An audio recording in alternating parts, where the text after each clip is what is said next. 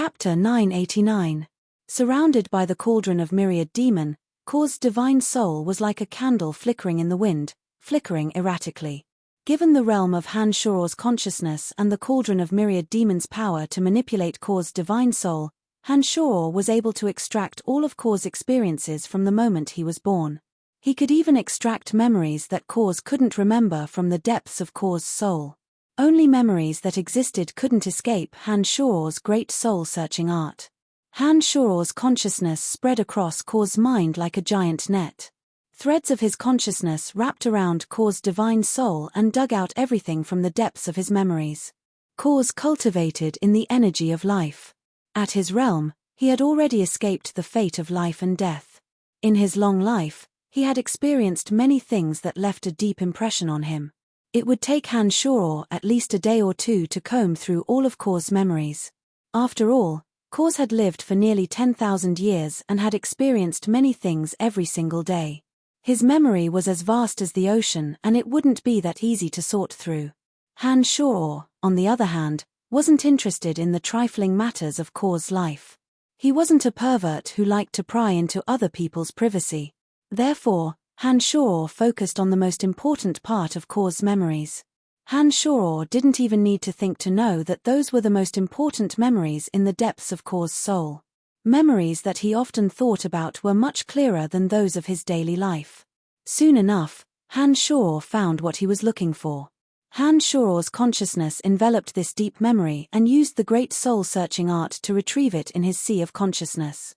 This memory happened a few hundred years ago, not too far from the present. At that time, Kors had yet to become an over-god or become a god hunter. He was the patriarch of a major family clan in the Life Dominion. As the patriarch of a major family clan in the Life Dominion, not only was he not a god hunter, but he was also a hunter who hated god hunters to the core. While fighting against the god hunters in the Life Dominion, Kors was betrayed by a cousin of his and was imprisoned by the god hunters in a gorge called Tanai. Within 15 minutes, all of Kor's clansmen were slaughtered by the god hunters. Kor's wife and son were not spared. Kors, on the other hand, was stopped by the hegemon of the Life Dominion. He could only watch helplessly as his wife was raped and his son was dismembered. It was an unforgettable memory. Back then, the hegemon was merely a late-stage high god while Kors was merely an early-stage high god. He was no match for the hegemon and could only endure the humiliation for the rest of his life. Prior to this, Kors had hunted down god hunters in every city in the Life Dominion and was their greatest enemy. The former hegemon of the Life Dominion captured Kors and learned a few things about god hunters from the hegemon of the Life Dominion. That hegemon once told Kors that god hunters were an indispensable part of Elysium. The existence of every god on Elysium possessed too much elemental edictal energy. If the number of gods on Elysium exceeded a certain limit, the energy of heaven and earth would change. Such a change would affect the quintessence over gods and seemed to be very detrimental to the quintessence. Therefore, the hegemon told Kors that god hunters would never disappear from Elysium because their existence would reduce the number of gods on Elysium every day. It would effectively prevent such a situation from happening.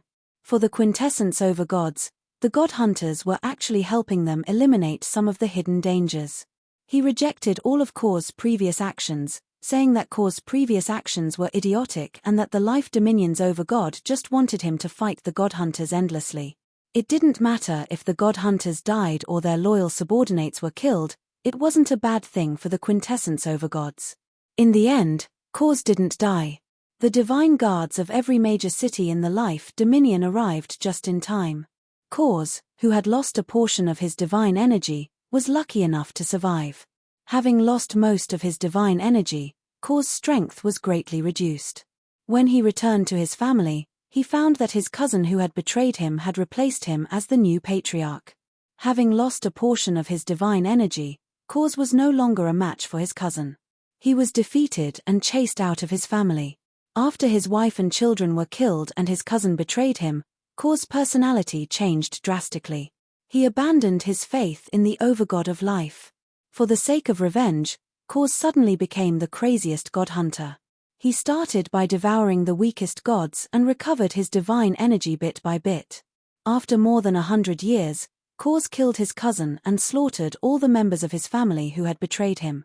In the end, even the former hegemon of the Life Dominion couldn't escape from Kors' hands.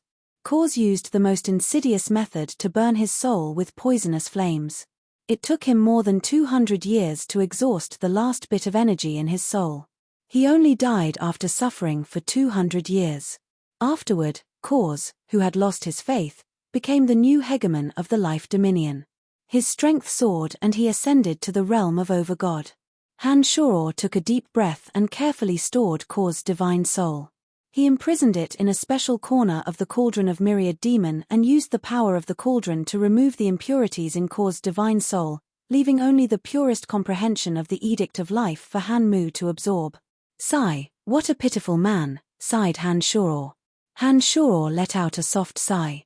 After learning about Kors' experiences from his memories, Han Shoror no longer felt any hatred for Kors. He felt that Kors' life was truly pitiful. He also understood Kors' desperation to become a god hunter. In that situation, it was almost impossible for Kors, who had lost most of his divine power, to use his original path to avenge his wife and child. Everything that mattered to him in his life was taken away. Even the faith he had built up over many years had crumbled in an instant. It was only natural that his personality would undergo a drastic change. Father, he said that there is a need for god hunters to exist. Really? When Little Skull saw that Han Shoror had sent his consciousness into Kors' mind, he knew that Han Shoror could easily obtain all of Kors' memories. Han Shoror nodded and sneered, too many gods will occupy too much of the energy of the 12 elements. When a certain element is occupied too much by a god, the god of that element will undergo a mutation.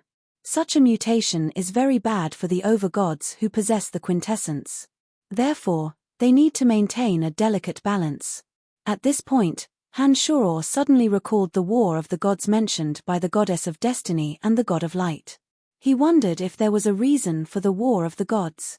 According to the god of light and the goddess of destiny, a war of the gods would definitely occur before the opening of Eternia. Many gods would die during the war. Could their deaths be a necessary procedure for the opening of Eternia?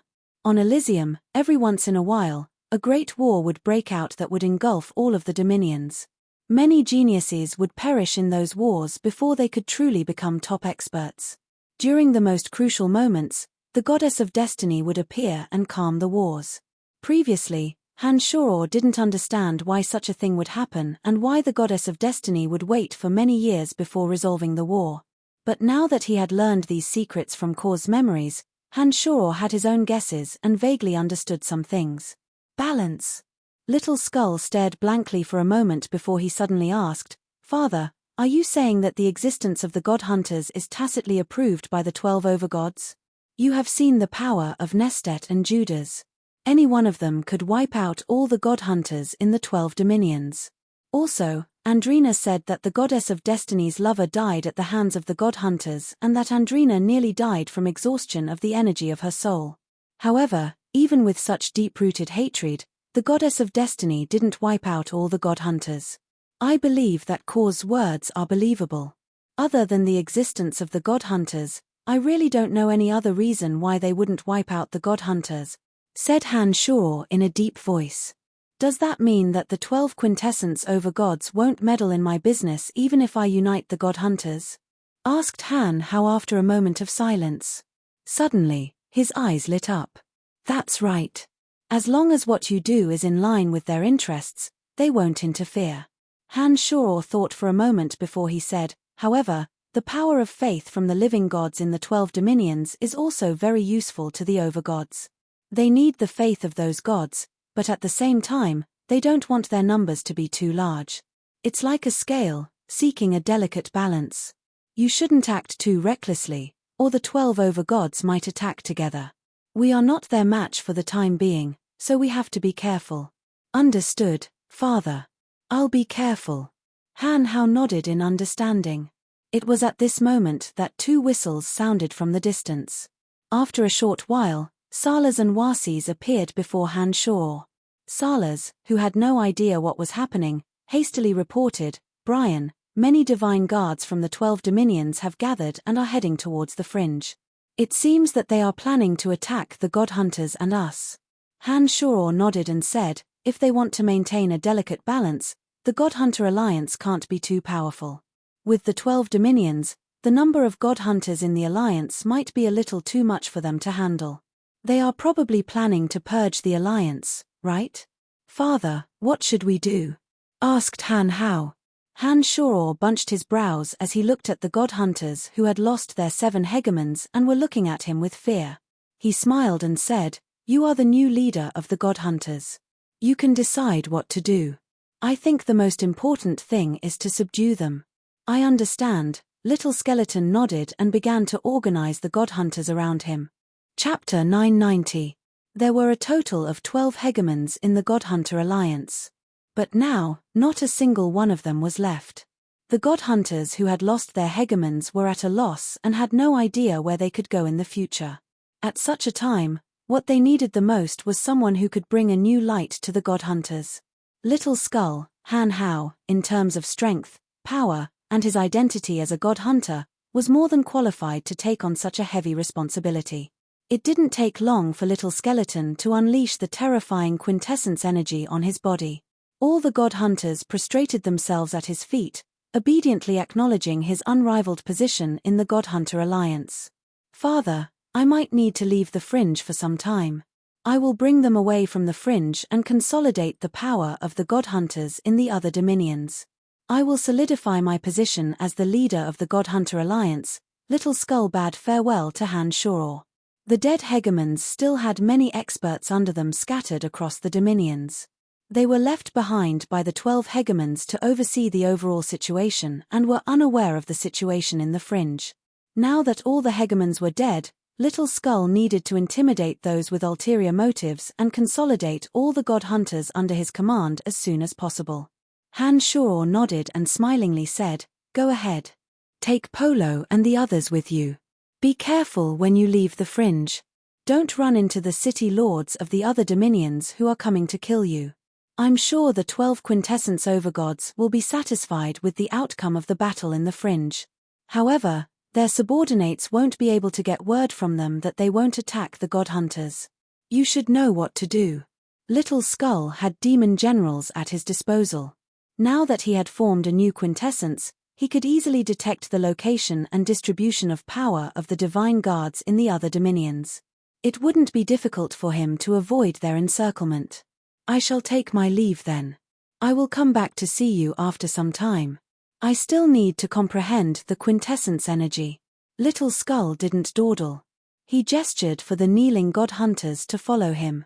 He went to the edge of the omphalos and found Polo. He instructed him to gather all the God Hunter brigades in the Fringe and leave the Fringe with him for the time being. Han Shoror watched as Little Skull gave out his orders in an orderly manner and walked further and further away from the Fringe. He felt a little reluctant to part with him. However, that feeling was quickly replaced by joy. Han Shoror was truly happy for Little Skull. Of Elysium. As of the most important person in his life, Han Shoror hoped that Little Skull would not only have the power to protect himself, but he would also have the power to rule over others. Only those who had the most power could stand on the continent. Soon enough, Little Skull's aura was getting further and further away from Han Shoror. Han Shoror suppressed the emotions in his heart. It was also at this moment that Han Shoror sensed the aura of Akeley, whom he hadn't seen for a long time. Akeley came over with a big smile on his face and said, Brian, it's all settled. Those troublesome poisoners and those eccentrics you mentioned are all docile now. Akeley, you've worked hard. Ha ha, from today onwards, the Celestial Pearl Pharmacy will become the most powerful pharmacy on the continent. As long as we put in some effort and set up branches in every divine domain, we can count our black crystal coins in peace, said Han Shoror smilingly. The Celestial Pearl Pharmacy was already very famous, but it was all because of the medicinal pellets he refined. There weren't many pharmacists who were truly skilled. It was impossible for Han Shoror to spend too much energy on the Celestial Pearl Pharmacy, nor could he waste too much time on refining medicinal pellets. Therefore, the Celestial Pearl Pharmacy must have pharmacists who could truly hold the fort. The talented pharmacists of the Omphalos were exactly what Han Shoror lacked the most. With them joining the Celestial Pearl Pharmacy, Han Shoror would truly have no worries in the future. Father. Han Jin and Andrina walked over from the Omphalos. Their clothes were ragged and there were traces of dust on their faces. They seemed to have been affected by Tanai's explosion. Are you two all right? Han Shoror immediately cried out in alarm. He was the one who arranged for Han Jin and Andrina to stop the explosion in the Omphalos. He did not expect that the Omphalos would explode. Although they were special life forms, Han Shoror was still rather worried. I'm fine, replied Han Jin smilingly. He glanced at the radiant Andrina and smilingly said, not only are we fine, but we also benefited from it. The explosion did not harm us at all. Instead, it allowed our bodies to gather a lot of energy. Haha. Han Shoror's face lit up. He discreetly probed Han Jin and Andrina's physical condition with his consciousness. Sure enough, he discovered that the energy in their bodies seemed to be much more profound than before. Han Shoror nodded smilingly and said, not bad at all. I knew that you two would be fine. Given your special life forms and bodies, the explosion of the energy crystals would only benefit you two. After a short pause, Han Shoror asked, did Tyre set up something else in his area? Yes, Tyre is indeed treacherous. Every area in the Omphalos has a special energy device that can receive instructions from his divine soul. But in his area, he set up 3 more energy devices. They are all hidden in very well hidden places. There are even special boundaries on them that conceal the slightest energy undulations. Before we could set them up, Tyre had already released the signal of the explosion. That's why we couldn't stop it, explained Andrina. Father, I'm sorry. We couldn't stop the explosion in that area, apologized Han Jin. You guys have done well enough. Naturally, Han Shoror wouldn't blame them. He turned to Wasis and said, have your men from Glacial Peak head to the Pandemonium first. I'm worried that the God Hunter Alliance isn't the only target of the 12 Dominions. Wasis's expression slightly changed. He nodded and left without saying a word. A magical mirror suddenly appeared in his hand. He was communicating with his subordinates in a remote corner. Salas, the Empyrean Peak will belong to you in the future. There are still many scattered factions in the fringe. With your strength, recruit as many as you can. I have more than enough people on my side. I won't allow them to join the Han family. Those from the 12 Dominions might come. Use this opportunity to subdue them. Anyone who belongs to you can seek refuge in the Pandemonium, promised Han Shoror to Salas with a smile. Salas was overjoyed. He laughed and said, that's true loyalty. He knew that if the Pandemonium was willing to open its gates, the leaders of the scattered forces would definitely submit to the Pandemonium and Han Shoror. They would never submit to him. Now that Han Shoror had assured him that he would put an end to those people's schemes and said that as long as they were his people, they could seek refuge in Pandemonium. With Han Shoror's promise, Salas would definitely be able to gather his forces at this critical juncture. I will make it clear to everyone in the fringe that the 3 of us are on good terms. I will also strictly order my men not to attack your men or Wasis's men. Haha, the 3 of us will govern the fringe from now on, said Han Shoror smilingly. Salas shook his head and said in a deadpan manner, Brian, I appreciate your kindness. However, times have changed. Wasis and I have discussed this. From now on, you will be the only sovereign in the fringe. The 2 of us will be your Han family's subject. How can we do that? Cried Han Shoror in shock. At this moment, Wasis came to an agreement with his men. He walked to Han Shoror and said in a deep voice, Brian, your strength has far surpassed ours. Everyone in the fringe knows that you are the one who resolved the crisis. We are not qualified to be your equals. Brian, don't decline. The fringe has its own rules. Only the strong are respected. You are strong enough to be respected. We trust you. Salas nodded and laughed heartily. With you in the fringe, even the overgods with quintessence will have to think twice before dealing with the fringe. From now on, we don't have to fight and kill all day. The fringe should have its own rules like the other major cities. It was hard to refuse such hospitality. Moreover, Wasis and Salas were being so sincere. Han Shoror knew that he had no choice but to agree. After thinking for a moment, Han Shoror nodded and said, "In that case, I won't decline anymore. From now on, the Omphalos will no longer exist. I will rebuild the Omphalos and name it Hexopolis. Just like any other city, I will be the city lord and you will be the chiefs of divine guards. The three of us will govern it together. Hexopolis. Hexopolis." Salas repeated the name a few times. He mumbled, "The name sounds a little strange, but it does sound imposing." "All right. Let's call it Hexopolis then," shouted Warses. "I won't go to the Pandemonium. I will stay in Demonic City for the time being. I want to see what the 12 divine guards can do to me." Suddenly, Han Shoror felt a sense of heroism.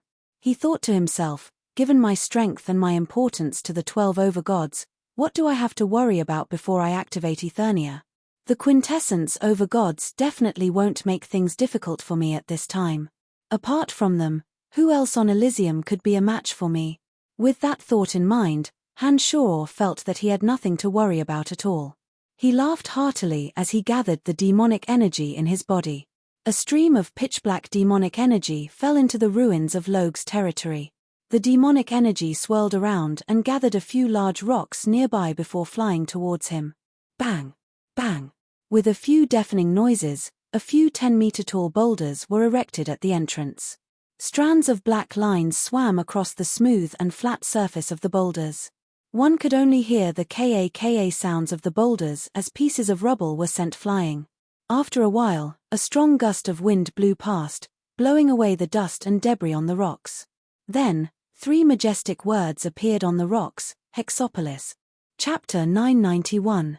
Apart from Han Shoror, Warses and Salas were also stationed in Hexopolis. Warses had already sent word that his subordinates would head to the Pandemonium to seek refuge. Salas, on the other hand, made use of this time to roam around Hexopolis and meet with the leaders of the various factions. Han Shoror clearly stated that the Han family would not want him and that the fringe would be jointly managed by him, Salas, and Warses. It was only after Han Shoror's message was sent out that the leaders of the various factions who didn't take Salas seriously considered his proposal. A few leaders who knew that they weren't strong enough and that they wouldn't be able to strut around even if the fringe returned to normal accepted Salas's sincere invitation to serve under him. Han Shoror purged the divine souls of the godhunter hegemons from the celestial pearl pharmacy, leaving behind only the purest understanding of the profound mysteries of energy. He made a few profound orbs and had Han Jin and Andrina bring them to the Pandemonium. In this battle, Han Shoror captured all the godhunter hegemons in one fell swoop. Daka, Tyre, Logue, Arsa, Tuckamore, Sayant, Regis, Miller, Belinton, and Cause made from the souls of Tuckamore, Cause, and Belinton. Naturally, Han Shoror, Han Hue, and Han Mu's profound orbs were given to Han Hue, Han Mu, and Han Shui. Other than Han Hue, Han Mu, and Han Shui, Akeley received a destruction orb from Tyre's divine soul. Fanny would receive Logue's pure divine soul orb of death, while Emily would naturally receive Arsa's darkness orb.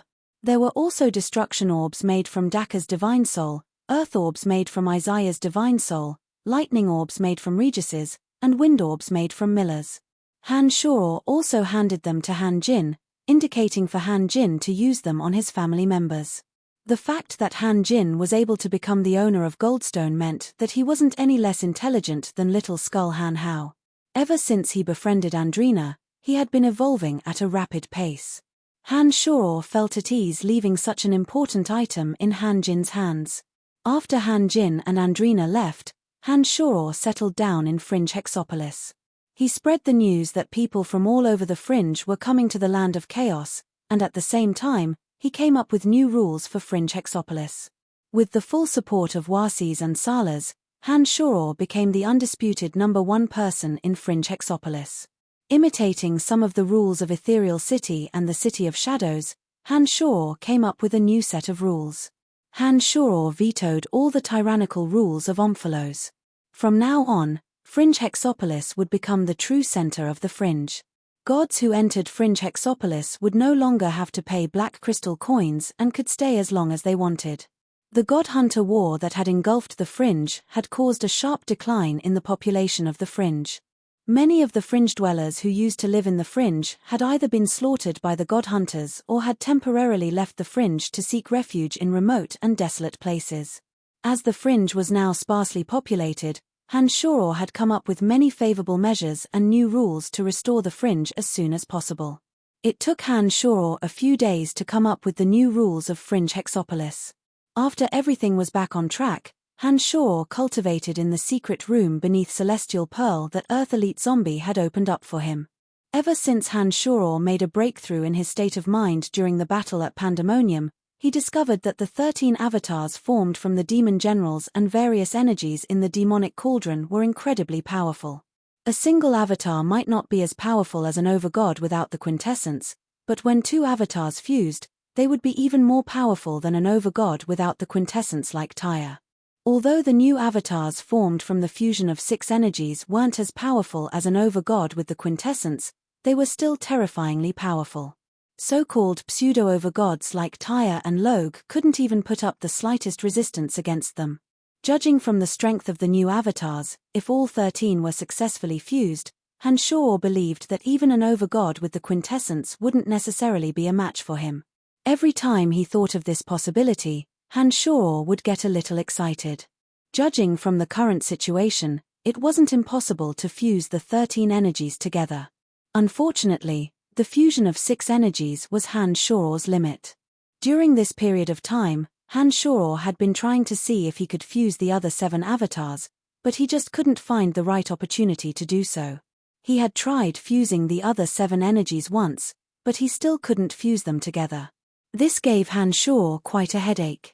Hanshoro sat cross-legged in the underground secret room. The 6 avatars of destruction, death, darkness, lightning, wind, and water gradually overlapped with each other. As soon as the 2 energies fused together, the 6 energies were like 6 streams flowing together. They immediately strengthened and formed a new energy. Hanshoro took a deep breath and continued to fuse the energy of light with the energy of the 6 elements.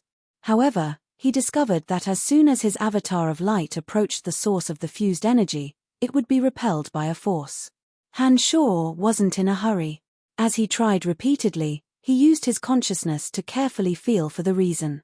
Gradually, Hanshoro discovered that the energy of light was being repelled by a very distinct energy of darkness. That energy of darkness in his avatar that had fused with 6 elemental energies had become abnormally powerful.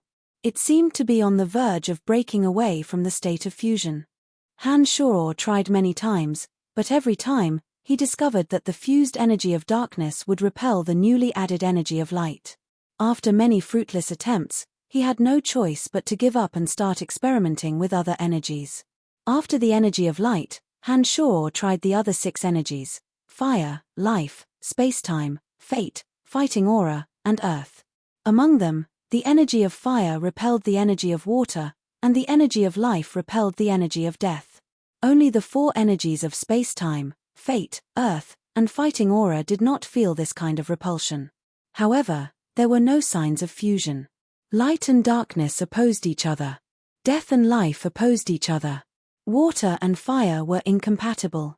These 6 energies seemed to be natural enemies. It seemed as though there was no possibility of them fusing.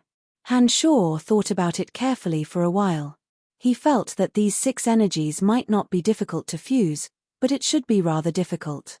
Thinking about it this way, Hanshoro felt that he should spend more effort on fusing space-time, fate, earth, and fighting aura. Among these 4 energies, there were some special types of fighting aura that seemed to be the easiest to deal with. When he fused his fighting aura with his avatar, Hanshoro vaguely felt a little comfortable. Although he couldn't fuse it with his avatar for the time being, he felt that the fusion of fighting aura should be the easiest. Hanshoro spent a dozen or so days meditating in silence. During this period of time, Hanshoro did not make any breakthroughs. However, he had a clear direction. He planned to spend more time and effort on the 4 energies of space, destiny, earth, and fighting aura, especially the energy of fighting aura. As for light, fire, and life, Hanshoro felt that he should leave them for last. It was obvious that fusing these 3 energies would be extremely difficult. It was still unknown whether or not he could fuse them. One day, Hanshor came out from his meditation. He went to Wasis and Salas and asked them to bring all the scattered people into Hexopolis. Hanshor's powerful consciousness could sense that the divine guards from the 12 divine dominions were about to arrive at Hexopolis. "Brian, how many are there?" Salas bunched his brows and appeared rather worried. "More than the Godhunter Alliance," replied Hanshor calmly. He shot a glance at Salas and said, "But you don't have to worry. Numbers won't change anything. I'd like to see what they can do to me." As long as Hanshor was in the fringe, the connection between him and Little Skull Han Hao would not disappear. Hanshor had communicated with Little Skull a few days ago when the connection was about to be severed. From Little Skull Han Hao, Hanshor learned that the Godhunter Alliance did not suffer too great a loss and had left the fringe. The information from Little Skull Han Hao allowed Hanshor to learn about the number of divine guards from the 12 divine dominions. However, Hanshor did not pay too much attention to it. He only remembered one of them, the Keeper of Light, Jar. Among the leaders of the expedition to the fringe was McKinley, the city lord of Ethereal City who was closest to the fringe. He was one of Hanshor's closest friends and had communicated with Hanshor before he came. Therefore, Hanshor was well aware of the movements of the fringe. "Brian, Jar has also come. If possible, I hope you can help me get rid of Jar." In the magical mirror, McKinley wore an indignant face and said hatefully, "Jar has actually broken through to the Overgod realm. Jar is the one leading the expedition against the God Hunters and the fringe. Sigh, I'm still no match for Jar. I've been mocked and ridiculed by Jar along the way. I know that I'm no match for him, but I can only endure it." In the magical mirror, McKinley kept complaining to Hanshor about Jar, one of the 3 Keepers of Light. Hanshor felt some sympathy for McKinley.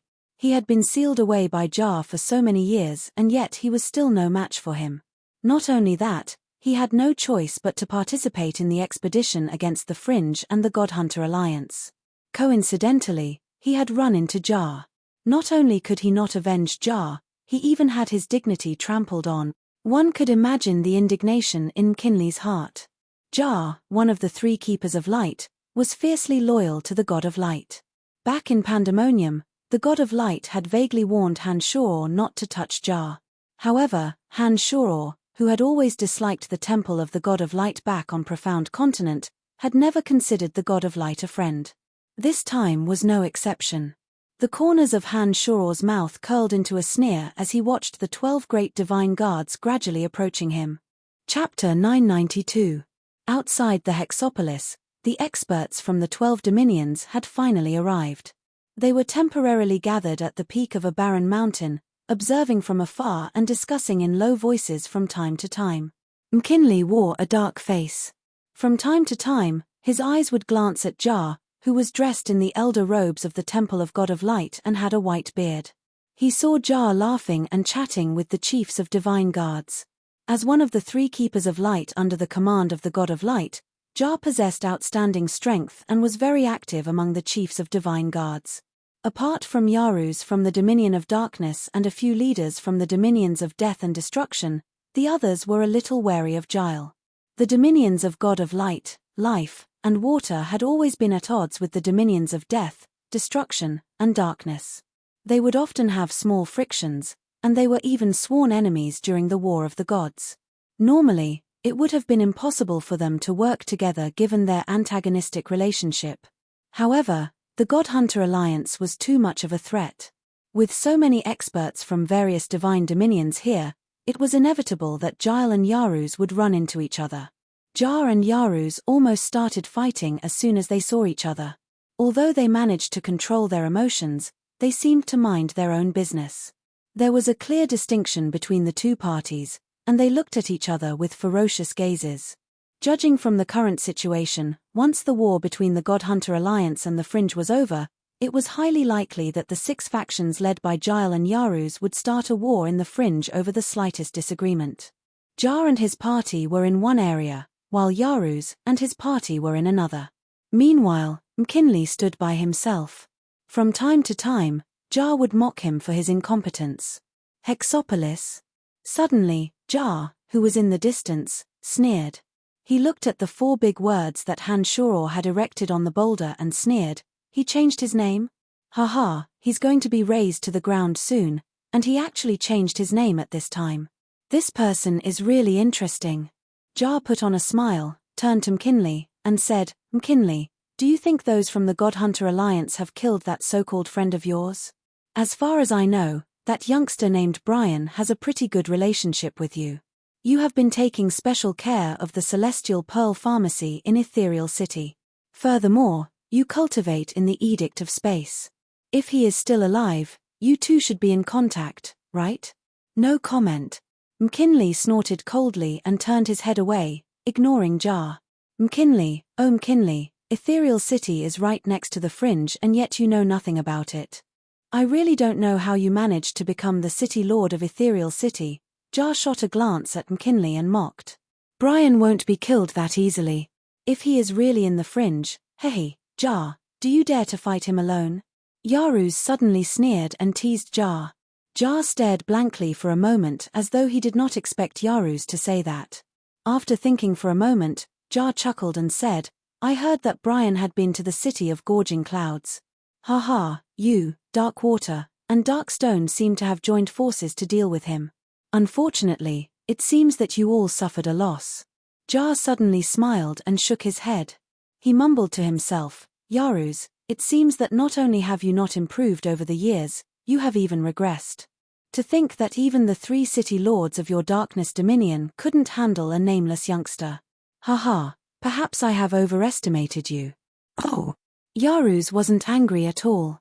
The corners of his mouth curled into a faint smile as he instigated, if we really meet Brian later, why don't you deal with him yourself? No matter who it is, we can still share some of the burden with you. Jar didn't put Han in his eyes at all. He sneered and said, that youngster isn't worthy for me to deal with him personally. Once he proves his strength, I'll play with him. Haha, I really want to see how you're going to play with Brian if he really shows up. Yaruz grinned and waved his hand. He said, let's go. We're already at the entrance. It's time for us to go in. Yaruz, does that Brian really have that kind of strength? Talbot, the city lord of the City of Wraiths, suddenly asked in a low voice.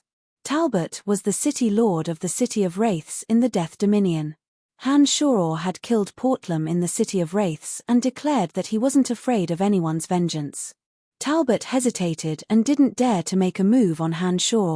This time, under Yaruz's invitation, he personally came to the Fringe to demand an explanation. Yaruz's face turned solemn. He said in a low voice, Brian has never been active in the Dominion of God of Light. It's only natural that Jar doesn't know his strength. But in the Death and Darkness Dominions, Brian has fought many times. His strength shouldn't be any weaker than yours, right? If he wasn't strong enough, Dark Water, Dark Stone, and I would have killed him back in the city of Gorging Cloud. Are you sure you can defeat him this time? Talbot's expression changed slightly and his voice became even softer. Yaruz shook his head with a bitter smile and said, not yet. Even with the help of the 2 of you, I still can't see through him. However, Jar and the others don't know Brian's strength. If he's still in the Fringe, we'll let Jar take the lead. Once Jar and the others are heavily injured, we'll retreat from the Fringe and deal with Jar and the others. Yaruz used the energy of darkness to form a barrier around the 2 of them. Even the people around them wouldn't know what they were talking about, let alone Jar. Brian can seriously injure Jar? Talbot was shocked once more. Just you wait and see. Yaruz smiled mysteriously and said in a low voice, remember, if Brian shows up and shows his strength, we must leave the Fringe immediately and ambush Jar and the others. I've already communicated with the Overgod before I came here. He said that the War of the Gods is inevitable and we should strike first. After a while, the divine guards from the 12 dominions finally gathered around the giant boulder that had the words Fringe Hexopolis carved on it. Jar let out a long laugh and shouted, it doesn't matter if the people inside are god hunters or prisoners of the Fringe, they all deserve to die. Today, the holy light of God of Light shall shine upon this filthy place and bring new light to the Fringe. Asterisk Creek. Asterisk behind the boulder, the gates of the Fringe Hexopolis opened. A loud and clear laughter sounded from within. Haha, I've been waiting for you all for a long time. You are my guests from afar. Oh, and McKinley and Yaruz. Very good, very good. They're all acquaintances. Who are you? Jar asked in a loud voice after hearing the unfamiliar voice. Those from other divine dominions were also puzzled. They had no idea what was going on inside, but they felt that something was amiss. Most God-hunter hegemons were middle-aged or elderly. They had never heard of such a young hegemon before. Yaru's face jolted. He hesitated for a moment before he shot a glance at Talbot. He forced a smile and said, I didn't expect you to be the master of the fringe. Since you have invited me, I'm here to ask for a cup of wine. But let me make it clear that our target in coming to the fringe is the God-hunters, not you. Don't misunderstand. Brian. You're that Brian? Jar immediately realized who the owner of the voice was after hearing Yaru's words. He hesitated for a moment. Jar had a bad feeling about this and hesitated. Who was the one who said that a certain someone wasn't qualified for him to fight? What's wrong?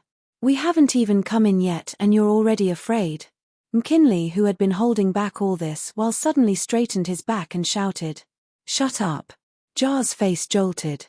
He shot a cold glance at McKinley and said, Loser, since when did you have the right to mock me? After saying those words, Jar let out a groan, signaled to the others with his eyes, and walked into the fringe. The others followed closely behind him. Yaruz put on a strange smile. He could tell with one glance that Jar was a little scared. Tanai's absence of the God-Hunter Alliance was enough to prove that the God-Hunters had been defeated.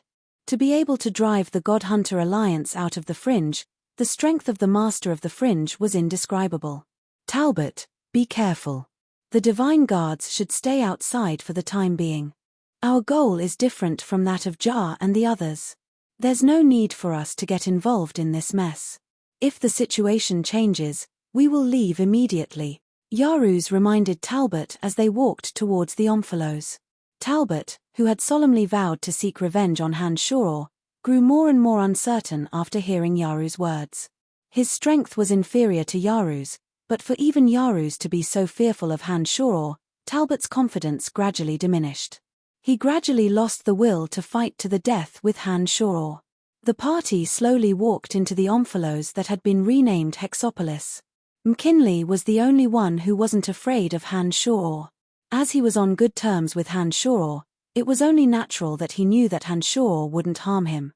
Therefore, he was the first to enter the Omphalos. As soon as McKinley entered the Omphalos, he saw Han Shoror standing with his hands clasped behind his back. Beside Han Shoror were Salas and Wasis. Other than Han Shoror, Salas, and Wasis, there was no one else in the spacious street. All three of them had smiles on their faces. Han Shoror wore a gentle smile, Salas wore a faint smile, and Wasis wore a cold smile. McKinley did not talk too much with Han Shoror. He merely nodded and shot a meaningful glance at Han Shoror, indicating to him which one was Jar. Han Shoror didn't need McKinley's hint. With his current strength and means, he had long figured out who Jar was. Han Shoror smiled and nodded, indicating that he knew what was going on and not to worry. Chapter 993. You're Brian? H, you've got guts at such a young age, said Jar with a sneer. Long time no see. I didn't expect that you would become the master of the Omphalos in the fringe. Yaruz wore a solemn expression. Not only did he keep his distance from Gile, he also kept his distance from Han Shoror. Han Shoror ignored Jar and looked at Yaruz with a smile. He was rather puzzled. Han Shoror had killed Yaruz's brother Larixon with his own hands. Back in the city of Gorging Clouds, Han Shoror had also slaughtered a lot of people. Han Shoror did not expect Yaruz to show that he wasn't here for revenge. Larixon was killed by me. You said that you came to the fringe to deal with the God-Hunter Alliance? Asked Han Shoror with his brows bunched. He stared at Yaruz and asked, Is that true? Yaruz's heart tightened as he nodded with a bitter smile. Believe it or not, I really don't intend to seek revenge on you this time. He had received some instructions from the Overgod of Darkness a long time ago. No matter how unwilling he was, he didn't dare to go against the Overgod's will. Where are those from the God-Hunter Alliance? asked Jar after he saw that Hanshor wasn't paying attention to him. This time, Hanshor finally turned his gaze to him. He couldn't help but recall the advice the God of Light had given him. After carefully observing Jar for a while, Hanshor discovered that Jar was a fanatical believer of a religion. Jar had the kind of obsession that only a fanatic could have. His fanaticism would only serve the God of Light. Although Jar was wearing a pure white elder's robe, he didn't seem calm at all. On the contrary, he seemed fierce and irascible. Just as McKinley had said, Jar wasn't born on Elysium but on an unknown plane. He used to be a fanatical believer of the God of Light. Jar's strength continued to grow by leaps and bounds. His fanatical faith in the God of Light eventually attracted the attention of the God of Light, who bestowed upon him a mark of God of Light. Jar's strength improved by leaps and bounds under the influence of the divine seal from the God of Light, becoming the first mid-god of that lesser plane to cultivate the energy of light. His achievements astonished the God of Light. The God of Light dispatched him to various major planes to wage war. Jar never let the God of Light down. He eradicated all the heretics on more than a dozen planes big and small, expanding the influence of the God of Light to many planes. Jar eventually arrived on Elysium under the guidance of the God of Light. Jar never disappointed the God of Light. He cultivated to high godhood in just 500 years and became a dazzling new star in the God of Light's domain. There were many legends about Jar. Everyone knew that Jar was an oddball. He was never one who excelled in crafty plots and schemes. Instead, he relied on his extraordinary, fanatical strength to defeat all his enemies. He was the most violent and radical of the three Keepers of Light. A series of Jar's deeds flashed through Hanshor's mind. Hanshor thought to himself that Jar was a genius. He thought that only a person who dedicated himself to the God of Light and spared no effort in carrying out the will of the God of Light would be appreciated by the God of Light. The God of Light had even personally warned Hanshor not to touch Jar. "Didn't you run into him on your way here?" Hanshor put on a faint smile and said, "We have driven the God Hunter Alliance out of the Fringe. There are no God Hunters left in the Fringe. Everyone, if you came to the Fringe for sightseeing, I welcome you. But if you plan to destroy the Fringe, haha, I won't welcome you." "Where's Han Hao?" Jar sneered and said, "I heard that he is also a God Hunter. Hand him over and tell us where his subordinates are. If you do that, I might just abandon this wretched place of yours and let you perish on your own." If it wasn't for the fact that Jar felt that he couldn't see through Hanshor, he wouldn't have said those words. He would have killed all of Tanai's men by now. But even though he knew that Hanshor wouldn't be easy to deal with, he still couldn't change his violent temperament. He behaved as though everyone in the world should listen to his orders. It was as though everyone but those who cultivated in the energy of light and believed in the God of Light were heretics and deserved to die. Hanshor had no intention of letting Jar off the hook. When he heard that Hanshor was so arrogant that he demanded him to hand over his little skull, Hanshor's face sank. He put on a mischievous smile and said, "Jar, who do you think you are? Do you think you're worthy of such a condition?" In Hanshor's mind, he had already regarded himself as a being on the same level as the God of Light who possessed the quintessence. It was only natural that Hanshor was extremely displeased that Jar, a so-called follower of the God of Light, was showing off in front of him. Ha ha ha! Jar was instantly enraged. He laughed maniacally and said, "I, Jar, have lived for thousands of years and have never feared anyone but the quintessence over gods. You are the first person in all these years to act so arrogantly in front of me. Good, very good. Even if you hand over Han Hao now, you'll still be dead." Jar wasn't as cunning and scheming as Yaru's, who wouldn't immediately attack without a word. The holy light on his body suddenly became blinding as the holy Aurum armor covered his body. Holy energy emanated from his body and the olive branch in his hand, making everyone feel pressured. Jar had a violent and direct personality. He wasn't suited to rule a city, but he was the best fighter. Of the three Keepers of the Light, Jar was the strongest in combat and had a fearsome reputation throughout Elysium. "You won't see anyone acting so arrogantly in front of you anymore." Hanshor laughed. He wasn't surprised by Jar's display of power. Given Jar's fervent belief in the God of Light, it was only normal for him to have the holy Aurum armor. Before Jar could fully unleash the power of the olive branch forged by the god of light, Han-Shoror summoned the cauldron of myriad demon and merged it with his 6 avatars in an instant.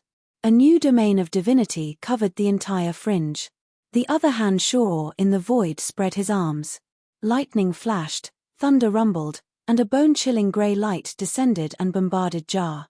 In an instant, the holy Aurum armor on Jar's body couldn't withstand the attack and cracked. As soon as Jar's olive branch condensed holy light, an enormous grey pillar of light suddenly descended from the sky and smashed into Jar. Rumble. Jar's body exploded. Fragments of the golden armor shot out in all directions. Amidst the holy golden light, Jar's blood and flesh splattered everywhere. Han-Shoror waved his hand and tried to use the cauldron of myriad demon to absorb Jar's divine soul. At that moment, a blinding white light in Jar's divine soul suddenly erupted with holy energy and Melodi's sacred music. The blinding white light morphed into the most common type of light sword and stabbed at Han-Shoror. Han-Shoror's expression suddenly changed. He sensed the power of the god of light's quintessence from the white light. The white light was probably a mark left by the god of light in Jar's divine soul. Now that it had enveloped Jar's divine soul, it suddenly attacked Han-Shoror. In an instant, Han-Shoror realized that the god of light must have noticed Jar when he met him in the Omphalos. Therefore, he added an additional wave of attack to Jar's divine soul. The white light morphed into a light sword and stabbed at Han-Shoror. Han-Shoror had a feeling that it was unavoidable. He had no choice but to form a giant grey net with the energy of his 6 avatars to trap it. Han-Shoror focused all his energy on the giant net. Han-Shoror was highly focused. His spirit, chi, and spirit were at their peak. Suddenly, the avatar formed from fighting aura moved. At the same time, the avatar formed from the energy of light absorbed a portion of the energy of light that had yet to dissipate after Jar's explosion. To Han-Shoror's surprise, the 2 avatars formed from fighting aura and the energy of light had miraculously fused into one. At the same time, the other 5 avatars that cultivated in the energy of life, fire, space-time, destiny, and earth also merged with the one avatar. The 7 elemental energies of light, fighting aura, life, fire, space-time, destiny, and earth formed another huge avatar of God in an instant. Then, it once again released a giant net to trap the light sword. What a genius! You can actually use the energy of my quintessence to make another breakthrough. Very good. It seems that the opening of Sky Castle is not far away.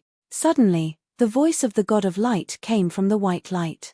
Then, the white light no longer persistently attacked Han-Shoror. Instead, it wrapped around Jar's divine soul and disappeared instantly. This series of changes happened in the blink of an eye. It started abruptly and ended in an instant. Han-Shoror had a very strange feeling in his heart. He raised his head and looked at the 2 huge shadows above his head. He sensed the incompatible aura of the 2 avatars and had a strange expression on his face. He had been trying to fuse the other 7 elemental energies into his original avatar but had never considered the possibility of this happening. Light and darkness opposed each other. Death and life opposed each other. Water and fire were incompatible. Therefore, it was very difficult to fuse the 3 energies of light, life, and fire. On the other hand, there was no barrier between the 3 energies of light, life, and fire. The energy of fighting aura was somewhat similar to the energy of light. Under the stimulation of the god of light's quintessence, none of the 7 elemental energies were fused into his original avatar. Instead, they formed another avatar. On one side was an avatar of death, destruction, darkness, water, lightning, and wind.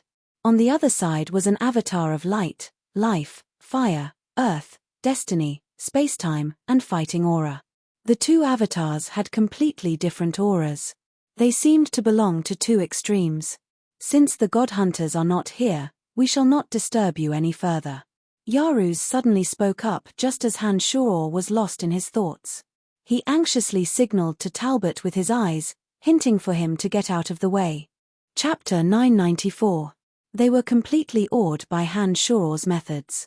As one of the 3 keepers of light, Jar had made a name for himself on Elysium for a long time. Countless experts had fallen at his hands. For so many years, Jah had been the #1 warrior in the God of Light's dominion and was feared by all. Yet, Han Shoror had effortlessly killed such a formidable character. But that wasn't the most terrifying part. Not even the wisp of God of Light's white light that was imbued in Jah's divine soul could harm Han Shoror. Instead, it expressed its admiration for Han Shoror and quietly left. Yaruz was a man of great wisdom and vision. He could sense the existence of the God of Light just from that wisp of weak energy from the God of Light's quintessence. His #1 warrior, Jah, had been killed, but the God of Light did not kill Han Shoror immediately. Instead, he said those words. Yaruz immediately realized that Han Shoror was not someone he could deal with. When he thought of Han Shoror's massacre in the Dominion of Death and Darkness, as well as the two overgods' playful attitude, Yaruz vaguely grasped some things. Talbot finally understood why Yaruz was so afraid of Han Shoror. He immediately retreated after hearing Yaruz's shout. He no longer dared to harbor any thoughts of revenge against Han Shoror. He had completely forgotten about Han Shoror's arrogance in the City of Wraiths. Yaruz and Talbot exchanged glances before they stared at Han Shoror with vigilant gazes. They retreated step by step from the Omphalos, fearing that Han Shoror would suddenly make a move and leave them forever in the Omphalos that had been renamed the Omphalos.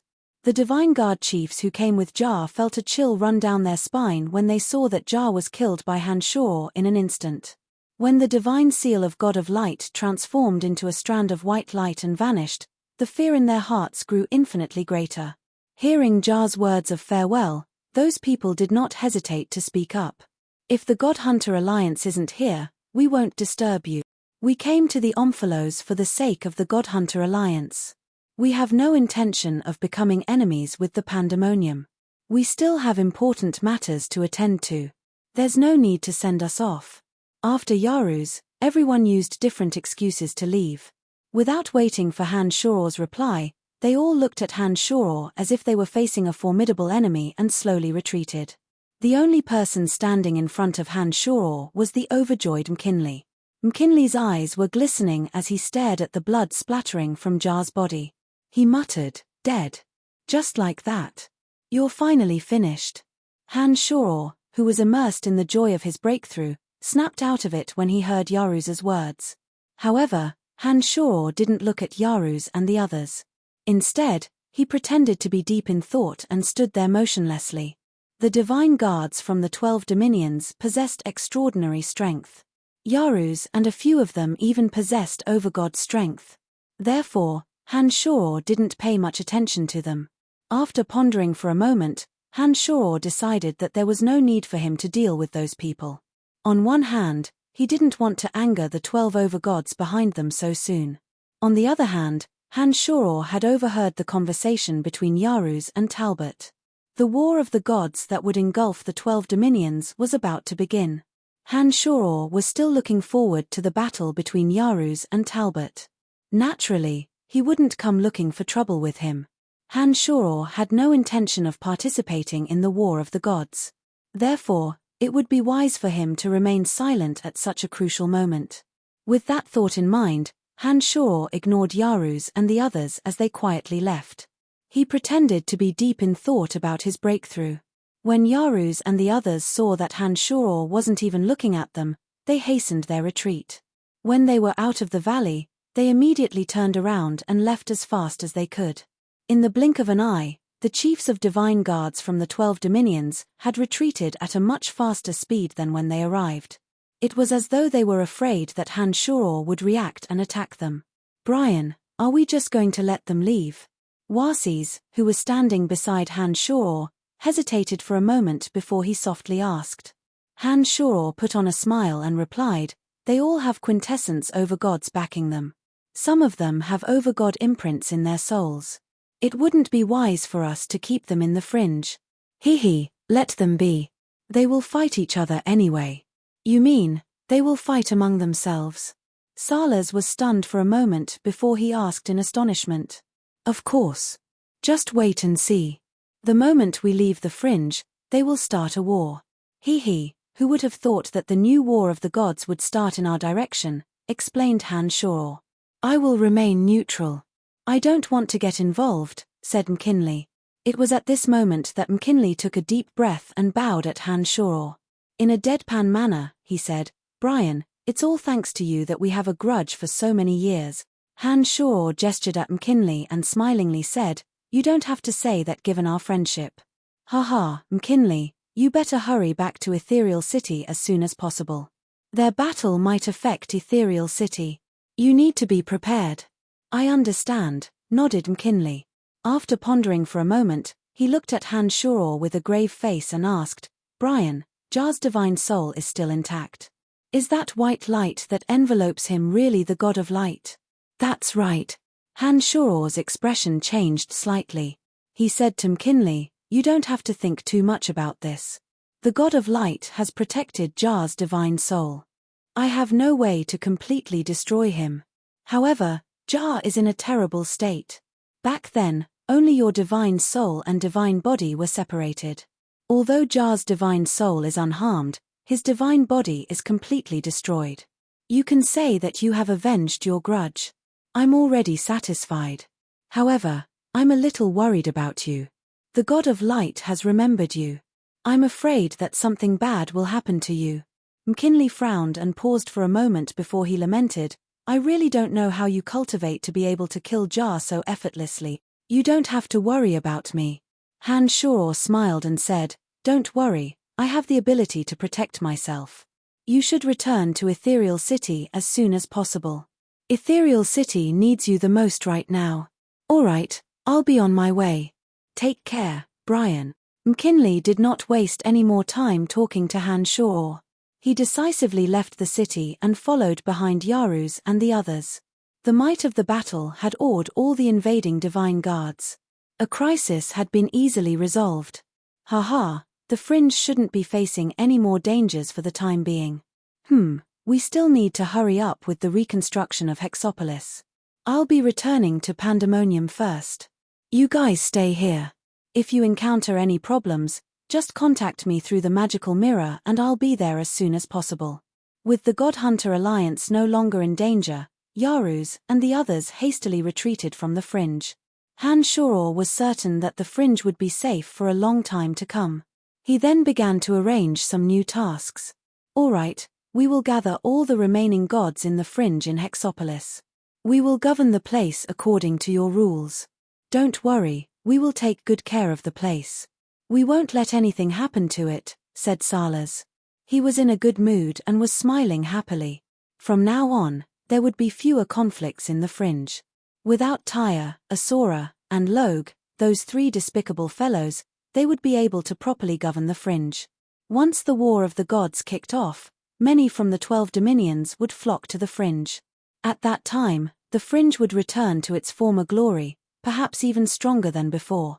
"All right, I'll leave this place to the two of you for the time being. Let's keep in touch," said Han Shoror smilingly before he left Hexopolis. "All right, I'll leave this place to the two of you for the time being. Let's keep in touch," said Han Shoror smilingly before he left Hexopolis. With his current level of consciousness, he could sense any abnormalities in Hexopolis even though he was in Pandemonium. If there were any enemies around Hexopolis, he wouldn't even need Wazer or Salas to inform him. He would have known about them beforehand. Therefore, Han Shoror was very relieved. Soon enough, Han Shoror returned to Pandemonium. Thanks to the innate powers of the 5 elite zombies, the Pandemonium was gradually restored to its original state. The cracks in the ground had all healed and Tarnai was once again shrouded in the mist that lingered around Tarnai all year round. After returning to Pandemonium, Han Shoror started to rebuild the Pandemonium. First, he had the 5 elite zombies alter the structure of the mountains around the Pandemonium according to the structure he had in mind. Then, he used his immense energy to alter the edicts of heaven and earth. He even collapsed the earth, moved the mountains, and filled in the seas. Han Shoror's mental state had reached the demonic Lord realm. Adding the energy he had gained from the fusion of his 13 avatars, Han Shoror was unprecedentedly powerful. He spent all his effort in refining the 9th realm mystical Yin Harvester in the chaotic land of Elysium. The 9th realm mystical Yin Harvester was able to attract Han Shoror from another universe in a small place like Profound Continent, turning profound continent into one of the 5 perilous lands. Once it was constructed on Elysium, where the yuan qi of heaven and earth was 100 times denser, it would become a divine formation that would shock the heavens and make the gods weep. It was a monumental project. Han Shao immersed himself in it. Using the powers of the 5 elite zombies and his new understanding of the realm, he collected all kinds of materials from the Fringe, Ethereal City, and the Destiny Dominion. He didn't hesitate to spend an enormous amount of black crystal coins to fill the pandemonium. 1 year, 2 years, 5 years. Time flew by and the pandemonium gradually transformed. The pandemonium, which was already enormous in size, was added to the surrounding mountains and lakes. Unbeknownst to them, the pandemonium had expanded 5-fold. Tanai would often see lightning flashes, thunder rumble, and snowfall. Gradually, a wondrous land of incomparable grandeur on Elysium began to take shape as the War of the Gods began to unfold. Chapter 995.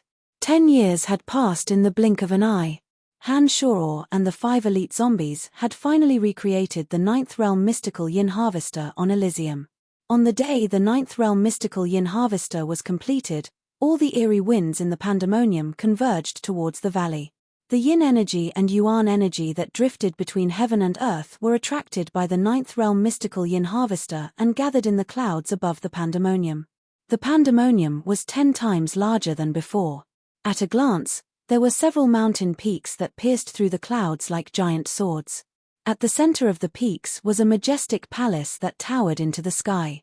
Under the moonlight, the faint energy that could be seen with the naked eye filled every corner of Tanai. The 9th realm mystical yin harvester was used to gather the spiritual energy between heaven and earth. After it was completed, all the cultivators in Tanai could sense that the energies in Tanai's body had become incredibly dense. They even felt as though they were floating in an ocean of elemental energy. Deep in the center of the 9th realm mystical yin harvester was an amber chamber. It looked like the purest of crystals, constantly sparkling with dazzling radiance. Inside the chamber, Han Shao's main body was quiet and motionless. Wisps of faint mist visible to the naked eye were entwined around his body. Once the 9th realm mystical yin harvester was completed, it would continuously absorb mystical yin aura from between heaven and earth. The mystical yin aura could then be converted into demonic yuan, increasing the speed at which he could condense demonic yuan by 100 times, or even 1,000 times. Without the 9th realm mystical yin harvester, given Han Shao's current cultivation speed, it would take a long time for him to gather enough demonic yuan to break through to the realm of Demon Lord. It would take him 1,000 years or even 10,000 years to make the breakthrough. However, with the help of the 9th realm mystical yin harvester, that speed could be increased by 100-fold or even 1,000-fold. Elysium was the continent with the densest vital energy in the universe. As soon as the 9th realm mystical yin harvester was formed, the energy that had existed for hundreds of millions of years began to flow towards the pandemonium. Under the nourishment of this enormous power, Han Shao's devil body was growing stronger at an unimaginable speed every second. It was constantly transforming the profound yin energy, slowly flowing through every cell and meridian in his body, causing his body to change at all times. Han Shao's body continued to absorb energy from the center of the 9th realm mystical yin harvester. The cauldron of myriad demon remained in Han Shao's body as the core of the formation, helping Han Shao improve. In the blink of an eye, the dominions of Elysium had been embroiled in endless wars. It had been 10 years since Yaruz and Talbot attacked the divine guards of the dominions of God of Light and Life outside the Fringe. Over the past 10 years, the dominions of Light, Life, and Water had officially declared war on the dominions of Destruction, Darkness, and Death. 10 years might seem like a long time to ordinary people, but to these gods who had almost infinite lifespans, it was but a blink of an eye. During the 10 years, the 6 dominions had fought each other several times, big and small. However, none of them fought to the death. It was as though they were plotting something bigger. Some of the other dominions did not join the war immediately. Instead, they paid close attention to the development of the situation and secretly plotted against each other. Over the past 10 years, the Fringe had undergone tremendous changes. The destroyed Hexopolis had long since been rebuilt. Under the management of the House of Han, Salas, and Weiser, Hexopolis had regained its former prosperity. No matter which divine domain they came from, as long as they visited Hexopolis, they wouldn't be charged a single black crystal coin. They were allowed to stay and cultivate in peace. 10 years was too short a time. It was naturally impossible for them to recover their energy in a short period of time. However, with such a good omen, and the battles between the various divine realms, more and more demon gods came to Chaos Demon Haven to seek refuge. The situation on Elysium was still uncertain. The entire continent was shrouded in a tense atmosphere. Under such circumstances, Han Shor ordered those in the fringe to ignore what was happening outside and focus on managing the fringe. With Han Shor's help, the members of the Han family had made extraordinary progress. Many of them made breakthroughs in a short period of time. Fanny, Emily, and the others who had obtained the Overgod's soul had made even greater progress. With the help of the divine energy potions refined by Han Shor, Fanny, Emily, and Fanny had both entered the realm of mid-stage high god. At this rate, it was only a matter of time before they broke through to the realm of Overgod. The current strength of the Han family far surpassed that of any major family on Elysium. They could even win against the major cities of the Dominions. 10 years ago, Han Shor killed Jar in Hexopolis and drew out the divine seal of God of Light. Unbeknownst to the 12 Dominions, news of Han Shor killing Jar and drawing out the divine seal of the God of Light had spread to all 12 Dominions. All the gods on Elysium knew that there was an existence in the fringe whose strength rivaled that of an overgod. Little Skull Han How became the new leader of the Godhunter Alliance. For the past 10 years, Little Skull seemed to have vanished into thin air. Not many knew where he was or where he was. However, the god hunters that had spread across the continent didn't stop because of the war on Elysium. They continued to appear and commit crimes from time to time. Other than the 3 overgods who had met Little Skull Han How, very few knew that Little Skull had also obtained the quintessence and became the 13th overgod on Elysium. The situation on Elysium was still changing. An even greater storm was brewing. On this day, a person quietly stepped into the dominion of death. As soon as he stepped into the dominion, he immediately sensed a strange energy fluctuation. He did not immediately move. Instead, he stood still on the spot, waiting for something. After a while, the pure element of death spread out from the void above his head. The purest element of death gradually condensed into an illusory image of the overgod of death, Nestet. Nestet lowered his head to look at the young man who had just stepped into his dominion. Expressionlessly, he said, "Brian, you've come." That's right, this person was Han Shor.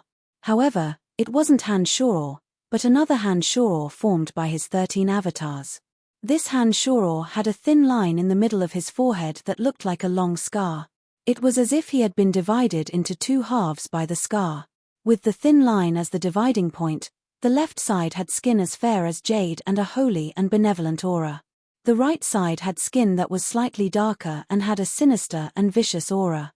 For the past 10 years, Han Shor had been trying to fuse his avatars of 6 and 7 energies, but to no avail. He couldn't find a way to fuse them. After 10 years of hard work, he could barely make the 2 avatars not repel each other so intensely and use the power of space as a dividing line to fuse them into one.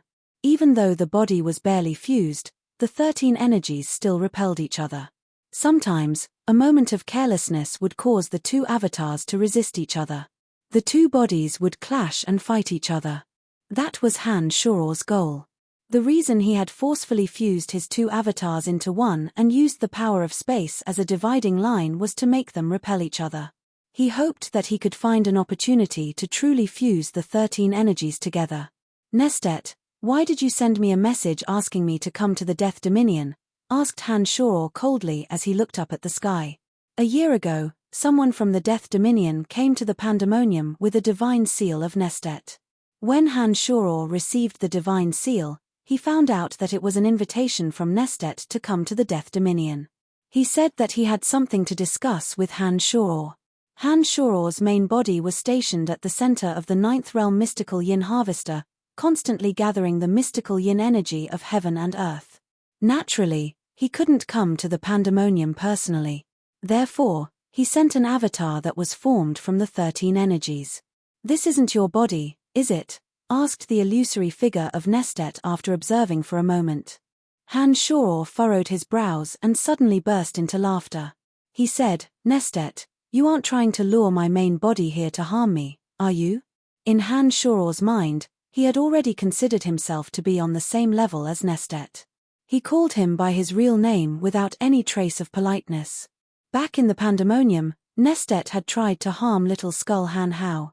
If it wasn't for the sudden increase in his strength and the fact that Little Skull had formed the quintessence, perhaps Nestet would have killed Little Skull. Therefore, Han-Shoror didn't have a good impression of Nestet. Naturally, he wouldn't be respectful to him.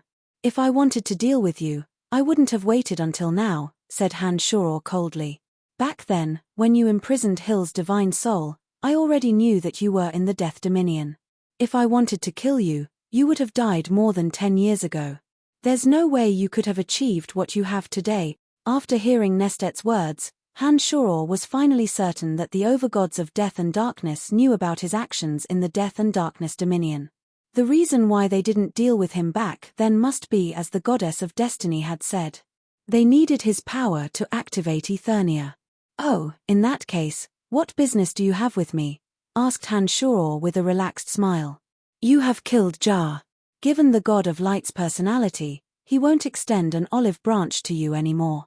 None of the dominions can avoid the war of the gods this time. The dominions of space and destiny will also participate in the war. Although the fringe is a little small, it is still a major dominions. What are your plans? Asked Nestet as he looked at Han-Shoror. Han-Shoror was stunned.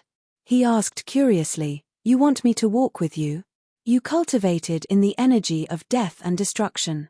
That's your original personality. Since it's impossible for you to reconcile with the god of light, why don't you walk with us? Nestet nodded and said, don't be in a hurry to agree. You can make a trip to the Darkness Dominion. After a while, the three of us will meet you personally and discuss some other matters with you. Don't worry, it will be good for you. After a moment of silence, Han-Shoror said, all right, we'll talk when the other two arrive. The other two that Nestet referred to were the overgods of destruction and darkness. Chapter 996.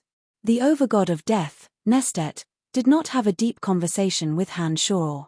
He vanished as soon as he finished speaking. After Nestet disappeared, Han-Shoror suddenly had a strange feeling. Back when he was with the overgod of death, he was still trembling in fear that Nestet would come to him for Hill and Shotty-O. Back then, although Han-Shoror had vaguely guessed some things, he wasn't certain. He had been worried that Nestet would show up in the Death Dominion. But now, after more than a decade, Han-Shoror was back in the Death Dominion, invited by Nestet. Not only did he not have to worry that Nestet would come after him, he could even talk to Nestet as an equal. The difference in treatment was like the difference between heaven and earth. Now that Han-Shoror thought about it, the reason he could talk to Nestet as an equal and the reason Nestet came to meet him was because Han-Shoror's strength had reached a whole new realm, a realm that Nestet could acknowledge. Back then, Nestet did not touch Han-Shoror because Han-Shoror still had some value. But at that time, Nestet did not show up to meet Han-Shoror. It was obvious that Nestet didn't think much of Han-Shoror. Han-Shoror could only change his position and destiny when he possessed sufficient strength. Only then would he not have to worry so much. Han-Shoror put on a carefree smile and shook his head.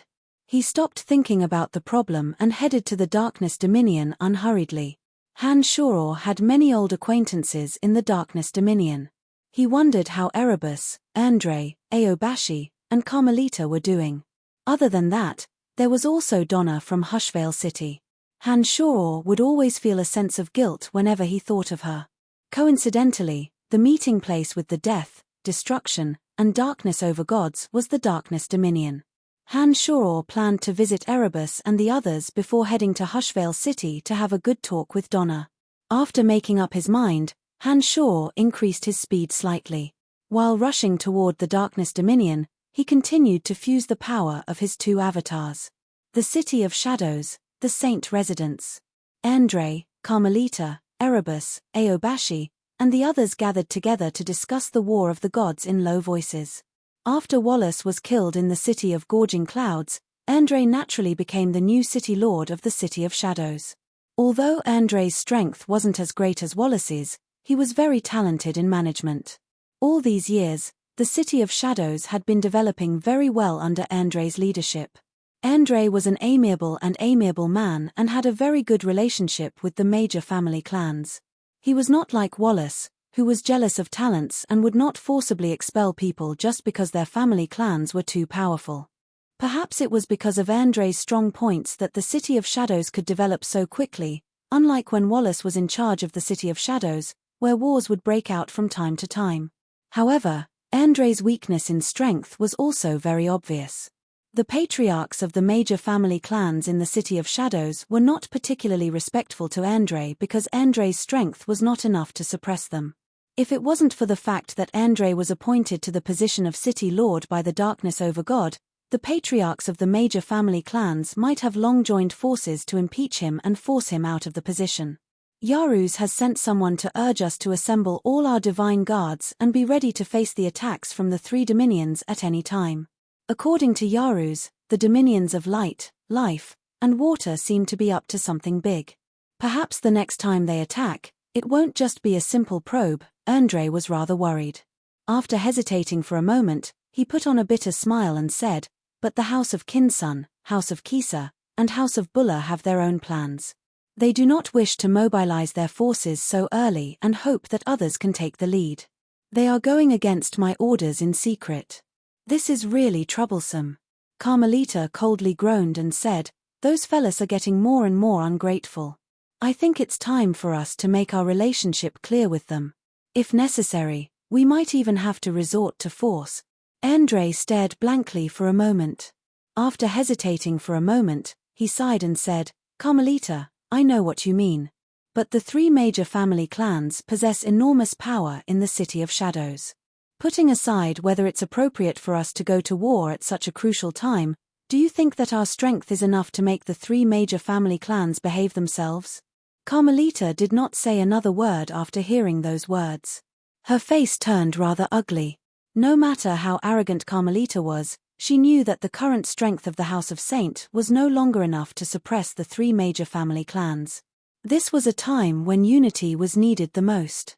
If the House of Saint were to act rashly, they might even infuriate the Overgod of Darkness. If the Overgod of Darkness felt that the House of Saint was acting against his will, the House of Saint would lose all support. Although the patriarchs of the three major family clans sometimes disliked Andrei as the city lord, they at least maintained a respectful facade and did not dare to act against the House of Saint. The reason for this was because Yaruz had conveyed the will of the Overgod of Darkness. The three major family clans were not afraid of the House of Saint, but the Overgod of Darkness. Forget it, just bear with it. After this storm blows over, I will immediately go into seclusion to cultivate. As long as I reach the late-stage realm, the three of them will behave themselves, Andrei said. For now, the most important thing is to maintain the unity of the Shadow Clan. We must not complicate matters at this time. There's no way we can unite them. If they don't obey orders, we won't be able to gather our forces in the city. When Yaruz comes to investigate, the responsibility will still be on our side. Who knows? The Overgod of Darkness might even blame us for our incompetence. Erebus bunched his brows and sighed. Then what should we do? Andrei put on a bitter smile. I heard that Brian is doing very well in the Fringe. Even someone as valiant as Jar was killed by him. If Brian were in the City of Shadows, those fellas wouldn't even dare to fart, Aobashi said softly as she stole a glance at Andrei and Carmelita after hesitating for a moment. Andrei and Carmelita's faces jolted when they heard those words. Carmelita coldly shouted, "Why are you mentioning him? Didn't I say that long ago? Don't ever mention that name again." Sigh, it's not Brian's fault. Erebus had always been close to Aobashi and he muttered to himself. No matter what, when he first came to the City of Shadows, our House of Saint has always treated him well. My father also took good care of him back then. But in the end, he didn't even spare my father. I don't want to hear about such a vicious character ever again, Carmelita said fiercely. That's right. No matter what, Big Brother died in his hands. No matter how close we were to him in the past, we must never associate with him again, Andrei said with a gloomy face.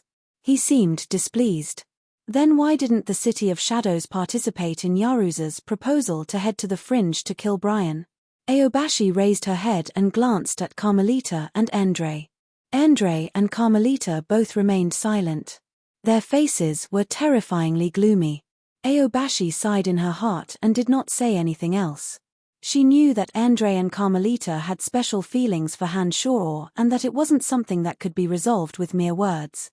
Before Han Shoror killed Wallace, he was very close to Andre and Carmelita. When Wallace wanted to deal with Han Shoror, Andre and Han Shoror had even disregarded their familial ties and tried to stop Wallace. They had helped the Han family a lot and truly considered Han Shoror as their last friend. But in the end, Wallace had indeed died in the hands of Han Shoror. This was an irreconcilable conflict. It was so complicated that Aobashi didn't know how to help them resolve it. All these years, Aobashi and Erebus had tried to persuade the two, but the two were convinced that Han Shoror shouldn't have killed Wallace. Therefore, they had never forgiven Han Shoror no matter what they said. Sigh. It was at this moment that a long sigh sounded from outside. It sounded like the owner of the sigh was extremely helpless and melancholic. "Who's there?" A guard from the Saint residence suddenly shouted in an attempt to locate the source of the sigh. They were in the Saint residence. Andre and Carmelita were having a meeting in a secret chamber. No one was allowed to approach them. It was at this moment that a strange sigh sounded. The divine guards immediately got into action and started searching for the intruder as though they were facing a great enemy. Andre, Carmelita, Erebus, and Aobashi were stunned for a moment. They seemed to have recalled something from that familiar voice. After a long while, Erebus was startled and stood up from his seat. He cried out in alarm, "Damn it! Am I hallucinating? I think I heard Brian's voice just now. I don't think so. He should be in the Fringe right now. There's no way he would be here." "Haha, Erebus, we must have been too nervous lately." Aobashi shook her head and laughed. Suddenly, her expression froze and she said in a daze, "That can't be right. You and I both heard it. It can't be a hallucination. But it's also impossible for Brian to be here. Perhaps it was someone with a voice similar to Brian's. Maybe I should go out and take a look," Aobashi mumbled to herself. She got up and prepared to go out and take a look. "It's him. It's definitely him," said Carmelita stubbornly as she bit her lips so hard that they were about to bleed. Andre abruptly stood up. A trace of pleasant surprise flashed across his eyes. But shortly after, as though he suddenly recalled something, he took a glance at Carmelita beside him and sat back down. After taking a short pause, he said in a deep voice, "Don't worry about it. Let him be." "How can we do that?" Aobashi bunched her brows and said, "The intruder might have heard our conversation. If it's not Brian, we must find out who he is.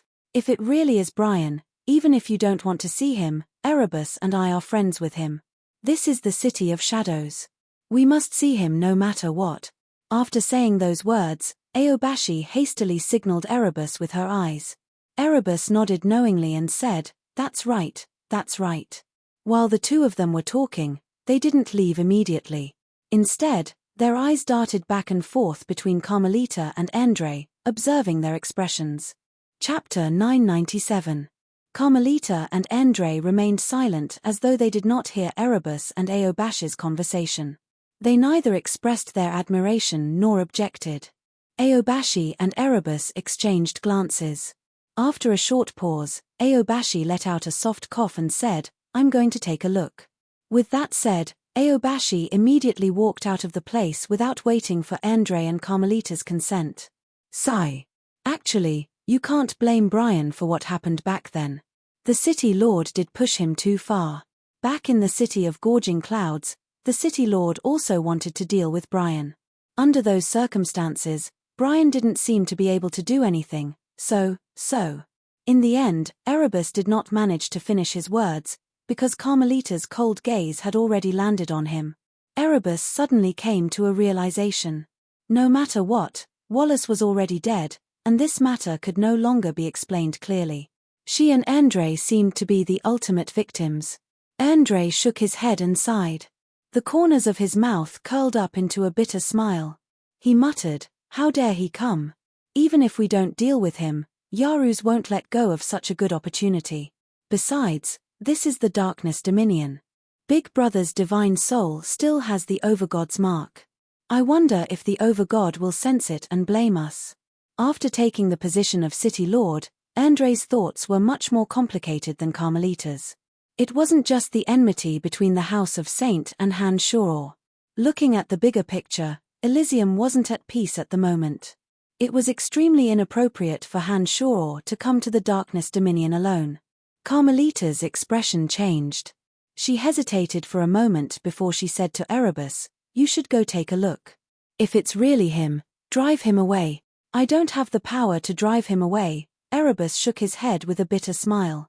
Carmelita was obviously anxious. She said, "We don't want to see him. He won't get any benefits in the Darkness Dominion. Drive him away." It was only then that Erebus realized something. He sized up Carmelita suspiciously and then looked at Andre. When he saw Andre secretly nod at him, Erebus' eyes lit up as though he understood something. He nodded and said, "If I really see him, I will drive him away." After saying that, Erebus gave Carmelita and Andre a strange look before leaving without a word. After Erebus left, Carmelita sighed and grumbled, "Why did he come back? Isn't he doing fine in the fringe?" After a moment of hesitation, Andre said softly, "He should be fine. He was able to walk out of the Darkness Dominion unscathed the last time, so he should be fine this time as well." The streets of the City of Shadows were lined with shops. After exiting the Saint residence, Aobashi strolled alone in the surrounding shops without saying a word. Those divine guards in the City of Shadows who recognized Aobashi hastily went to report to her as soon as they saw her. They thought that something bad had happened in the city. Aobashi gestured for them to stay away from her. But after a few steps, she noticed that Erebus had also come out from the Saint residence and was happily following her. "What's going on?" Aobashi shot a glance at Erebus and asked indifferently. "It's nothing. I can see that Carmelita and Andre still treat him as a friend. It's just that due to Wallacey's death, it's impossible for them to be as close as before." Erebus smiled as he recounted Carmelita and Andre's reactions. Aobashi nodded and said nothing more after hearing his words. The two of them tacitly headed towards a secluded area. It was none other than the ruins of the Celestial Pearl Pharmacy in the City of Shadows. For some unknown reason, even after the Han family had left the City of Shadows, this piece of land, which was worth an inch of gold, had been preserved. No shop had been able to purchase it from the House of Saint. Perhaps because it had been a long time since anyone had cleaned the place, it was a little dirty and dusty. But Aobashi and Erebus paid no attention to it and walked straight into it. Everyone in the Darkness Dominion knew of Han Shoror's deeds. Even though the Han family had long left the City of Shadows, no one dared to destroy this place. Many experts in the City of Shadows held this place in awe. Even the patriarchs of the three major family clans had secretly instructed their disciples not to destroy any of the Han family's buildings in the City of Shadows. The patriarchs of the three major family clans did not even treat the Saint family with such solemnity. This was a clear indication of how important Han Shoror was to them. After Aobashi and Erebus entered the place, they suddenly discovered a person standing under a tall and dirty building. He was looking at them with a smile. "Brian, it's been a while," Aobashi said in a subtle smile. "Haha, it's really you. I knew my ears weren't that bad." Erebus laughed heartily. He suddenly took a few steps forward and hugged Han Shoror. He only let go of Han Shoror after punching him 3 times with his iron fist. Soon after, he put on a solemn face and sized up Han Shoror. He asked, "What's wrong? Were you injured? Why is there such a long scar on your face? You can heal all of Carmelita's injuries, but can't you erase the scar on your face?" The thin line that split Han Shoror in half was too conspicuous. Fortunately, Han Shoror was wearing clothes. Otherwise, Erebus and Aobashi would have noticed that the thin line glowed brightly and gave off intense fluctuations of spacetime. "It's just a small wound. I'm fine," Han Shoror smiled and did not elaborate on the matter. He looked at Erebus and Aobashi and softly sighed. He asked, "Do they still hate me?" Erebus and Aobashi were rather embarrassed. They did not know how to answer. I knew it would turn out this way. Haha, it's only natural that they don't forgive me. Many of my Han family's guards were killed because of Wallace. Wallace also wanted to kill me. If I didn't kill him, the Han family would never have a day of peace. I had no other choice. Han Shoro sighed and forced a smile. I came over this time just to see you guys. Since they don't want to see me, then forget it. Actually, it's not what you think. Andre and Carmelita are still your friends. They are very concerned about you. It's just that the entire city knows that you killed Wallace. If Andre and Carmelita are still in contact with you at this time, the entire House of Saint will find them for revenge, Erebus explained. Even just now, they were still very worried that you would be in danger in the Darkness Dominion. They were afraid that Yaruz and the others would come after you. Erebus paused and looked up at the sky, as though he was worried about something. Aobash's expression slightly changed. She reprimanded, "Don't talk nonsense." She knew that the Darkness over God possessed remarkable abilities and that some of her words could send Erebus into a state of eternal damnation. It's fine. Elysium may be vast, but there aren't many who would dare to touch me. Not to mention in the dominions of darkness, death, and destruction, Han Shoro chuckled. With his current strength, there was really nothing to fear. Oh, you sure are confident. Aobashi giggled and said, "You have grown up over the years. I heard that the entire fringe is yours. You even killed Jar, one of the 3 guardians of the light in the dominion of God of Light, right? I've been living in the City of Shadows for so long. How about I join you in the fringe? As long as you come to the fringe, I will raise both hands in approval." Han Shoro, of course, knew that Aobashi was joking. She had lived in the City of Shadows for a long time and was indebted to Wallace. Even though Wallace was no longer around, she was still busy working for the House of Saint. She had always wanted to repay Wallace's kindness. Cowardly? Han Shoro stared blankly for a moment. He bunched his brows and said, "Given your strength in the City of Shadows, Erebus, and the House of Saint, who would dare to go against you? The situation has changed." Erebus forced a smile and explained the current situation in the City of Shadows to Han Shoro. After Erebus finished, Han Shoro nodded and said, "So that's how it is." Without saying much, Han Shoro took out a few items and handed them to Erebus and Aobashi. He smilingly said, "Take these.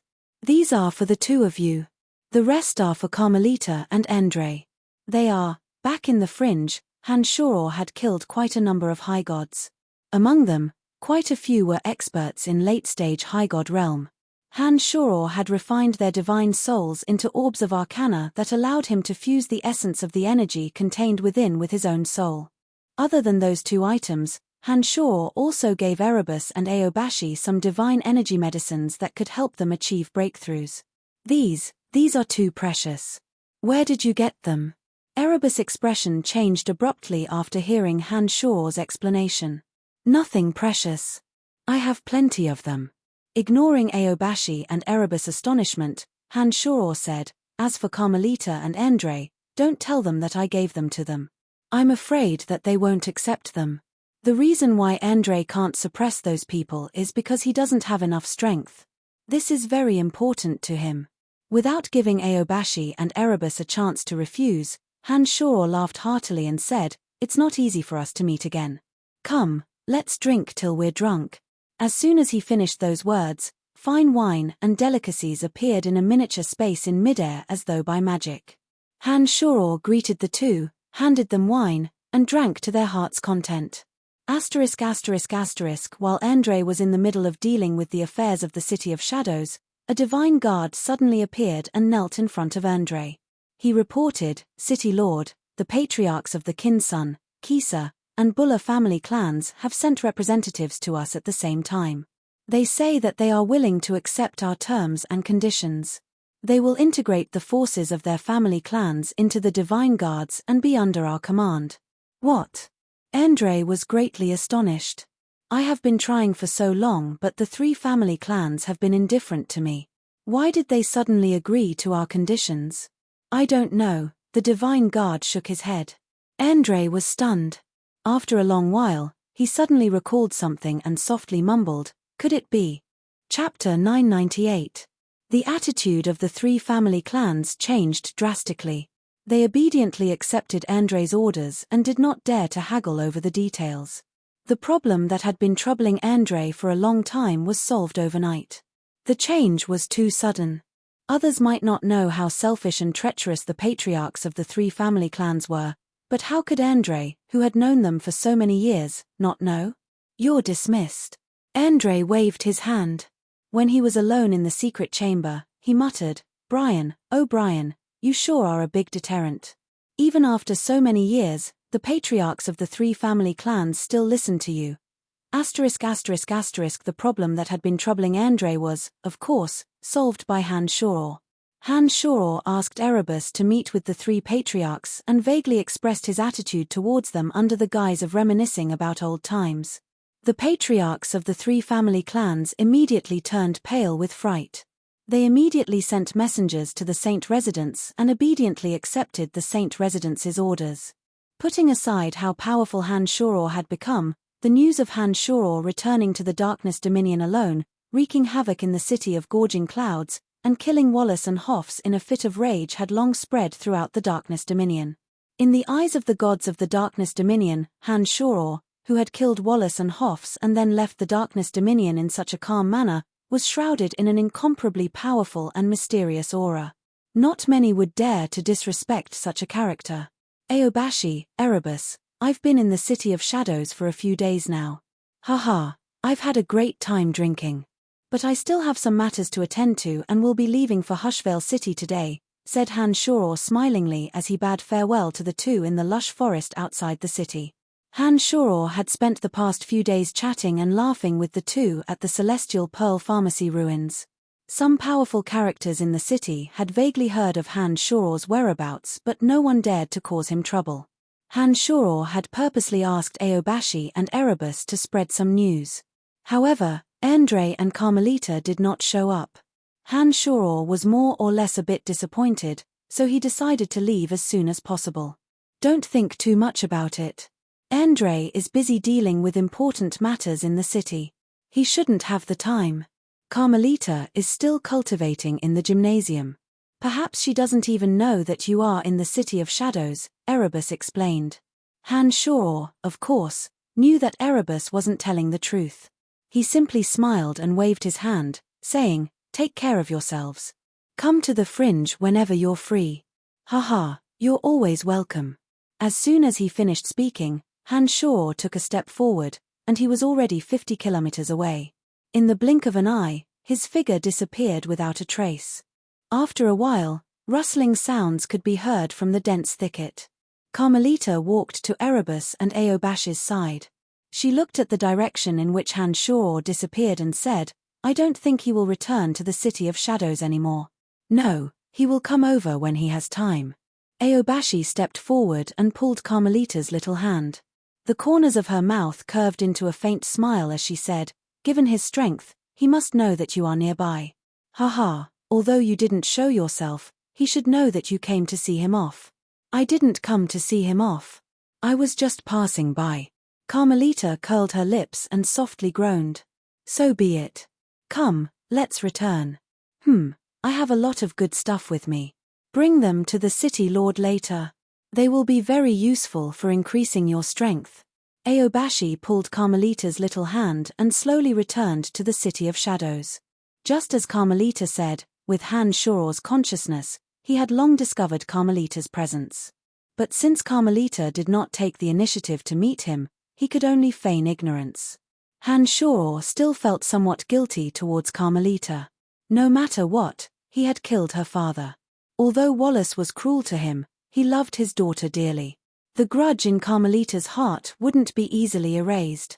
However, Han Shoror was very gratified that Carmelita was willing to come. He felt that his trip to the City of Shadows was not in vain. Even if he couldn't be as close as he used to be with Andre and Carmelita, at least he wouldn't have to hate them. Han Shoror felt much more relaxed after having a weight lifted from his heart. He stealthily made his way to Hushvale City. Donna's graceful figure gradually entered Han Shoror's mind.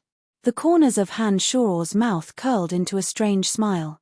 He galloped to his heart's content.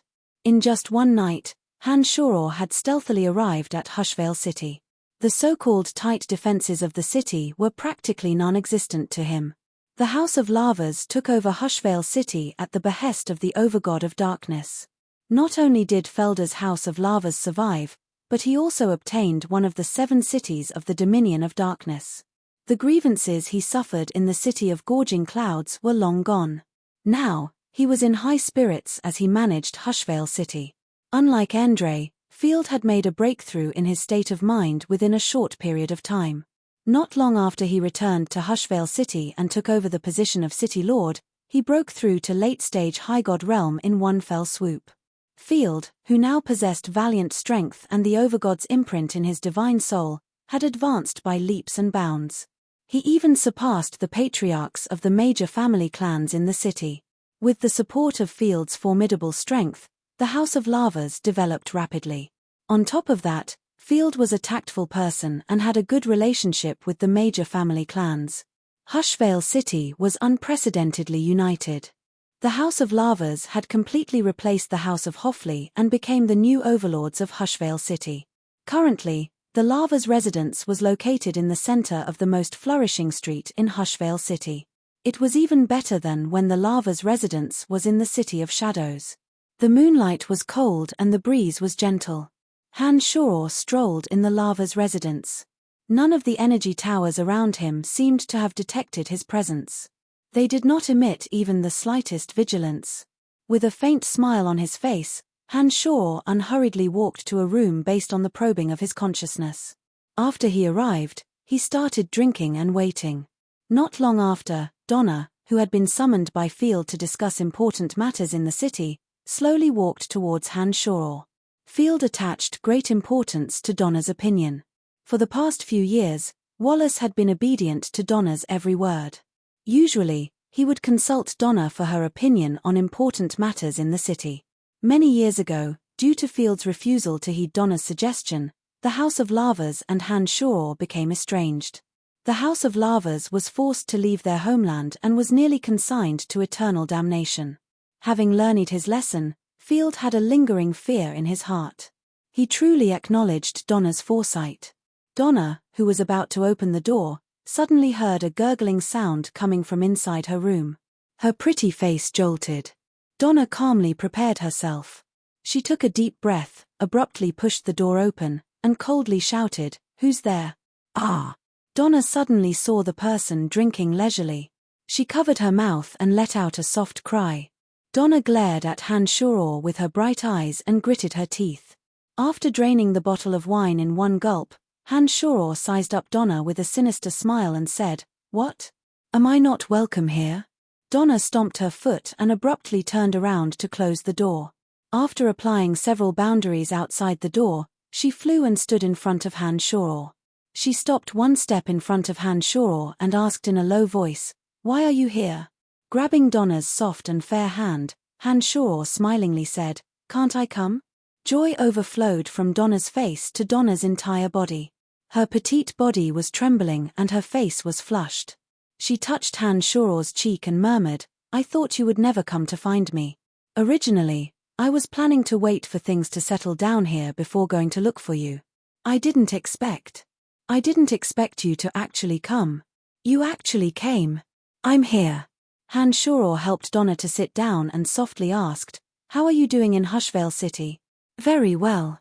My father has broken through to late-stage High God realm. In addition, my father has obtained the Overgod's approval. No family clans dare to cause trouble in the dark.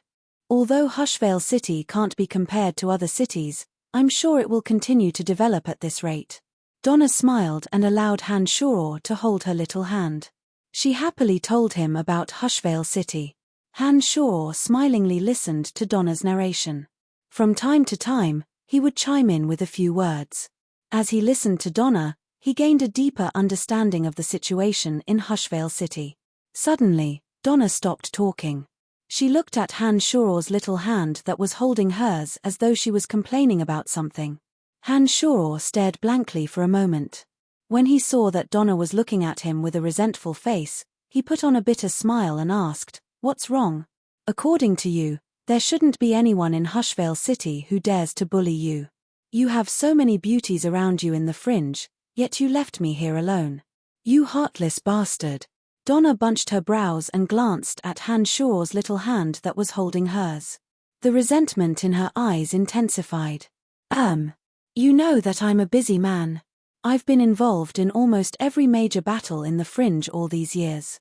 I don't have the time to have so many beauties around me. Hanshaw put on a bitter smile and complained, the path of cultivation is like rowing a boat against the current. If I don't advance, I'll be going backwards. I'm either scheming with the sovereigns all day long or spending all my free time on making breakthroughs in my state of mind. I'm even busier than you. I don't care. You've been having so many beauties around you and never came to see me. Donna suddenly threw a tantrum. She pulled her hand away from Hanshaw's grasp and put on an indignant face. It was obvious that Donna was angry.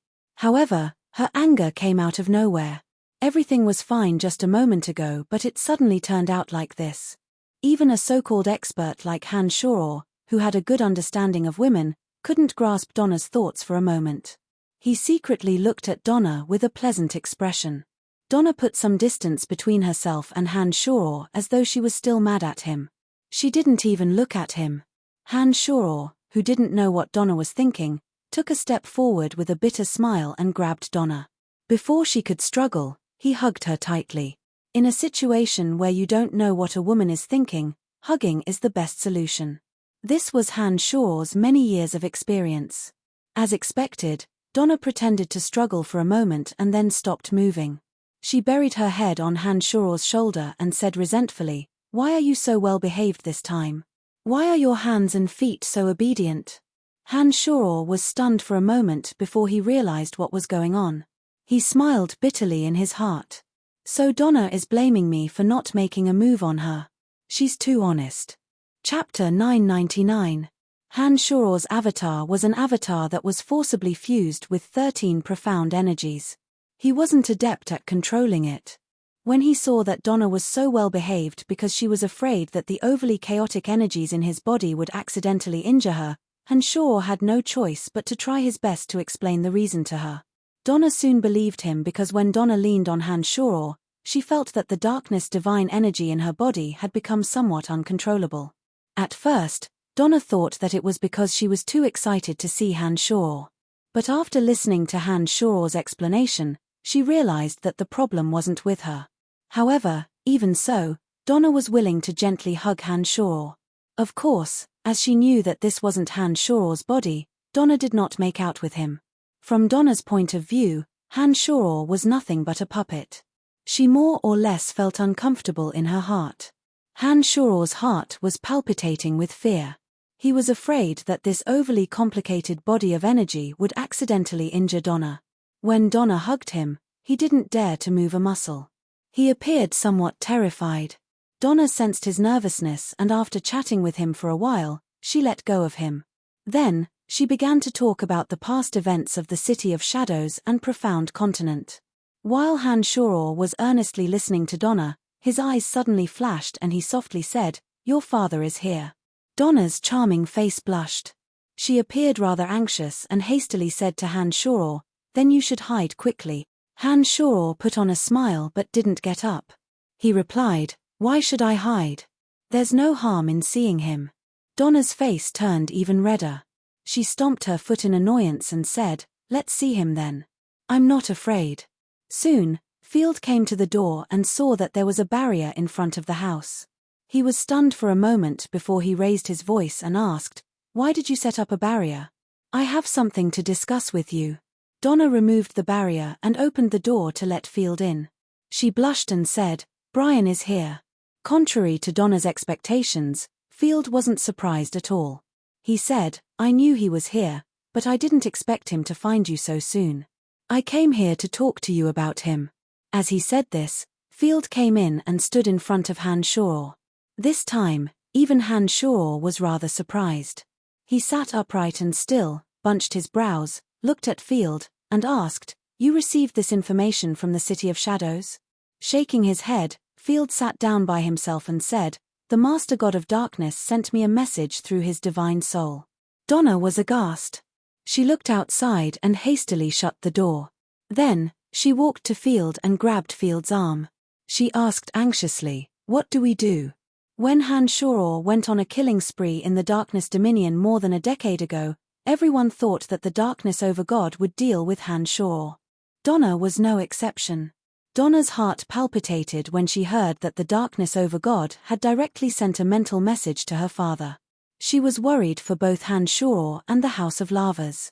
Field turned to look at Donna and sighed in his heart. He wondered how much more hardship his daughter would have to endure in the future. Then, Field turned his gaze to Han Shoror. He knew that Han Shoror had many beautiful women around him and none of them were easy to deal with. Donna was a member of the House of Lavas. Back then, the House of Lavas had dealt with the Han family. Although the House of Lavas was the one who suffered the most in the end, there was still a grudge between them. Han Shoror might be magnanimous and forgiving, but there was no guarantee that the women of the Han family wouldn't hate him. "Donna, what are you worried about?" Han Shoror put on a carefree smile and said calmly, "Since I dared to come to the Darkness Dominion, I am confident that I can leave with ease." "Don't be nervous. That's different. No one can contend against the might of an overgod. The last time you were in the city of gorging clouds, it was at the edge of the Darkness Dominion. That was why you could leave so easily. But this is Hushvale City. My father even received a divine message. What should I do?" Donna didn't relax despite Han Shoror's reassurance. She still looked nervous and anxious. Donna's strength was too low. It was obvious that she didn't understand how terrifying the power of an overgod with quintessence was. Just like how Han Shoror could see through everything in the fringe, if an overgod of darkness wanted to settle scores with someone a level lower than him, that person wouldn't be able to escape. The reason Han Shoror was able to leave the city of gorging clouds unscathed wasn't because he managed to evade in time, but because the Darkness over God went easy on him. For someone like Donna, Han Shoror's survival was just a fluke. She didn't understand the intricacies behind it. "Don't worry. I'll be fine." Han Shoror comforted Donna once more. Then, he turned to Field and said with a smile, "The Darkness over God didn't send you a spiritual message to deal with me, did he?" "Hehe, tell me, what message did he want you to pass on to me?" Han Shoror maintained a leisurely attitude even when he was talking to Field, Donna's father. At his realm of strength, he wouldn't be bound by the rules of the secular world. "You know that the Darkness over God didn't want us to deal with you?" Field was a little surprised. "I came to the Darkness Dominion under their invitation. Of course I know that he didn't send you a spiritual message to deal with me." After taking a short pause, Han Shoror put on a smile and said bluntly, "Besides, even if he really wanted to deal with me, he wouldn't have told you about it." Although Field had advanced to late-stage High God realm, he posed no threat to Han Shoror. Han Shoror could kill him with a wave of his hand if he so desired. Nestet, the overgod of death, had witnessed Han Shoror's strength 10 years ago. The Darkness overgod, who was on good terms with Han Shoror, could roughly guess Han Shoror's strength. If Han Shoror really wanted to deal with Han Shoror, he wouldn't have sent a small character like Field. Field couldn't help but put on a bitter smile after hearing Han Shoror's words. He knew that what Han Shoror said was true. 10 years ago, Han Shoror was able to kill Jar with ease. Given the strength of Hushvale City, even if all of them joined forces, Han Shoror wouldn't be a match for Han Shoror. Suddenly, Field's heart thumped and he asked, "The three invited you? Who else?" "The three overgods of death, darkness, and destruction have invited me to the Darkness Dominion. I wonder what they are up to," replied Han Shoror casually. Field and Donna were stunned. They looked at Han Shoror in disbelief. The overgods of death, darkness, and destruction were existences far beyond their reach. They had never even seen the overgods that they worshipped in their shrines. Yet, these existences that stood at the pinnacle of Elysium had invited Han Shoror to the Darkness Dominion, and all three of them. What did such treatment mean? It meant that they had treated Han Shoror as a distinguished guest. That was simply impossible.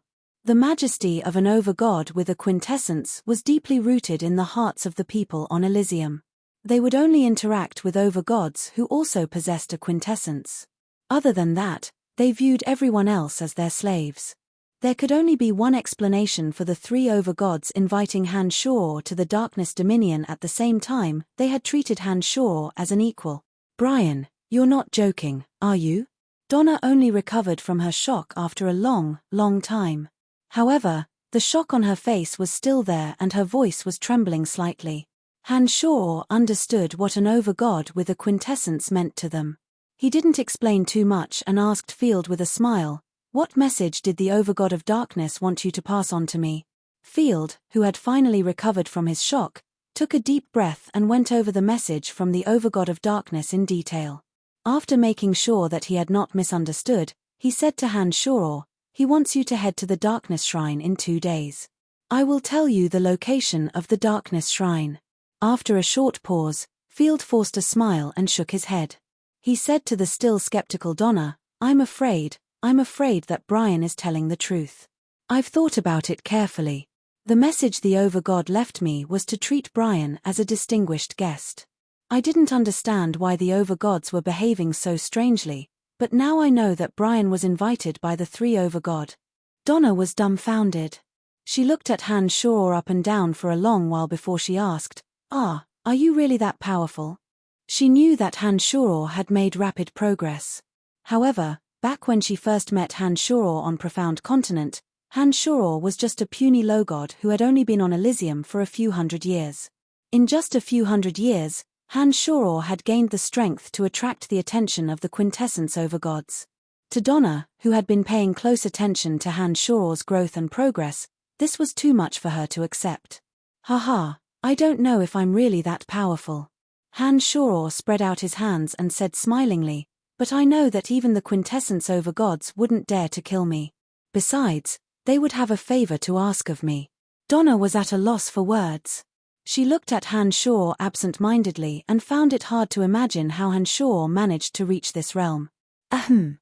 Field shot a glance at Donna and said, Little N.A., can you leave for a moment?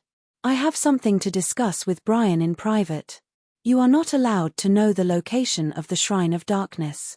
Donna looked at Han Shor in a daze for a moment before she softly said, I'll be leaving then. You two talk. After Donna left, Field suddenly let out a soft sigh and said, if I had listened to Little N.A. back then, our House of Lavas wouldn't have suffered such heavy losses. Every time Field saw that Han Shor grew stronger, the regret in his heart would deepen. It was because he had underestimated Han Shor that his younger brother Avery died, caused the House of Lavas to be forced to leave their homeland and almost be exterminated in the city of Gorging Clouds. Where is the Shrine of Darkness? Han Shor didn't want to dwell on the past. After telling Han Shor the location of the Shrine of Darkness, Field looked deeply at Han Shor and said, Brian, treat Donna better. After a moment of hesitation, Field said softly, I beg of you. He knew that due to the huge gap in strength, he could never put on airs in front of Han Shor. Han Shor nodded and said seriously, Don't worry, I will treat her well. Chapter 1000. As soon as Field left, Donna immediately asked Han Shor, What did my father talk about with you? He just talked about the Darkness Shrine. There's nothing special about it. Han Shor smiled and said to Donna, Your father's luck is pretty good. The Darkness Overgod specifically sent him a spiritual message. It seems like he thinks highly of him. With this, his position in Hushvale City will be unshakable in the future. In a divine territory governed by a quintessence Overgod, as long as the Overgod took a liking to you, you would definitely rise to prominence one day. Field's strength was clear for all to see, and he was quick-witted. With Hushvale City in his hands, the Darkness Overgod would definitely promote him. Nothing else. Donna was a little bashful. She blushed and whispered, He didn't mention anything about the matter between us. Donna was still a little worried. She was afraid that Field would have a different opinion on the matter between her and Han Shor. It was impossible for Donna to ignore Field's opinion. After thinking for a moment, Han Shor reminded Donna, Hey, your father didn't say anything. He only told me to treat you well. To prevent Donna from thinking too much, Han Shor reminded her. Donna understood. After hearing Han Shor's words, she immediately knew that Field had no objections. Her face turned even redder. She stared at Han Shor and whispered, Then, will you listen to my father? What do you think? Han-Shoror held Donna's little hand and smiled wickedly as he stared at Donna. Donna and Han-Shoror stared at each other for a few seconds. Then, she retreated in panic. She lowered her head in embarrassment and angrily stomped on Han-Shoror's foot to vent the dissatisfaction in her heart. I will be leaving for a while to meet the three of them. I will come to Hushvale City to look for you after I'm done with my discussion. Han-Shoror looked sincerely at Donna and said, if there's nothing urgent to attend to in Hushvale City, make some preparations. When I come looking for you, come with me to the fringe. Donna was obviously pleasantly surprised. But after hesitating for a moment, she sighed softly and said, I'll discuss this with Father. There are a lot of things that need to be done in Hushvale City, and our family is short on manpower. Let's see what Father thinks. Don't worry. Your father is protected by someone above him. He will be safe and sound in Hushvale City. Besides, it's not like you can stay in Hushvale City forever to help him. I have a lot of work to do in the fringe, said Han-Shoror as he held Donna's hand and smiled ambiguously. The fringe was indeed very busy. However, with Phoebe, Emily, and so many other members of the Han family running things, the fringe wasn't really short on manpower. It was just an excuse for Han-Shoror. I'll talk to Father, said Donna happily. It seems that she will have a good talk with Field. Okay. I believe your father will be willing to let you go, said Han-Shoror as he reached out to tidy up Donna's hair. All right, there's no time to lose. I'll be leaving now. I'll look for you as soon as I'm done with my discussion. Donna was rather reluctant to part with Han-Shoror. She had intended to be a little more friendly to him before he left. However, when she recalled that Han-Shoror's body was rather strange, she gave up on the idea. She gently reminded Han-Shoror to be careful before she let Han-Shoror leave. After leaving Hushvale City, Han-Shoror headed straight for Mirage City. According to Field, the Shrine of Darkness was located in the Black Domain Forest located at the center of the Darkness Dominion.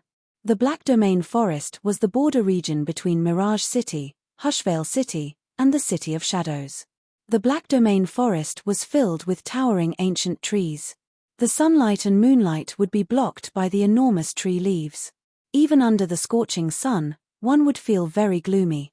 Back when he was in the City of Shadows, Han-Shoror had guessed that the Shrine of Darkness was located in the Black Domain Forest. As the Black Domain Forest was a restricted area for several cities, it was usually sparsely populated. The major cities strictly forbade outsiders from entering the Black Domain Forest. Gods who disobeyed the advice of the Shrine of Darkness never returned alive. Back when Han-Shoror guessed that the Shrine of Darkness was located in the Black Domain Forest, he did not have the courage to explore it. Back then, overgods with quintessence were legendary existences in Han-Shoror's eyes. Back then, his strength was too weak and he did not have the confidence to take the risk. Although the journey from Hushvale City to the Black Domain Forest wasn't a short one, Han-Shoror's current speed was really fast. In just half a day, he arrived at the entrance of the Black Domain Forest. Sensing the element of darkness in the Black Domain Forest that was much denser than other places, Han-Shoror took a deep breath and stepped into the Black Domain Forest. Although Han-Shoror confidently said that he would be fine in front of Field and Donna, Han-Shoror was still rather worried when he actually stepped into the Black Domain Forest. If the overgods of death, destruction, and darkness were to attack him together in the Black Domain Forest, Han-Shoror wasn't confident that he would be able to escape easily in such a special place. After stepping into the Black Domain Forest, Han-Shoror unfolded his consciousness and slowly sensed the unusual flow of the element of darkness. After sensing for a moment, Han-Shoror headed towards the region where the element of darkness was the densest. The overgods of darkness, death, and destruction are looking for me. What are they up to? Along the way, Han-Shoror had been pondering this question, but he couldn't come up with an answer. According to the overgod of death, Nestet, the reason the three invited Han-Shoror to the Black Domain Forest wasn't just to unite the fringe. Originally, Han-Shoror had no intention of participating in the War of the Gods. But judging from Nestet's tone, it sounded as though no continent could escape the war. Even the dominions of space and fate, which had always advocated staying out of worldly affairs, would inevitably be affected. It was likely that the war wouldn't be as simple as most people thought it to be. After learning some secrets from the divine soul of Kors, hegemon of the Life Dominion, and learning about the special influence the existence of god hunters had on the 12 quintessence over gods, Han Shoror grew extremely wary of the 12 quintessence over gods. He couldn't understand why they would watch him grow stronger and use his power to open Eternia. It was precisely because of these doubts that Han Shoror took the risk to come to the Black Domain forest. Rustle, rustle. Han Shoror stepped on the soft leaves and strolled forward. He didn't break through the air.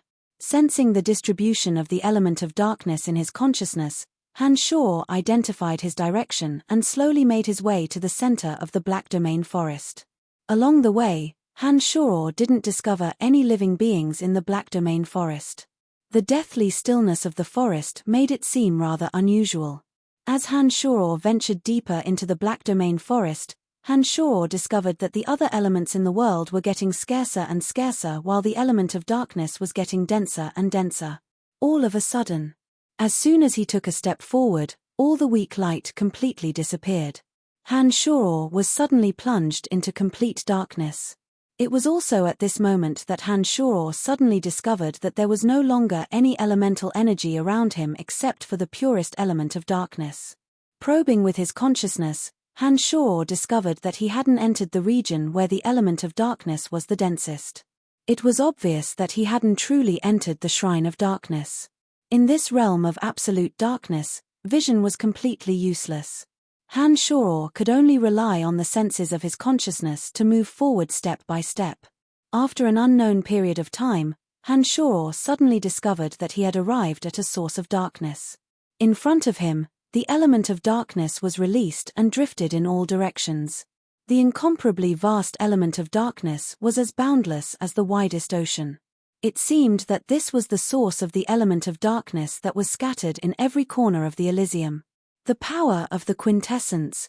Han Shoror immediately knew that he had arrived at his destination and that he would soon be able to see the overgod of darkness. Only the power of the quintessence could be so terrifying and seemingly endless. It was also only the power of the quintessence that could give off an unparalleled, powerful deterrent force.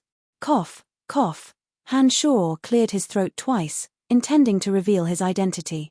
It was at this moment that he suddenly discovered that the element of darkness around him had changed. It suddenly pressed down on him. In an instant, the seemingly endless element of darkness condensed together and enveloped every part of Han Shoror's body like a cage. It surged towards him with great force. Han Shoror's heart jolted. He felt an incomparably terrifying pressure from the energy that was surging towards him.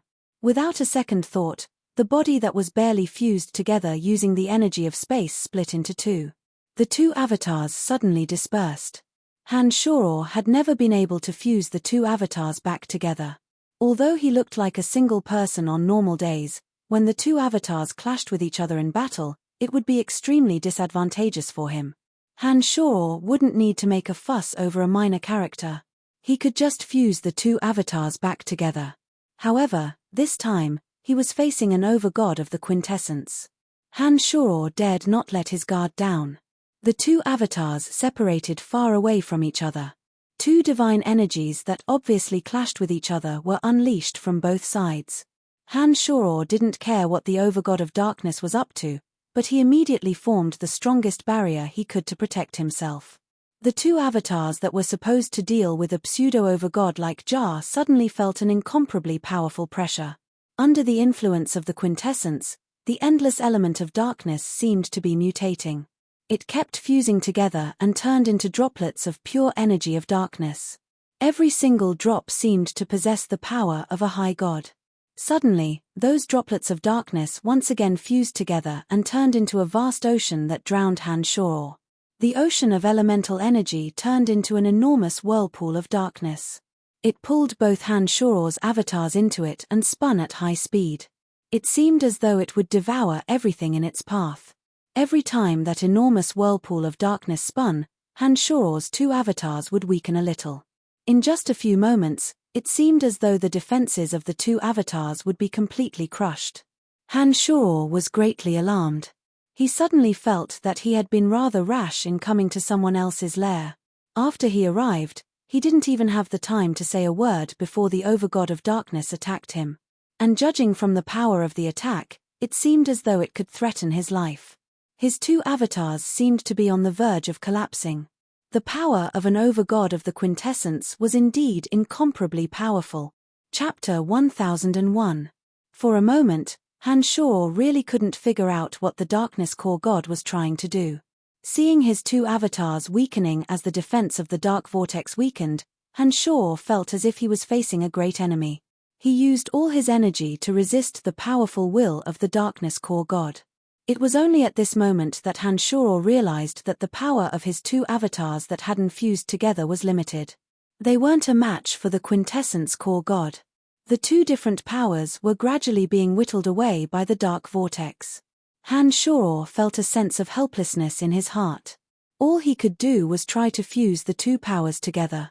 From Hanshaw's point of view, as long as he could fuse the powers of his two avatars together, he wouldn't have to fear the Darkness Core God. It was a pity that fusing 13 different powers was too difficult. It was practically a fantasy for him to achieve a breakthrough in such a short period of time. Seeing the power of his two avatars gradually being whittled away, Hanshaw grew anxious. All of a sudden, an idea flashed past Hanshaw's mind. Since it might be impossible to fuse them together temporarily, then let's try to clash our powers together. With a thought, Hanshaw's two avatars suddenly approached each other. The power that was originally used to defend himself suddenly transformed into two cone-shaped charging forces that clashed fiercely against each other like a long dragon.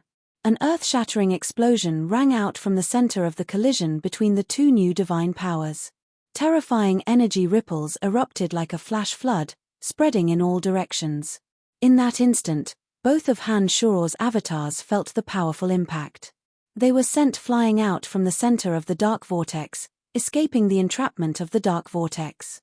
Delighted, Hanshaw didn't even think about it. He hurried back the way he came, heading toward the area where the element of darkness was thinner. "Huh!" A surprised exclamation came from the area where the quintessence was located in front of Hanshaw. He seemed to be wondering why Hanshaw's two avatars were able to escape the influence of his darkness quintessence. At this time, Hanshaw did not care what he was thinking. He desperately retreated outside, hoping to get as far away from the area where the guardhoods were. Alas, Hanshaw had underestimated the power of the quintessence over God. Suddenly, the boundless darkness spread out and engulfed Hanshaw as he moved. No matter where Hanshaw fled to, he couldn't see his own hand in front of his face, and the thick element of darkness kept a close eye on him. However, Hanshaw's speed was too fast, and even the core deity of darkness couldn't form another dark whirlpool to pull Hanshaw into it. Crack, crack, crack. Crack, crack, crack. A peculiar voice descended from the sky. An earth-shattering energy of destruction pressed down on Hanshaw. Hanshaw, who was in the midst of escaping, turned pale with fright.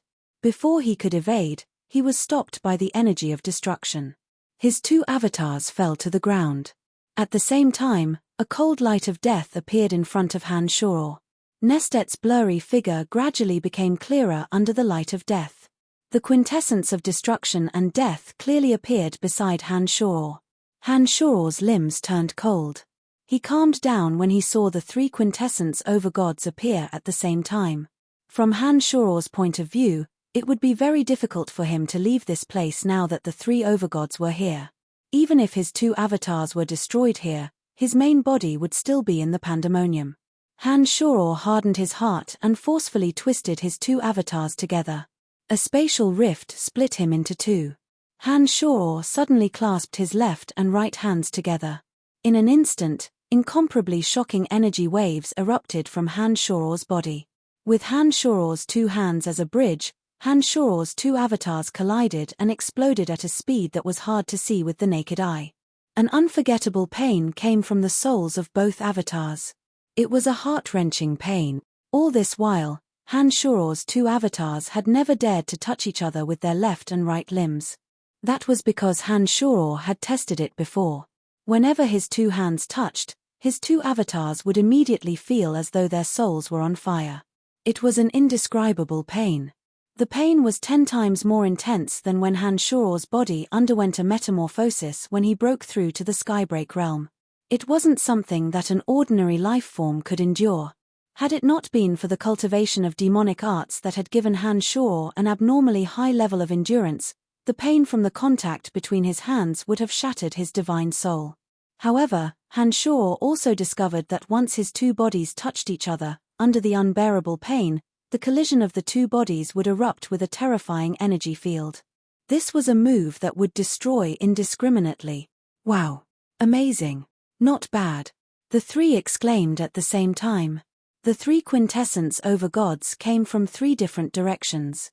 When they saw Han Shuor's two hands clasped together and the terrifying energy field, they were clearly shocked. At that moment, Han Shuor's eyes widened. His expression was ferocious as he glared at Nestet. The terrifying energy field instantly converged into rays from Han Shuor's eyes and suddenly shot toward Nestet. Nestet's expression changed, and he cried out in alarm, "Oh no!" He dodged in a panic. "Brian, don't be rash. We mean no harm. Omphalos was just testing you just now." Nestet hurriedly waved his hand after dodging the ray attack from Han Shuor's eyes, telling Han Shuor not to act rashly. As Nestet spoke, the endless darkness seemed to have been pulled away, and the cold moonlight shone down once more. It was also at this moment that a handsome young man with a cold expression and a tall, burly man appeared from the darkness. Both of them stared at Han Shuor, and their eyes shone with a strange light. The quintessence energy that only an overgod possessed was incomparably clear. Han Shuor, who was about to go all out against Nestet and the others, hesitated when he heard Nestet's words and saw the two overgods of darkness and destruction. He hesitated for a moment before slowly releasing his hands. All of a sudden, the terrifying energy field disappeared without a trace. Han Shuor's eyes were fixed on Nestet and the others. His loosened hands shone with light, and the space between his hands shone with a colorful light. It was as if there was a space inside that was constantly playing out the heavens and the earth, and strands of strange energy surged over from the endless plane of existence. Han Shuor did not know if Nestet's words were true or not. Therefore, he was prepared to attack as soon as the situation took a turn for the worse. There was only a fist's distance between his hands. The heart-wrenching pain suddenly vanished. Han Shuor took a deep breath as he sensed the space between his two fists collapsing.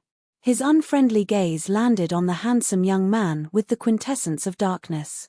In Han Shuor's eyes, the overgod of darkness was young, had a somewhat cold expression, and looked incomparably handsome. However, when Han Shuor probed with his consciousness, he discovered that apart from the energy of the quintessence of darkness, there was also an ancient and vicissitude aura on the overgod. It was as though the overgod had seen through everything in the world. Han Shuor understood that although the overgod looked young, he had lived for an incomparably long time. Perhaps not even profound continent had existed as long as the overgod. While Han Shuor was sizing up the overgod of darkness, Omphalos, the overgod of darkness was also sizing up Han Shuor with his pitch-black eyes. After a while, Omphalos nodded and said in a gentle voice, "Not bad. You are qualified to speak to us." After a short pause, Omphalos said, "You killed two of my city lords in the Darkness Dominion. I have to teach you a little lesson. I only attacked to see if you are qualified to speak to us." The burly man with the energy of destruction grinned. Nestet, Omphalos, and the gods of destruction all exuded an ancient aura. Although the three of them appeared to be young, Han Shuor knew that their long lives were not something he could compare with. Han Shuor stared blankly for a moment, but he did not dare to let his guard down. He carefully observed the three's expressions and mannerisms, but he could not find any clues from them. Han Shuor pondered for a moment. He felt that the three didn't summon him here with the intention of killing him. Putting aside his usefulness to Eternia, if Nestet really wanted to deal with him in the Death Dominion, it would be very difficult for Han Shuor to defend against him. After exchanging blows with the Master God of Darkness Omphalos, Han Shuor realized that the 13 great forces that had not been merged were not a match for the Master God of Quintessence. Only when the 13 great forces were merged, or when the demonic Yuan in his main body mutated and became a demon master, would he be able to fight the Master God of Quintessence. Han Shoror believed that when his main body became a demon master and the 13 great forces merged into one, no master god of quintessence would be a match for him. After a long silence, Han Shoror gradually relaxed. He no longer looked at the three of them as if he was facing a great enemy. He slowly retracted his hands that were only a fist away from each other and slowly lowered them. Seeing Han Shoror's action, Nestet smiled. He knew that Han Shoror believed them. "I didn't expect you to take such trivial matters to heart," Han Shoror said with a smile as he looked at the master god of darkness Omphalos. Although Han Shoror said those words in a relaxed manner, he knew that if he were in Han Shoror's shoes, he wouldn't have minded it so easily. Omphalos was rather surprised. He did not expect that Han Shoror could recover from the incident so quickly. Although he nodded in his mind, he said in an indifferent tone, "Wallace and Hoffs had been city lords for so many years. Even if they didn't make any contributions, they still worked hard. It's not right for me to let you get rid of them just like that. Let's forget about it for now. I won't pursue the matter any further. We can talk about some things." "What do you want to talk about?" asked Han Shoror. He looked at the three inquisitively. He was rather excited. They had traveled thousands of miles from the fringe to this place, disregarding the dangers they faced, just to uncover some secrets. Han Shoror was rather excited when Omphalos brought up serious business. Omphalos turned to Nestet and pondered for a moment before he said, "Let's talk about how the Battle of the Gods will be conducted and about Eternia." Chapter 1002. The War of the Gods and Eternia were the two things that had been on Han Shoror's mind for the past few years. Both the Goddess of Destiny and the God of Light had vaguely mentioned those two things when they met with Han Shoror. To Han Shoror, the War of the Gods and Eternia were major events that concerned him and the survival of the Fringe. These two events involved the 12 overgods of the quintessence and the 12 dominions. Unfortunately, neither the God of Light nor the Goddess of Destiny had revealed any information to Han Shoror about these two things. Han Shoror had tried to find out more about them but to no avail. Now that the War of the Gods had begun, the dominions of light, life, water, darkness, destruction, and death had officially begun their confrontation. A change that would engulf the entire Elysium was about to begin. According to Nestet, no region would be able to escape from this great whirlpool, not even the weakest fringe. At this critical moment, Han Shoror still knew nothing about the War of the Gods and Eternia. This was a fatal weakness.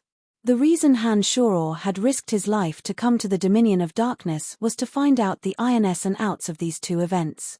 Now that Omphalos wanted to talk about it, he couldn't contain his excitement. "Oh." Han Shoror raised his eyebrows and said, "I know nothing about the War of the Gods and Eternia. I hope the three of you can explain it to me first." Omphalos shot a glance at Nestet and pondered for a moment before turning to the gods of destruction. When the two nodded, Omphalos said to Han Shoror, "Let's talk inside." Omphalos strode into the region where Han Shoror had come from. Nestet and the gods of destruction followed Omphalos without hesitation. Han Shoror raised his head and saw an enormous palace piercing through the clouds in the place that was previously shrouded in boundless darkness. The palace was 10 times larger than the Pandemonium and looked like several mountains piled on top of each other. Han Shoror felt a sense of reverence at first glance. Seeing that Omphalos and the two gods of destruction had turned into small dots shooting into the enormous palace, Han Shoror hesitated for a moment before following suit. Han Shoror gradually calmed down. Suddenly, he sensed that the enormous palace was like a terrifying whirlpool. Apart from the element of darkness that was 100 times denser than the Pandemonium, there were wisps of extremely weak, bizarre energy converging from all directions and slowly flowing into the enormous palace. With a thought, Han Shoror carefully sensed for a moment, and immediately discovered that the strands of extremely weak energy were the power of faith of the overgod of darkness. The power of faith was endless and there were hundreds of millions of strands flowing into him like tiny streams.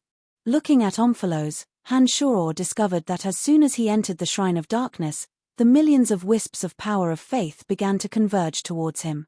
Han Shoror squinted his eyes and suddenly discovered that the power of faith in the eyes of his two avatars had turned into colorful rays of light. The enormous shrine of darkness was like a gigantic monster that opened its bloody mouth to devour the power of faith of the believers of the overgod of darkness from all material planes. Some of those wisps were as thick as an arm, while others were thousands of times thinner than a hair. After sensing for a moment, Hanshor quickly discovered that the wisps of power of faith that were as thick as an arm contained a faint aura of a high god. As for the wisps of power of faith that were thousands of times thinner than a hair, they were so weak that Hanshor couldn't even detect them. After sensing for a moment, Hanshor immediately understood that the more powerful a being was and the more powerful their soul energy was, the thicker the amount of power of faith they contributed to the overgod of darkness.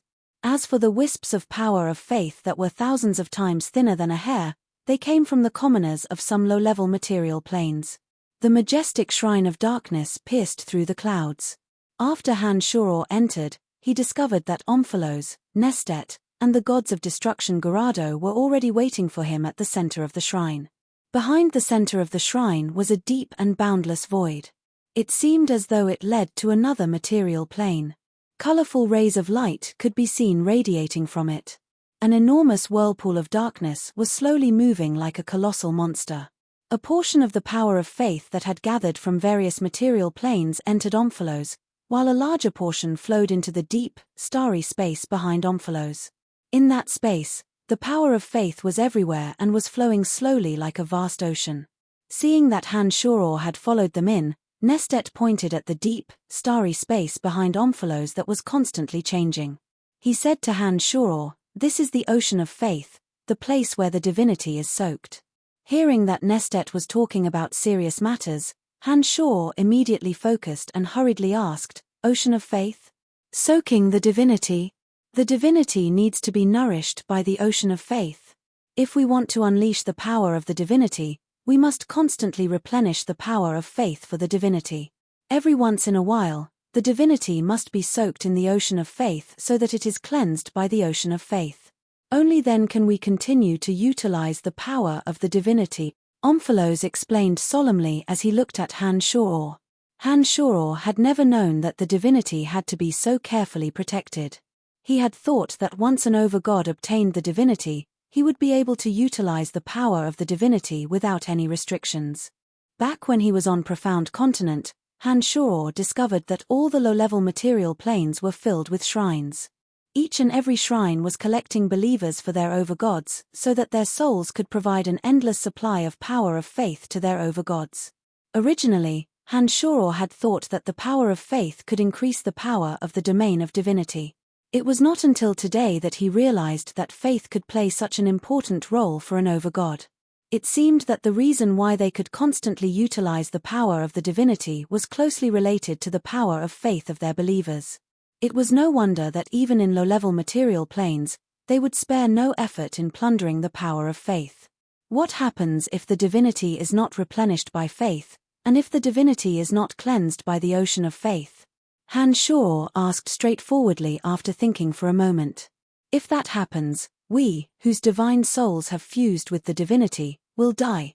To be precise, our divine souls will be obliterated by the divinity, but the divinity will still exist and wait for someone else to fuse with it, Omphalos explained solemnly with a sullen face. In other words, if all beings on material planes no longer believe in you, when the power of faith in the ocean of faith is exhausted, you will be abandoned by the divinity and replaced by someone else? Hanshor was astonished. That's right. Omphalos nodded. After a moment of hesitation, he continued to explain, the divinity shard is a special treasure. Since it is a divine artifact that contains the divinity, once we run out of faith to maintain the divinity, it will immediately abandon us and choose the god who fused with the divinity shard. After obtaining the divinity shard, the gods who possess it can burn it to provide new power of faith. This is because the divinity shard is formed by fusing the power of faith with special substances. The new overgod only needs to obtain enough power of faith from living beings before the divinity shard is completely burned. That way, even if the divinity shard is completely burned, the divinity will be able to sustain itself with the support of an endless supply of power of faith. Can the overgods without the divinity shard obtain the divinity shard after their divine souls are obliterated? Hanshor was taken aback and asked again. Yes. The one who answered was the gods of destruction Gerardo. He grinned and said, only if no one in this line has the divinity shard. Only then will the divinity choose them. Once they fuse with the divinity, they will immediately need a huge amount of power of faith to maintain the divinity. If they don't have enough power of faith, their divine souls will be obliterated by the divinity. Generally speaking, this is not a big possibility. We will not allow pseudo-overgods who cultivate the same line to have the power of faith that can threaten us. After a moment of hesitation, Gerardo glanced at Nestet and said, this is also why Nestet doesn't care about so-called powerful pseudo-overgods like Rog and Dagmar, and spares no effort to attack Han Hao, who has yet to enter the pseudo-overgod realm but has a divinity shard. Nestet wasn't angry at Gerardo for using him as an example. He nodded and said, to us, a god with a divinity shard, even if he is only a lesser deity, is 100 times more threatening than a pseudo-overgod without a divinity shard. At this point, Nestet smiled lightly and looked deeply at Han Shao. He said, if it wasn't for Han Hao suddenly forming a new divinity shard, I wouldn't have given face even if it was the goddess of destiny. I would have definitely destroyed him. Han Shao snorted when he heard Nestet mention the past. He said, it seems that gods with divinity shards can replace you as long as they can destroy the power of faith of your believers. Hehe, I thought that you guys with divinity shards are immortal. There is no such thing as an undying being. Gerardo couldn't help but laugh.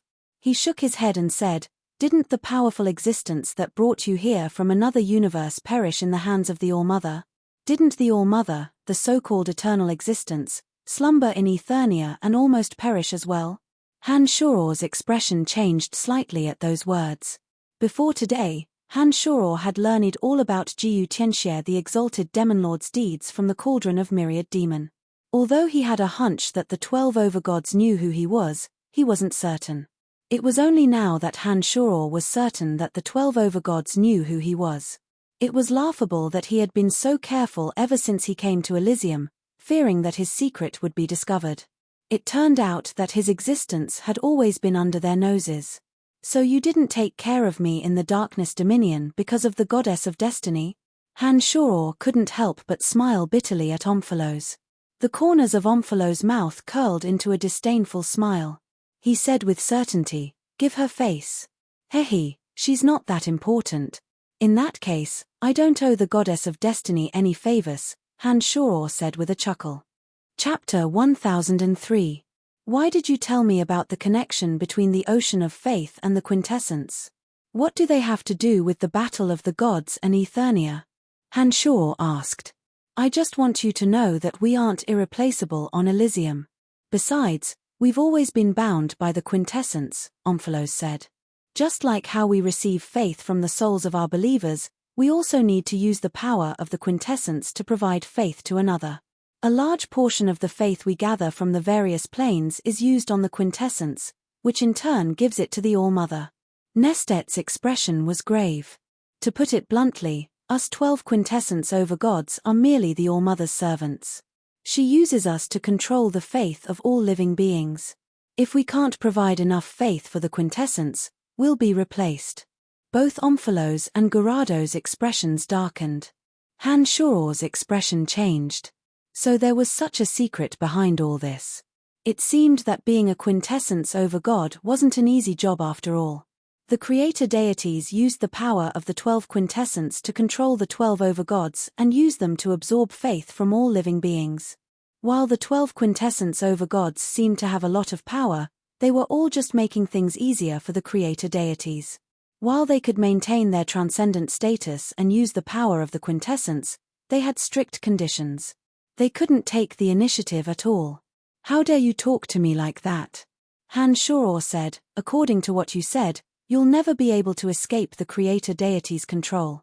Do you think you'll be able to survive if she learns of this? Things are different now. Gerardo smiled and took a deep breath. He stared at Han Shao and said, many, many years ago, an incredibly powerful being tore a rift between the two universes and arrived here. His power was incomparably terrifying. The 12 overgods and the ancestral mother goddess felt that terrifying power. You should know who I'm talking about. Han Shao nodded. Of course, He knew that Han Shoror was talking about Demon Lord Jiyu Tianxia.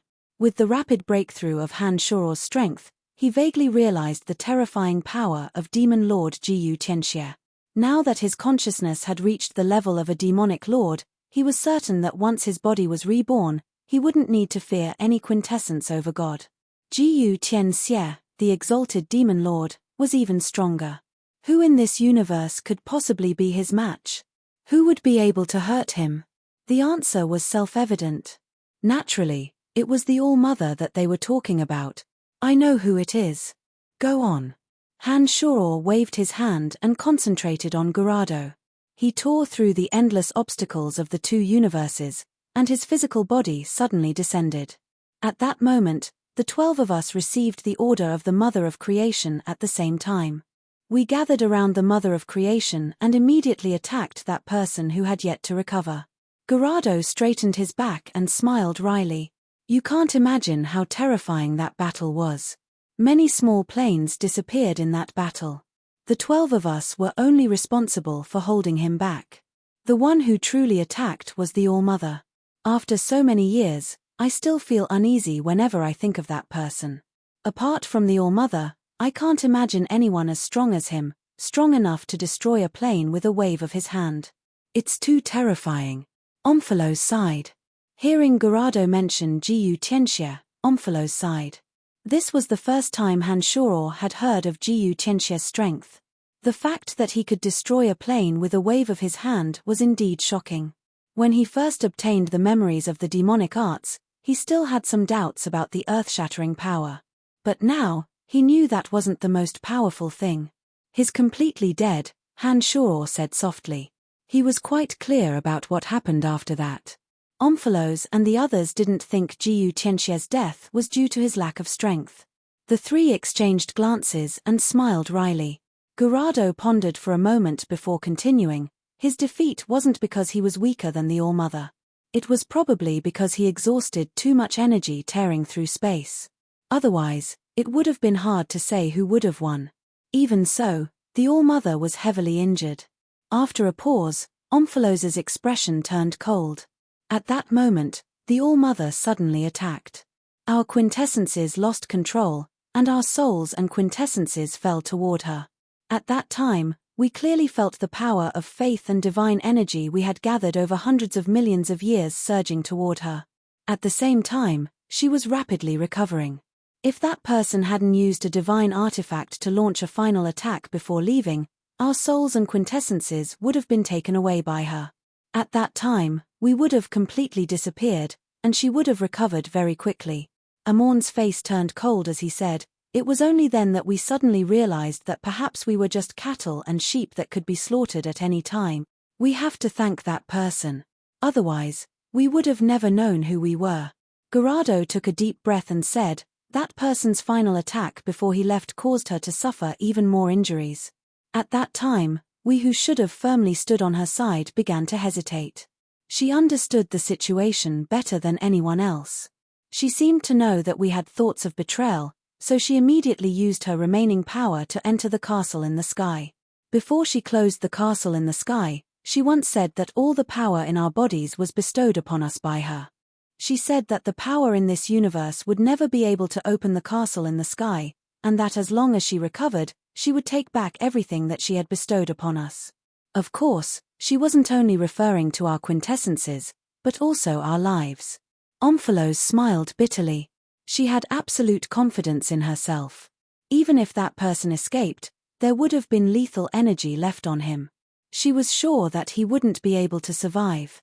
Gerardo said, that was indeed the case. That person didn't manage to escape and completely perished. However, she didn't expect that person to have a means to counterattack before he died. She actually managed to forcibly bring your soul from another universe. After a short pause, Gerardo continued, we only learned about you from the goddess of destiny later on. It wasn't until you set foot on Elysium that we were able to confirm what kind of power you had. Our divine souls and quintessences have long since fused together, so we can't cultivate another power. That's why we can only pin our hopes on you. We hope that you'll be able to open the castle in the sky. Those words had a huge impact on Han Shoror. Only now did he truly understand what had happened back then, as well as the old grudge between Jiyu Tianxie and the All-Mother. The All-Mother was currently recuperating in the castle in the sky. Once she felt that she had enough power to deal with the 12 quintessence over gods, she would naturally emerge from the castle in the sky. The 12 quintessence over gods were aware of this, but they were powerless to do anything about it. Although they seemed to be living a good life, they were constantly under the shadow of the All-Mother. You're saying that you plan to open the castle in the sky and kill her before she fully recovers? Han Shor immediately understood Nestet's plan. Without hiding anything, Kratos nodded and said, "That's right. We don't have a choice. Once she accumulates enough power, she'll naturally come out and take back our divine souls and quintessence. We've been her puppets for billions of years. We've given her most of the power of faith we've obtained. If she wants to kill us, we can't just sit around and do nothing. If that person hadn't appeared, we wouldn't have been able to resist her even if we knew that we were nothing more than her livestock. After all, she's far stronger than us. The 12 of us together wouldn't have been enough to deal with her. Fortunately, that person's appearance gave us a once-in-a-lifetime opportunity. With her injuries, we don't have to be so passive anymore," said Darkmantle excitedly. Han Shor stared blankly for a moment. He stared at the three of them carefully and suddenly asked, "Judging from your expressions, it doesn't seem to be as simple as killing her. Is there something in the castle in the sky that you've been yearning for?" Nestet, Darkmantle, and Garado's eyes flickered, but they didn't answer. Han Shor immediately understood that there must be something in the All-Mother that attracted them. The fact that the 3 quintessence overgods were so excited in front of Han Shor meant that they were coveting something that had broken their state of mind. Seeing that the 3 didn't want to reveal anything, Han Shor didn't want to get to the bottom of it. That thing was too far away for him right now. He'll find a way to ask when he's actually going to open the castle in the sky. "I know a little about the castle in the sky, but why are you in such a hurry to enter the battle of the gods?" asked Han Shor. "We can feel that the quintessence is demanding more and more power of faith. It's getting out of our control. Although we can't sense her presence, the quintessence's abnormality shows that her control over it has deepened. Although we've tried our best to control it, there's not much we can do. The goddess of destiny said that she'll come out of the castle in the near future. We don't have much time left." Darkmantle looked at Han Shor with a heavy expression and continued, "The battle of the gods is the key to opening the castle in the sky. Now that you're strong enough, we're in a hurry to leave." Han Shor was stunned. He felt sorry for Nestet and the others. It seemed that the All-Mother was too much of a threat to them. Han Shor felt a chill in his heart when he heard that she would come out of the castle in the sky soon. He knew that his existence was a greater threat to the All-Mother. Once she came out of the castle in the sky, the first one to need her help wouldn't be the 12 quintessence overgods, but him. Chapter 1004. As for why the War of the Gods must begin immediately, it is because even though she is in Eternia, she can still affect the 12 quintessences. For example, recently, we have been able to sense that the quintessences are trying to break free from the shackles of our divine souls and return to Eternia. Omphalos looked at Han Shor and continued, "It has been about 50,000 years since she entered Eternia. We don't know if she has regained some of her strength, but we have also sensed a powerful suction force from Eternia. Under such a powerful suction force, our quintessences are starting to lose control and are trying to break free from us and fall into Eternia." It was at this time that the goddess of destiny discovered the problem. She discovered that by filling the mirror of destiny with a certain amount of divine souls, she can affect the suction force from Eternia. Han Shor's face jolted and he said in a deep voice, "That is to say, she can only stop the suction force from Eternia by sending divine souls into the mirror of destiny." After hesitating for a moment, Han Shor continued, "The war that breaks out on Elysium every once in a while is part of your plan. You deliberately sacrifice enough divine souls to fill the mirror of destiny to resist the suction force from Eternia." "That's right." Omphalos did not deny it. He said, "We will also take the war of the gods seriously. It would be perfect if we could sacrifice our own people to fill the mirror of destiny. So every time the goddess of destiny intervenes, it means that the mirror of destiny has been supplied with enough divine soul energy. Han-Shoror was stunned. Omphalos nodded again. Han-Shoror took a deep breath and his face was filled with astonishment. He did not expect that the so-called War of the Gods would have such a huge secret. It was no wonder that the War of the Gods was inevitable. Suddenly, a strange light flashed in Han-Shoror's mind. He suddenly recalled some of Hegemon Kor's memories. He stared at Omphalos and asked, "You want to protect your subordinates. Why do you allow the god hunters to do as they please? I've heard that if there are too many gods in a certain religion, their quintessences will be affected. Is there such a thing?" Omphalos was also slightly surprised and said, "You actually know about this?" Nodding his head, Omphalos said, "There is indeed such a thing, but it is somewhat different from what you know. In addition to the replenishment of the power of faith and the cleansing of the sea of faith, the godhood also needs the continuous death of gods of the same system. Their deaths are also the foundation to maintain the godhood." Han-Shoror was stunned when he heard this. According to what Omphalos had said, the quintessence was a little too miraculous. It was as if all the gods who cultivated in the same energy were just food for the quintessence. The quintessence seemed to be using their lives as food. It needed to constantly replenish itself, but it couldn't eat too much at once. At this point, Han-Shoror had more or less understood some of the secrets about the battle of the gods, Eternia, Gu Tianxie the exalted demon lord, and the creator deities. However, Han-Shoror still didn't know why Nestet, Gerardo, and Omphalos had invited him here. "Alright, now can we talk about what you have invited me here to cooperate with?" Han-Shoror had completely understood. He took a deep breath and saw that his unusually excited state of mind was slowly calming down. Only then did he open his mouth to ask. Nestet and the other two, who had been patiently telling Han-Shoror about the battle of the gods and Eternia, suddenly fell into a collective silence after Han-Shoror asked this question. "Huh? What's wrong?" Han-Shoror was a little puzzled. "That's not it." Nestet smiled and glanced at Omphalos and Gerardo. He asked, "Do you think he's qualified to be on our side?" Omphalos and Gerardo carefully sized up Han-Shoror. After hesitating for a while, they nodded indifferently. "That's good." Nestet said, "We hope that you'll be on our side during the Battle of the Gods and try to minimize our losses. Also, when we're in Eternia, we hope that you'll work together with the three of us to advance and retreat together." "What do I get in return?" Han-Shoror hesitated for a moment before asking. "Originally, according to the agreement, once Eternia is broken, you'll lose your value, and we'll get rid of you first. After all, that person's power is too terrifying, and you'll be a great threat in the future." Nestet said solemnly, "However, if you agree to advance and retreat together with us, once Eternia is broken, we'll do our best to protect you. As for the future, we'll come to a conclusion after the matter with Eternia is over." Han-Shoror knew that once he opened Eternia, he would lose his value. It was only natural that the 12 quintessence over gods would abandon him. Gu Tianxie the demon lord was too much of a deterrent to them. Even if the 12 of them worked together to destroy the creator deities, Han-Shoror's existence was still the biggest threat. It was only natural that they wouldn't allow him to live. "You mean that after Eternia is broken, when others plan to attack me, you'll help me deal with them and protect me from being killed?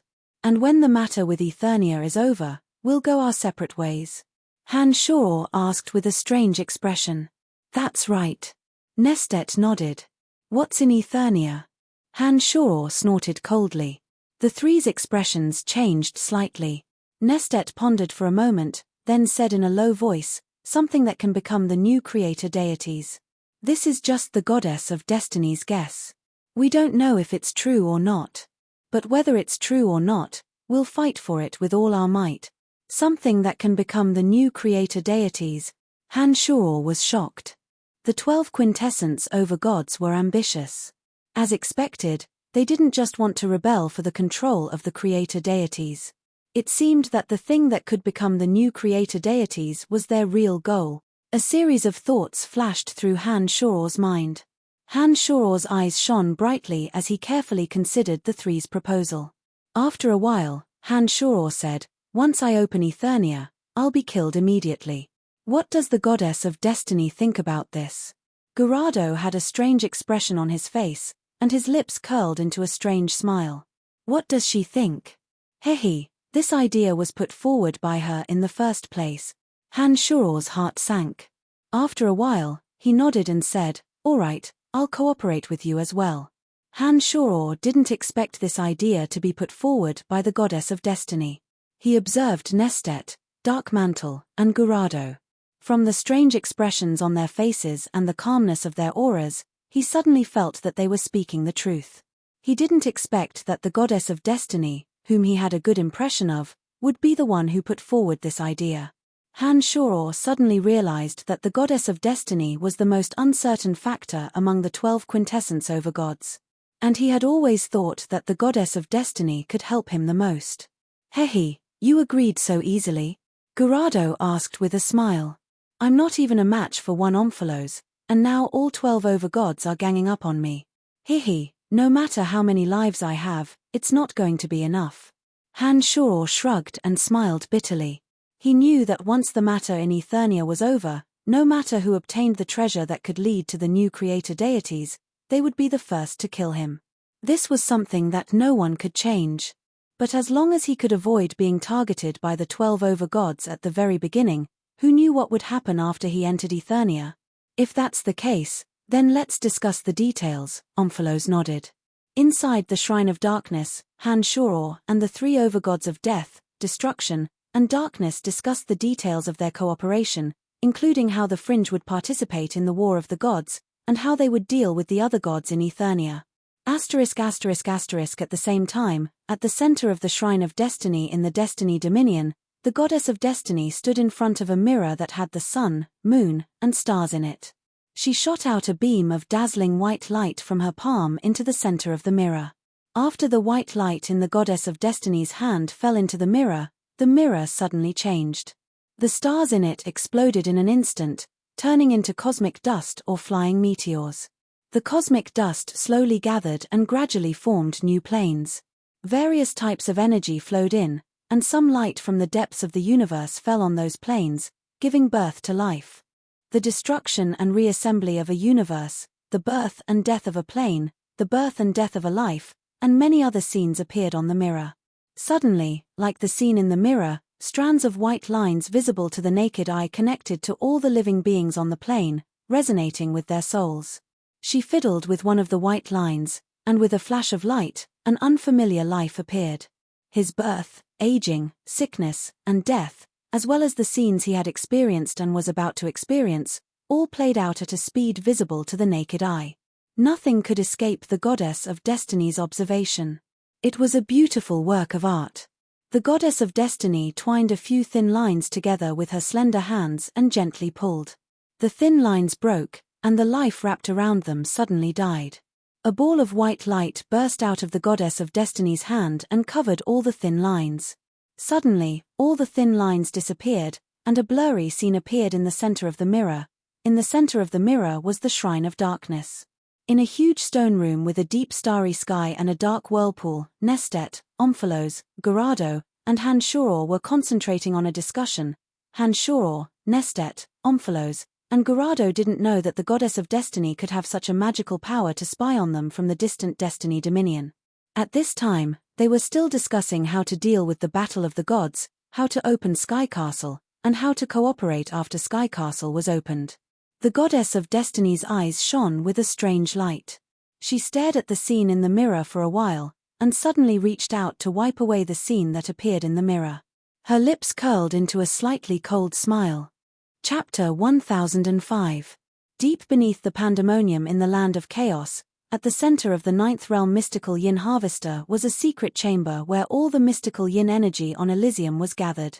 Han Shuor's body was sitting cross-legged, motionless. Electric sparks were coiling around his body like tiny snakes. For the past few years, Han Shuor had left most of the Fringe and Pandemonium's affairs to his family members.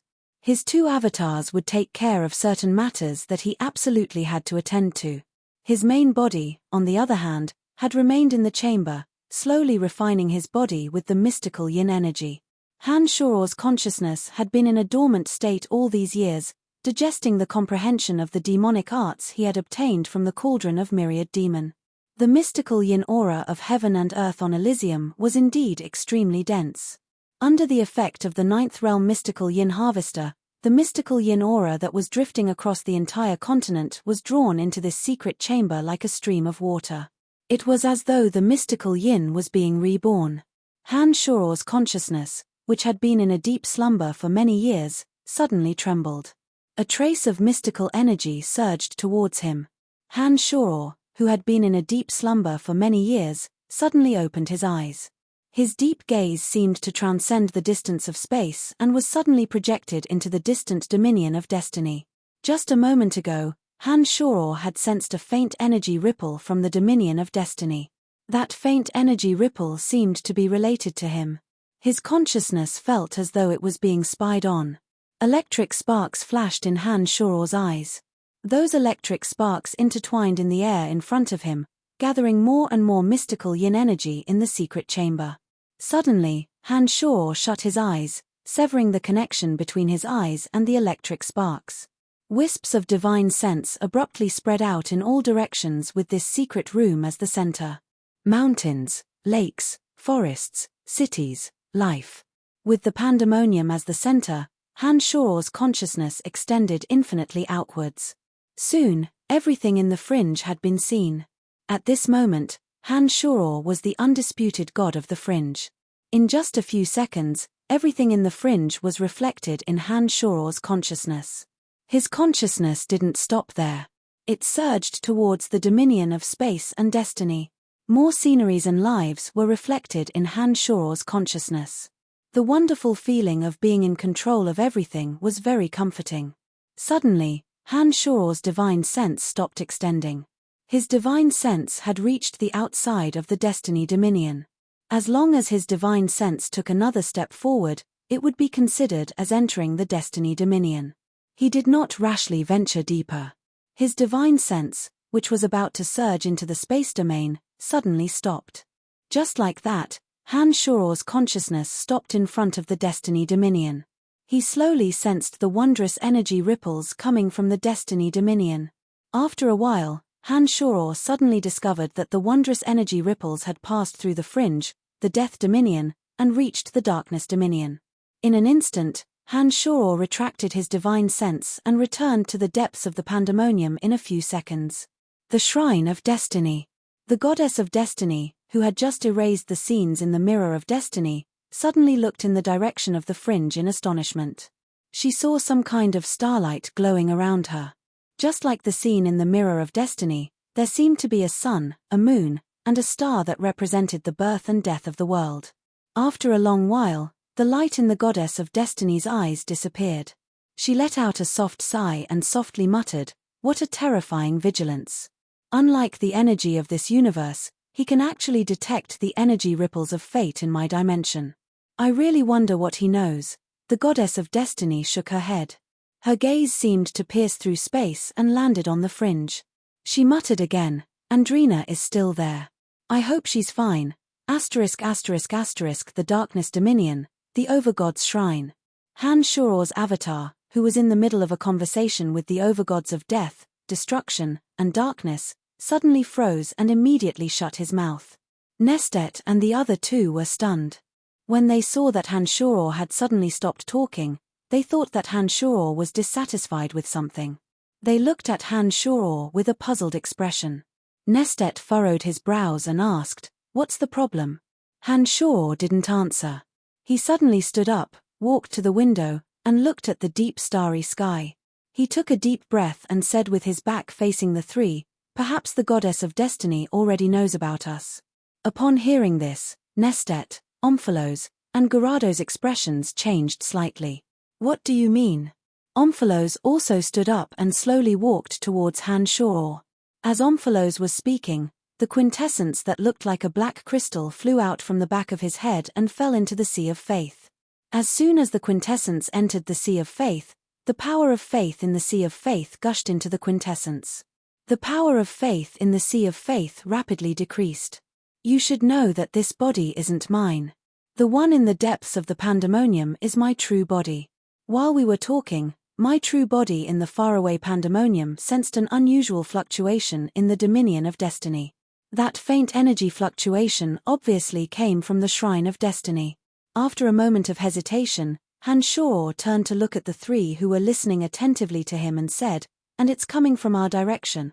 The eyes of Nestet and Gerardo flickered. No one knew what they were thinking about.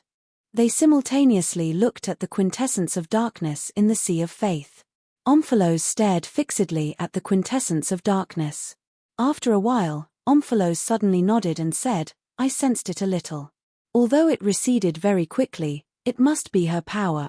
Han-Shor didn't know how Omphalos sensed it using the quintessence, but he seemed to have guessed it.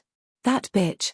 Gerardo grinned coldly and said, "She really thinks that she can control everything." Bitch, so what if she knows? We don't have to care about her." Han-Shor was stunned.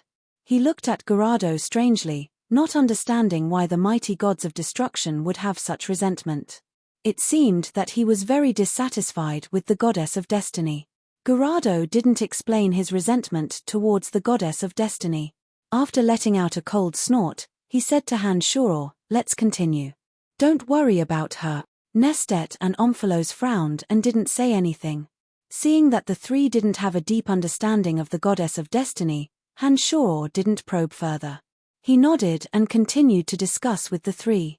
3 days later, Han-Shor walked out of the Black Domain forest and headed towards Hushvale City.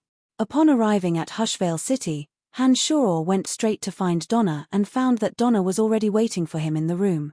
Donna's face was filled with joy. When she saw Han-Shor, she immediately called out softly, "You're here." Han-Shor took a step forward and grabbed Donna's hand. After sitting down, he smiled and said, "How is it? Did your father agree to let you leave with me?" "That's right. Ever since my father learned that you were invited here by the overgods of death, darkness, and destruction, he didn't try to stop me from returning to the land of chaos with you. He only told me to keep a low profile in the land of chaos, but not to suffer any grievances," said Donna with a sweet smile. "What are you talking about? What grievances can you suffer?" Han-Shor smiled and pulled Donna towards the exit. He said, "Since your father has nothing to say, let's go. You've reached an agreement with the three gods." When Donna recalled that Han-Shor had communicated with the quintessence of darkness, death, and destruction, she was at a loss of what to do. She felt rather inferior and wondered what she could do to help Han-Shor in the future. Back when Han-Shor had just arrived on Elysium, Donna was able to help Han-Shor with her strength. But now, Han-Shor was like a lofty mountain that everyone revered. In her eyes, Han-Shor was getting further and further away from her. She didn't know what she should do. Other than that, she was also worried that Phoebe, Emily, and Fanny would target her. After all, the Han family and the House of Lavas used to have a grudge against each other. Before going to the Fringe, Donna had been looking forward to it all day long. But now that she was going to the Fringe, Donna was even more nervous. "Let's not return to the Fringe for now. Let's go somewhere else," said Han-Shor after leaving Hushvale City. "Where are we going?" asked Donna in astonishment. "The Dominion of Wind," replied Han-Shor. The Dominion of Wind, the Valley of Howling Winds. Fierce winds howled within the valley. The wind in the valley between the two mountain peaks was so strong that it was terrifying. Even huge rocks were lifted into the sky. At a glance, the wind howled and sand and stones flew in the valley, giving people a strong shock. The Valley of Howling Winds was the headquarters of the god hunters in the Dominion of Wind. Not many people knew about it. Ever since Miller left and never returned, the god hunters in the Valley of Howling Winds had been divided into several factions. Without Miller as their hegemon, they were all vying for the position of hegemon. "I heard that the hegemon died in the Fringe. Lately, a guy called Han Hao has been consolidating the god hunter factions.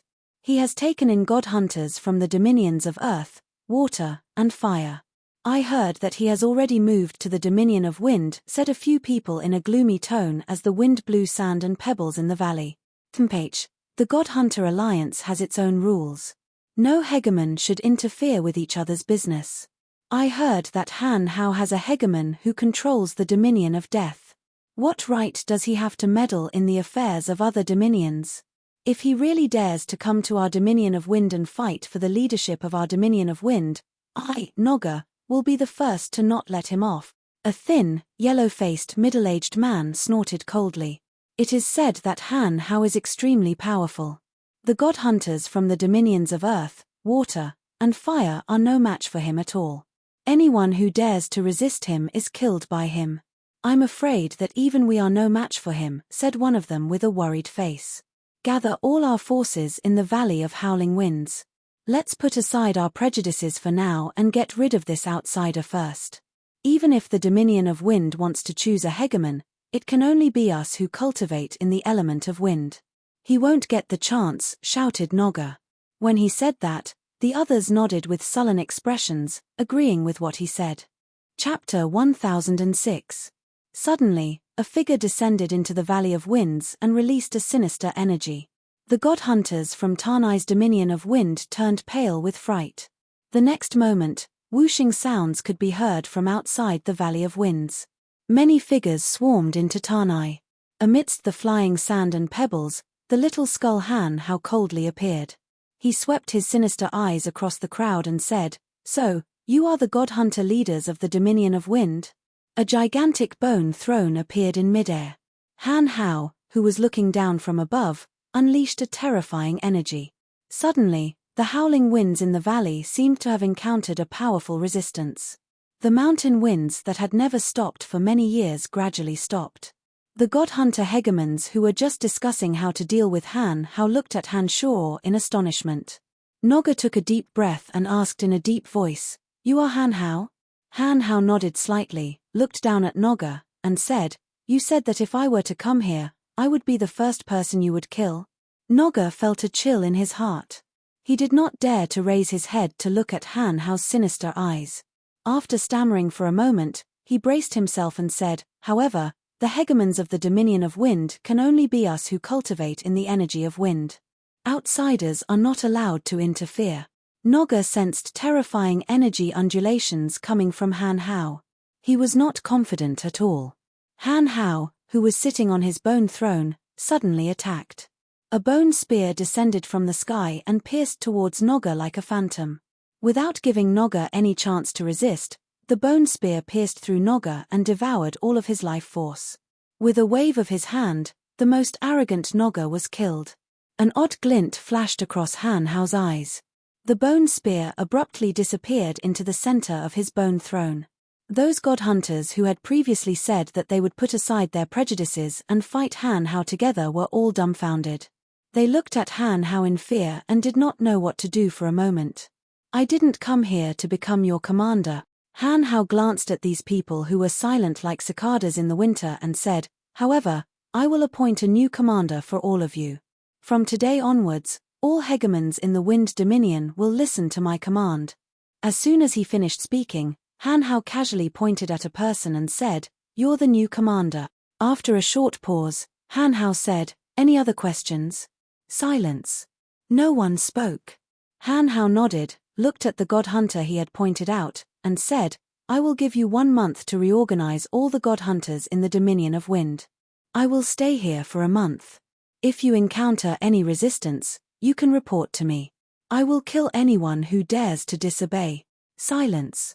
Silence again. "Get to work," Han Hao said impatiently after waving his hand. None of the so-called god hunter leaders in the Valley of Wind Howl dared to object. They left after being reprimanded by Han Hao. When they saw the sudden influx of god hunters in the Valley of Wind Howl, they felt even more terrified. "Polo, keep an eye on him," ordered Han Hao coldly as he glanced at Polo who was not far away from him. "I will." "Haha, I think they will do their job obediently," said Polo with a bow and a nod before he quietly left. In less than half a month, all the god hunter hegemons in the Valley of Wind Howl were reorganized under Han Hao's insufferably domineering authority. During that time, Han Hao did not personally take action. Anyone who disobeyed his orders was dealt with by Polo and his subordinates. Han Hao, who was in the middle of a cave in the Valley of Wind Howl, did not take a single step out of the cave. He was painstakingly comprehending the energy of the quintessence. Just as Han Hao was about to move on to his next target, Han Shaw arrived at the Valley of Windhowl with Donna. They easily found Han Hao, who was cultivating hard. "Father, why are you here?"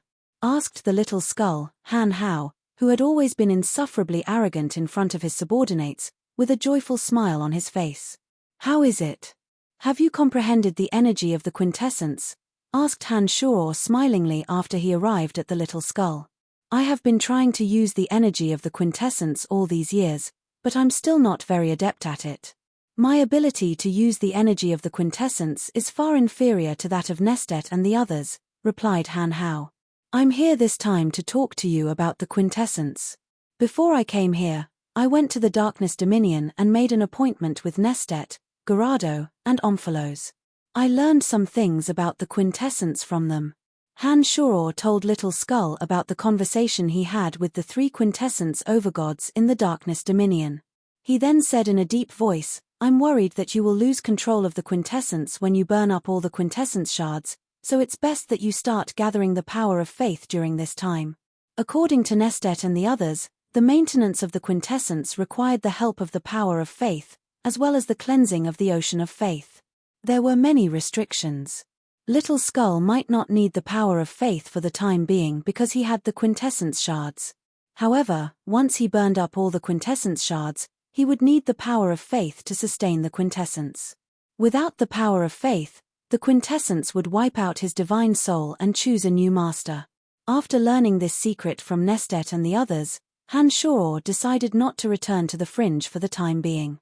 He immediately went to talk to Han Hao. Although Little Skull, Han Hao, was not in the fringe, he would send messages to the fringe from time to time. Therefore, Han Shaw knew Little Skull, Han Hao's whereabouts. However, in order to prevent their conversation from being heard by others, Han Shaw did not use any other means of communication with Little Skull. He only contacted Little Skull face to face to avoid any unnecessary trouble.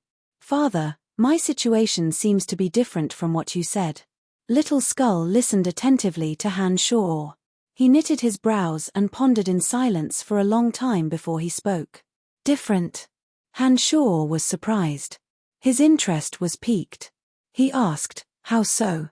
"My quintessence seems to be formed from the fusion of the quintessence of death and the demonic arts I cultivate. Now that the quintessence shard is gone, I don't feel that it needs the power of faith. Not only that, the quintessence is constantly releasing energy into my divine soul and body. It seems to be strengthening me at all times." Little Skull thought for a moment before he told his father what he felt. "What?" Han Shaw was shocked. He looked deeply at Han Shaw with a bewildered expression. After a long while, Han Shaw smiled bitterly and said, "Then I don't know what's going on. It's really strange. Could it be that your quintessence is different from Nestet's and doesn't need the power of faith to support it? I don't know. I don't feel any binding force from this quintessence. On the contrary, it seems to be helping me to become stronger and stronger." Han Hao looked delighted. He said, "If I meet Nestet now, even if I can't defeat him, he won't be able to kill me." Han Shaw smiled bitterly. He knew that Little Skull would never lie to him. In other words, he had absolute confidence in fighting Nestet and the others. During the trip to the Darkness Dominion, he was powerless against Omphalos. He wasn't even a match for Omphalos. According to Han Hao, Little Skull was even stronger than him. "Show me your strength." After muttering to himself for a while, Han Shaw suddenly laughed. He glanced at Donna who'd come in with him and said in a gentle voice, "Go out for a while, you'll be caught in the crossfire." Donna nodded with a wry smile and left gracefully. Listening to the conversation between Han Shaw and his son, she knew that their strength had far surpassed that of the commoners on Elysium. Although Elysium was vast, perhaps only the 12 quintessence overgods could pose a threat to the father and son. Donna knew very well what a quintessence overgod meant. If 2 quintessence overgods were to fight, even the slightest shockwave could obliterate her and destroy her soul. Donna deeply felt the gap between herself and Han Shaw. After Donna left, the father and son saw that the cave was sealed. Then, Little Skeleton carefully made his move. As soon as the bone spear appeared, the energy of violence, despair, death, and boundless resentment was released. Those energies gathered on the bone spear. The bone spear gently rotated and even space itself seemed to be torn apart, revealing dazzling specks of light. Han Shoror slowly closed his eyes as he sensed the energy from the bone spear. After a long, long time, he gently nodded and said to Little Skeleton, "Your energy is very special. It is based on the energy of death in this world.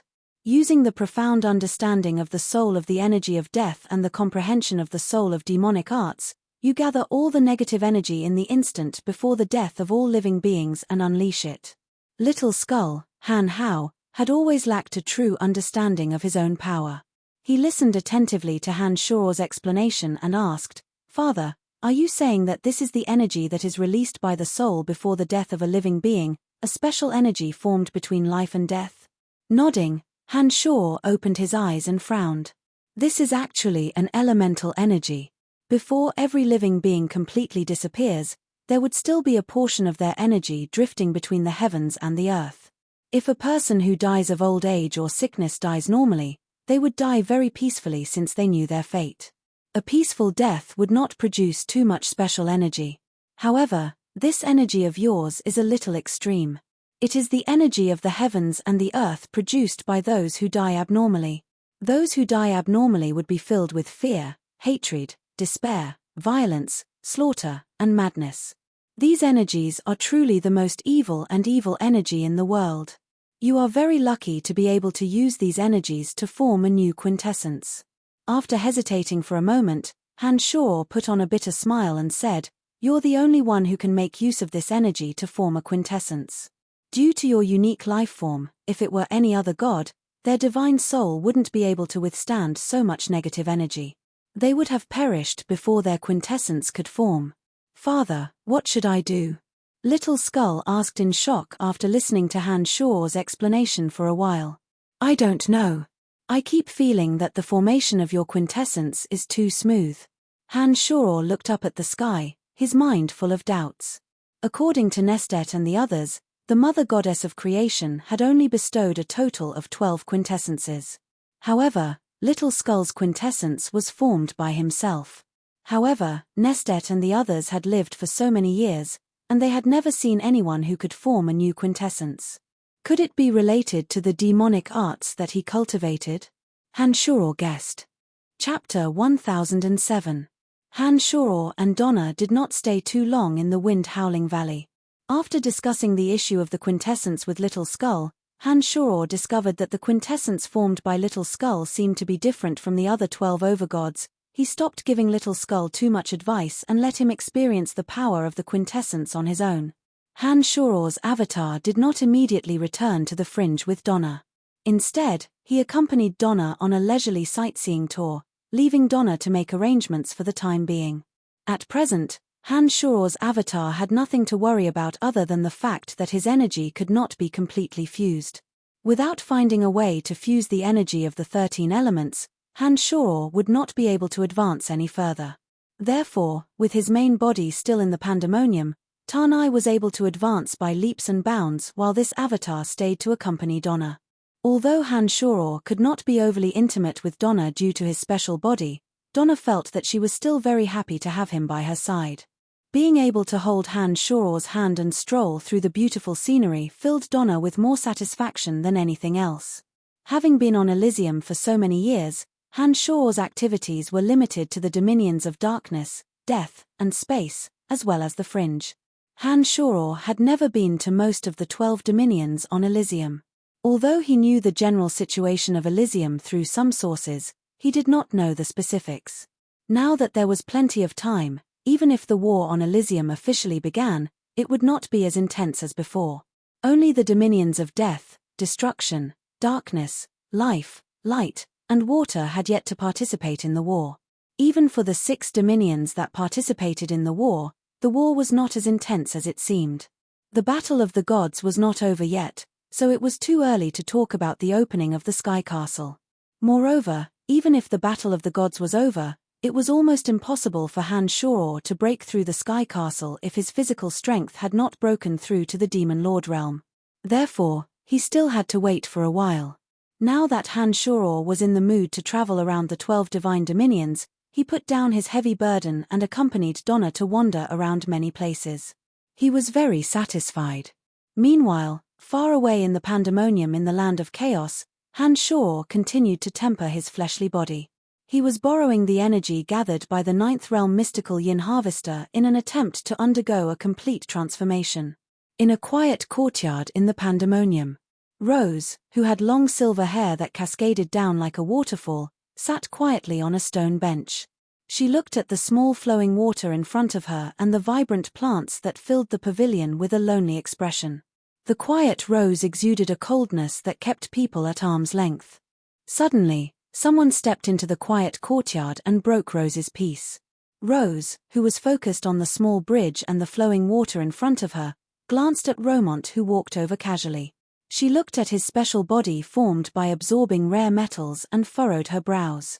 She asked, "Romont, what are you doing here? Your body seems to have changed again." Romont laughed and said, "I went to look for Han Jin a while ago. Andrina happened to be there as well. I wanted to ask the two of them about my recent abnormalities. I didn't expect that Han Jin and Andrina would join hands and beat me up. But my body feels really good after getting beaten up. My body's toughness has reached a whole new level. I really want them to beat me up every day." Rose was astounded. She stared blankly for a while before she recalled that both Han Jin and Andrina had special powers in their bodies. Romont's body would definitely benefit greatly if he could add some of the metal properties that Han Jin and Andrina had. "Romont, your current realm is a little strange. Do you know what realm your strength is at?" Rose asked after thinking for a while. "I don't know how to divide my current realm. But I met Salas a while ago. I tried to sneak attack Salas. After I was discovered, Salas didn't know it was me. He didn't hold back and attacked me ruthlessly. I took Salas's lightning attack head-on. After that, I found out that I wasn't injured at all. I recovered after a few days of recuperation," said Romont proudly. Rose flicked her white hair and said in amazement, "Salas is at the realm of a Lord God. His all-out attack actually couldn't injure you. Romont, you're very strong now." Romont laughed heartily and said, "I had to fight Salas later. His lightning power had no effect on my body. It could only numb my spirit. That's why I couldn't win. But even so, Salas had a headache. I really don't know why Brian is so powerful. He only changed my body slightly and I experienced such a huge change." After hesitating for a while, Romont said to Rose gratefully, "It's all thanks to you bringing Lord Brian to me. Otherwise, I'm afraid I'd still be sitting in that swamp, looking at the sky from the bottom of a well. I wouldn't be able to reach my current realm even after 1,000 years. Upon hearing about Han Shor, Rose put on a rather disappointed look. She said indifferently, "I haven't seen him for many years after he went underground. Although I've also reached late-stage high god, the difference between us is like heaven and earth." Rose's words were filled with helplessness and bitterness. Back then, when Han Shor first went to the Demon Mountain, he had no choice but to run for his life. But now, after a few decades, he was able to defeat her. And now, Han Shor had become an existence on par with an overgod of quintessence. The gap between the two was growing wider and wider. Back in the Darkness Dominion, Rose was the only high god by Han Shor's side. The two spent a lot of time together. Rose recalled the time when she and Han Shor wreaked havoc in Hushvale City and forced Hoffs to suffer. She also recalled the time they spent together on the journey from the Darkness Dominion to the Fringe. Now, Rose's enemies had long been killed by Han Shor, and the Fringe, which was known as the most chaotic place on Elysium, had been conquered by Han Shor. Han Shor's grand promise to Rose had come true. But she found that the gap between her and Han Shor was growing wider and wider. This made Rose very disappointed. Sometimes, she even regretted bringing Han Shor to the Fringe. Rose would think that if Han Shor wasn't so powerful, perhaps the gap between them wouldn't be growing wider and wider. With that thought in mind, Rose couldn't help but look down at the ground beneath her feet. She wondered what Han Shor was doing in the secret chamber. "Rose, come here." Suddenly, a voice sounded in the depths of her divine soul. Rose turned pale with fright. She immediately realized that it was Han Shor's voice. She stood there blankly, not knowing what to do. What's wrong? Roman couldn't help but ask when he saw her in a daze. He's looking for me. He's looking for me. Rose couldn't hide her surprise and excitement. After saying those words, she hastily headed towards the underground tunnel, ignoring Romont's strange expression. Chapter 1008. Rose's excitement was undisguised. She did not expect that she would behave so differently from her usual nonchalant self. Romont looked on in astonishment as she hurried away. It took him a while to react. He looked down at the tunnel leading to the pandemonium and mumbled to himself, "I'm afraid Tanai is the only one who can use his divine sense to communicate directly." Romont had been in the pandemonium for quite some time now. He knew how powerful Han Shuror was. Ever since Han Shuror killed Jar in one fell swoop more than a decade ago, everyone in the pandemonium had realized just how powerful Han Shuror was. For example, the 5 elite zombies, Sanguinar, and other core members of the Han family, Han Shuror had always used his divine sense to communicate with them. Romont had more or less heard about this. When he saw that Rose was talking to herself excitedly, he guessed that Han Shuror must have used his divine sense to communicate with her. Rose's surprised expression gave him more ideas in his mind. "Come with me to the center of the underground palace." Just as Roman's imagination was running wild, a piece of consciousness suddenly flashed directly in his divine soul. He was taken aback and subconsciously turned his head to look around. When he found that there was no one around, he suddenly understood. What's the matter? Romont was not used to communicating with others in such a way. It took him a while to figure out how to communicate with his divine sense. "We're talking about the battle of the gods," Han Shuror replied. Roman asked no more questions and followed behind Rose into the underground tunnel. He was secretly amazed as he did not know how Han Shuror could directly enter his divine soul to send messages. Suddenly, Roman felt a chill in his heart as he thought of another possibility. Since he could directly transmit a message to his divine soul, if he used this kind of power to attack his divine soul, wouldn't he be unknowingly attacked? With that thought in mind, Romont felt a little fearful as he approached the underground palace. He suddenly realized that even if Han Shuror didn't face him head-on, he could destroy his divine soul in an instant with a direct attack on his divine soul. Such an attack was too horrifying. It meant that as long as Han Shuror wanted to kill someone, no one within range of his senses would be able to escape. Unless, of course, he could stop Han Shuror's formless soul energy from attacking him. Romont knew that he didn't have the strength to do so, and he didn't think that Tanai and many others could do it. In fact, this was indeed the case. Over the years, as Han Shuror's consciousness had improved by leaps and bounds, his consciousness had once again gained a miraculous power in the Demon Lord realm. Now, with Han Shuror's consciousness, the entire fringe would be reflected in his consciousness. Using the power of his consciousness, Han Shuror could deal a fatal blow to any living being that he could sense. As long as his consciousness was in range, no one would be able to escape from his attack. In other words, if Han Shuror wanted someone dead in the fringe, he wouldn't even need to leave the fringe. As long as he had the thought, that person would be annihilated in body and soul. Rose was overjoyed. She walked to the center of the underground palace and saw Sanguinar, the 5 elite zombies, Phoebe, Emily, and the other members of the Han family. But her face turned a little gloomy. She thought that Han Shuror had asked her to come alone, but it turned out that wasn't the case. Soon enough, more and more important figures of Tanai arrived from all over the place. Statholm the old monster, Aamike Cotton, and the other core members of the Han family had gazes as sharp as lightning. It appeared that they had all made rapid progress over the years. All these years, the members of the Han family had been cultivating diligently in Tanai.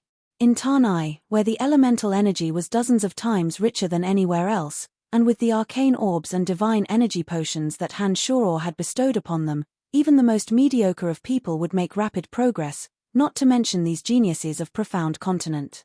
Gradually, all the core members of the Han family had gathered. They were very familiar with each other and were enthusiastically discussing Tanai's recent movements. They were also curious as to why Han Shuror, who had been in seclusion in the fringe, would summon them. Everyone knew that Han Shuror must have something important to announce, and that was the focus of their discussion. However, As they had been cultivating on their own, they did not know the specifics of what was going on.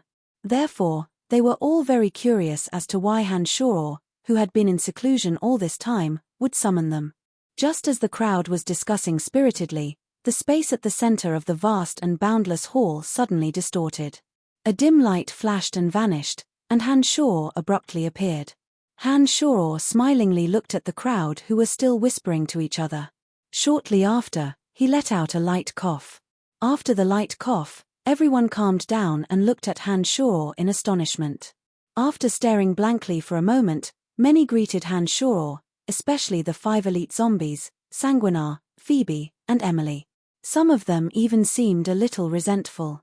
Gilbert even said that it had been a long time since they last saw him.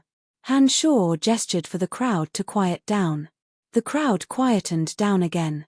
Shortly after, Han-shoror smilingly said, "Let's sit down and talk." The spacious hall was filled with stone benches and chairs of all sizes. After everyone was seated, Han-shoror said, "I have gathered all of you here to tell you something. Back then, I said that we would not participate in the Battle of the Gods. But now, I know that this is no longer up to us. Since it is unavoidable, we can only prepare in advance." Upon hearing Han-shoror mention the Battle of the Gods, the crowd immediately became solemn. No one dared to speak carelessly anymore. Although only the 6 divine territories were participating in the War of the Gods, and the battle was still on a small scale, the War of the Gods in the past had never ended so easily. Many people would die in each War of the Gods. This War of the Gods would most likely be no exception. Back then, when Han-shoror did not participate in the Battle of the Gods, the crowd did not pay much attention to it. But now that they heard that Han-shoror was going to participate, their expressions turned grave. The Battle of the Gods this time will be even more tragic than the previous ones. Han-shoror knitted his brows and warned them in advance, other than the dominions of death, darkness, destruction, life, light, and water, the rest of the dominions will have to avoid participating as well. There will always be people who will perish in this battle. Even the dominions of destiny and space can't avoid it. Goran asked in astonishment. As a native god of Elysium, he had obviously heard too much about the Battle of the Gods. He more or less knew what had happened on Elysium in the past few battles of the gods. The dominions of destiny and space had always been neutral parties. There was one time when the dominions of space had secretly made some moves, but the dominions of destiny had never participated in the Battle of the Gods. Instead, they had acted as mediators. Han-shoror nodded and said, "That's right, no one will be able to escape. This Battle of the Gods will be more tragic than any of the previous battles of the gods." Chapter 1009. "What should we do?" asked Goran solemnly.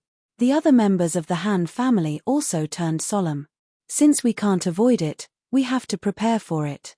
Han-shoror smiled, looking rather relaxed as he said, "I have discussed it with the overgods of destruction, darkness, and death. The Fringe will form an alliance with them in the upcoming War of the Gods." Those in the House of Han who didn't know the truth were all shocked. They didn't know when Han-shoror got involved with the dominions of destruction, darkness, and death. They agreed. Statholm the old monster was shocked. Han-shoror nodded and explained, "I personally went to the Dominion of Darkness and discussed it with Nestet, Gerardo, and Omphalos. Once the War of the Gods starts, the Fringe will form an alliance with them to deal with the forces of the God of Light." The crowd did not know when Han-shoror went to the Fringe.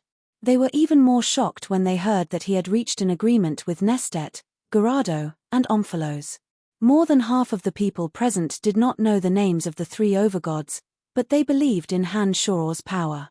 They were a little excited to hear Han-shoror swear that he had reached an agreement with the 3 overgods. To them, a quintessence overgod was an invincible existence. He was like a towering mountain, and no god in the universe would dare to make an enemy of a quintessence overgod. Before the 12 tyrannical existences, they were just servants who could only obey their orders. Other than a few experts in the cities of the 12 dominions, not many people had ever seen the quintessence overgods, nor did they know the might of the quintessence overgods. Everyone in the pandemonium was dumbfounded to hear that Han-shoror was talking about the War of the Gods with the 3 quintessence overgods. What did this mean? Goran, Romont, and the others were filled with excitement. They weren't kind people to begin with, so they weren't afraid of the so-called War of the Gods. After living in the fringe for so long, a peaceful life would only make them feel depressed. Before that, we must unite all the forces in the fringe, said Roland. Glancing at Statholm, Mike, and the others who were good at strategizing, he said, I've already communicated with Salas and Wasis. They will gather their forces. Go to Hexopolis and communicate with them in detail to determine a detailed plan. With Han Shoror's powerful divine sense, he could also contact Salas and Wasis. Since the two of them had stronger divine sense, it was easier to communicate with them. He could directly use his divine sense to determine a general plan. After explaining the situation to them, Han Shoror smilingly said, perhaps this war will make the fringe stand out from the rest. Celestial Pearl and Goldstone Enterprise, take out all the good stuff they've accumulated over the years and use it on our own people. The fringe was currently under Han Shoror's control. His opinion was the order. Salas and Wasis would do as he said. However, Han Shoror treated them well. He didn't intend to use them as cannon fodder in this war. He planned to have the Celestial Pearl and Goldstone Enterprise refine enough medicines, divine armors, and divine weapons to upgrade their equipment before the war in the fringe. Under Han Shoror's command, the pandemonium started moving in an orderly manner. The 5 elite zombies were dispatched to Hexopolis to form a tight defense around the city. With Andrina, Han Jin, and the others in charge, Hexopolis defenses would be greatly improved in a short period of time. The pandemonium started discussing the strategy for the War of the Gods. Many ideas were put forward. After a while, the general strategy was finalized. Under Han Shoror's command, the pandemonium departed. Only Sanguinar, Gilbert, Bolans, Phoebe, Emily, Fanny, and Jasper stayed behind. Sanguinar, Gilbert, and Han Shoror asked Han Shoror about some demonic arts they didn't understand. Phoebe and the others simply missed Han Shoror and wanted to have a private conversation with him. When Rose saw that they were surrounding Han Shoror, she felt a little disappointed. She had something she wanted to talk to Han Shoror about. Thinking about the distance between her and Han Shoror growing further and further apart, Rose felt a little sour in her heart. After hesitating for a moment, she suddenly took a step forward and said to Han Shoror in an indifferent manner, Brian, I wish to leave the fringe for a while. Han Shoror, who was explaining the mysteries of demonic arts to Bolans with a frown, was rather surprised to hear Rose's words. He looked at Rose in puzzlement and asked, What's wrong? Aren't you happy here? When Phoebe and the other ladies who had been staring at Han Shoror and asking him questions saw Rose bid farewell to Han Shoror, they were rather surprised. They stared at Rose for a moment and then at the puzzled Han Shoror. They secretly exchanged glances with each other. Tanai is now filled with experts. With you around, no one would dare to do anything to the pandemonium. I don't have much use in Tanai anyway. I seem to have reached a bottleneck in my cultivation. I'm planning to travel to the 12 Dominions. Perhaps I can gain a better understanding of the energy of darkness there. Rose's expression was natural. However, when she saw the probing gazes of Phoebe and the other ladies, her eyes suddenly flickered. The elemental energies in Tanai are many times denser than in other places. Tanai also has more experts and it's easier to communicate with them. I feel that it will be easier for you to improve in Tanai. Han Shoror furrowed his brows and continued, not to mention that Elysium hasn't been peaceful recently. Even with your strength, you will still be in danger. Why are you in such a hurry to leave? Emily smiled and suddenly walked to Rose's side. She abruptly held Rose's left hand and said sincerely, Yes, why are you leaving now? We are all very grateful to you. If it weren't for your help back in the Darkness Dominion, we wouldn't have been able to establish a foothold there. Recently, we have been busy with our cultivation and haven't had much time to socialize. Please don't blame us. We will get to know each other better in the future. Rose didn't seem to be used to having her arm held so intimately by Emily.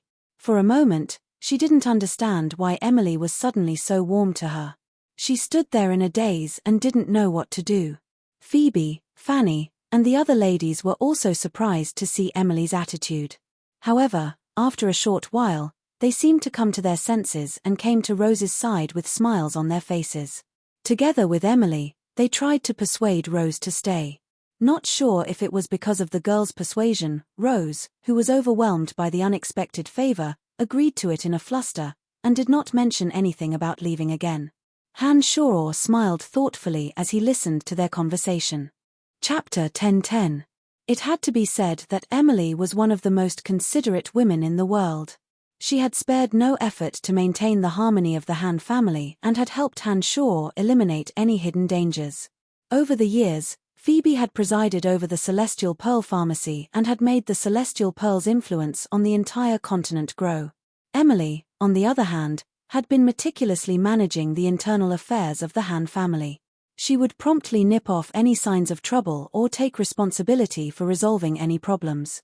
Emily had indeed played a significant role in allowing Han Shoror to hide in the valley and meditate in peace. This time, Emily seemed to have noticed Rose's abnormality at a glance. Before Han Shoror could fret, she calmed Rose down so that she would not affect Han Shoror's cultivation. Under Emily's persuasion and the amiable smiles of Phoebe and the other ladies, Rose was somewhat overwhelmed by the favor. She agreed to Emily's suggestion and gave up on the idea of leaving Tanai. Why would she want to leave? Not only did Tanai have an abundant supply of the element of darkness, it also had the enormous resources of the Han family. She could hide here and cultivate in peace. Other than that, Tanai also had someone she couldn't bear to part with. If it wasn't for the fact that she was depressed, she definitely wouldn't have left.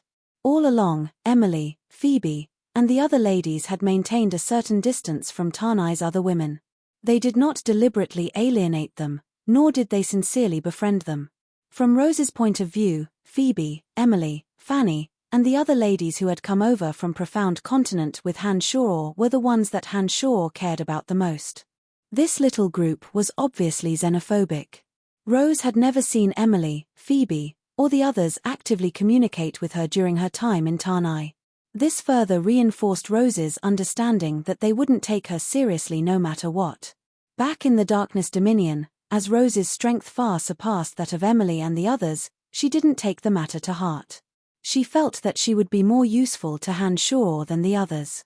However, ever since they came to the Fringe, with the help of the enormous resources of the Han family, Han Shoror's arcane orbs, and divine potions, Phoebe and Emily had rapidly improved and caught up to Rose. Not only that, Emily and Fanny, who had obtained the arcane orbs refined from Asa and Logue's divine souls from Han Shoror, had improved far faster than Rose had imagined.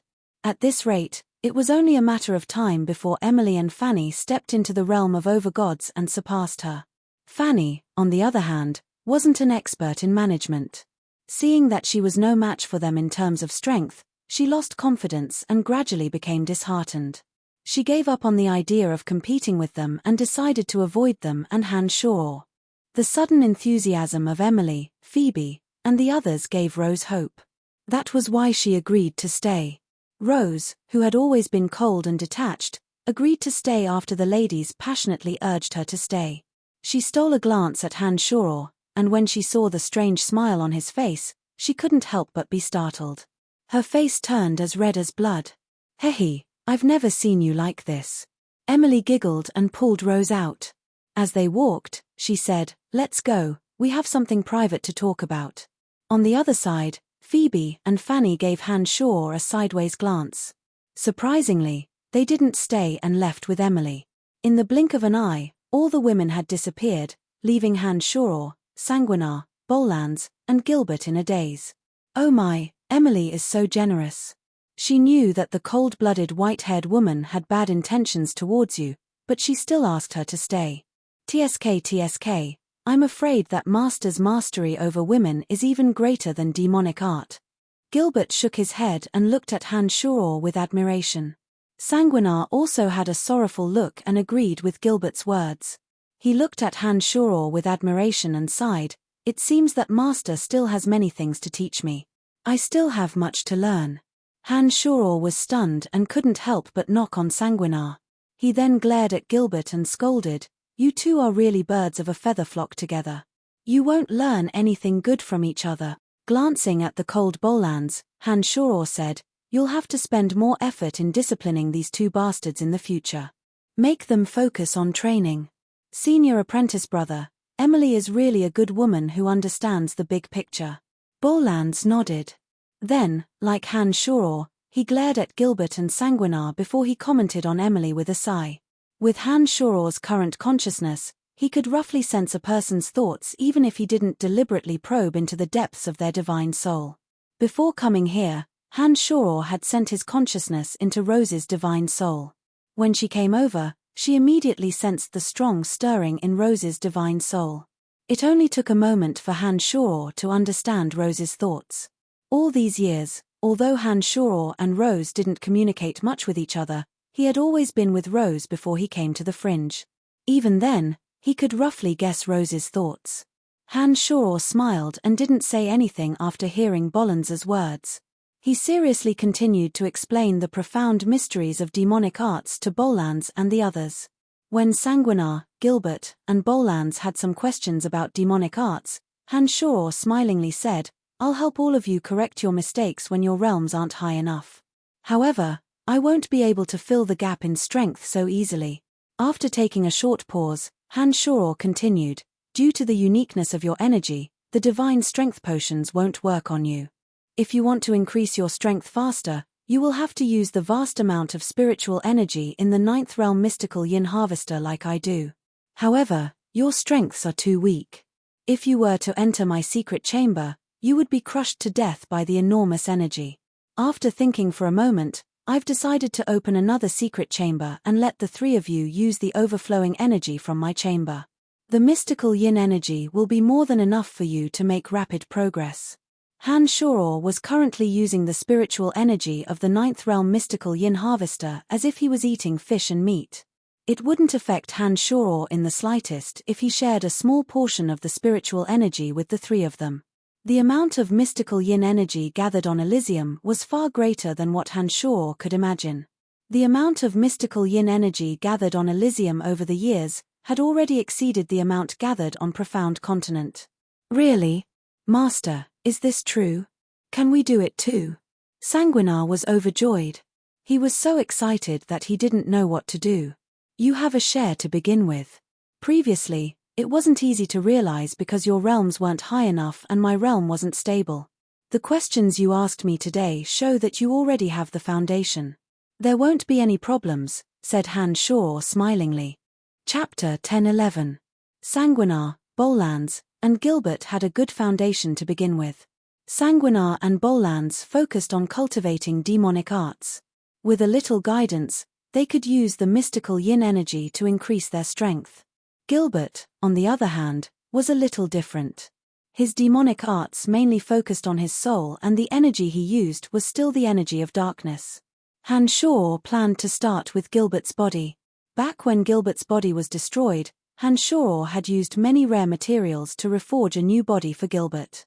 This new body was forged using the same methods used to forge demonic weapons. This time, Han Shoror also planned to refine Gilbert's body with the mystical yin energy from Tanai. Be it Sanguinar, Bollands, or Gilbert, none of them could compare to Han Shoror due to their weak foundations. Compared to the orthodox demonic arts Han Shoror had obtained from the cauldron of myriad demon, the three of them could only be considered as offshoots of the demonic arts. The 9th realm mystical yin harvester contained incomparably dense mystical yin energy. It would be a little too extravagant to use that energy to refine Han Shoror's body.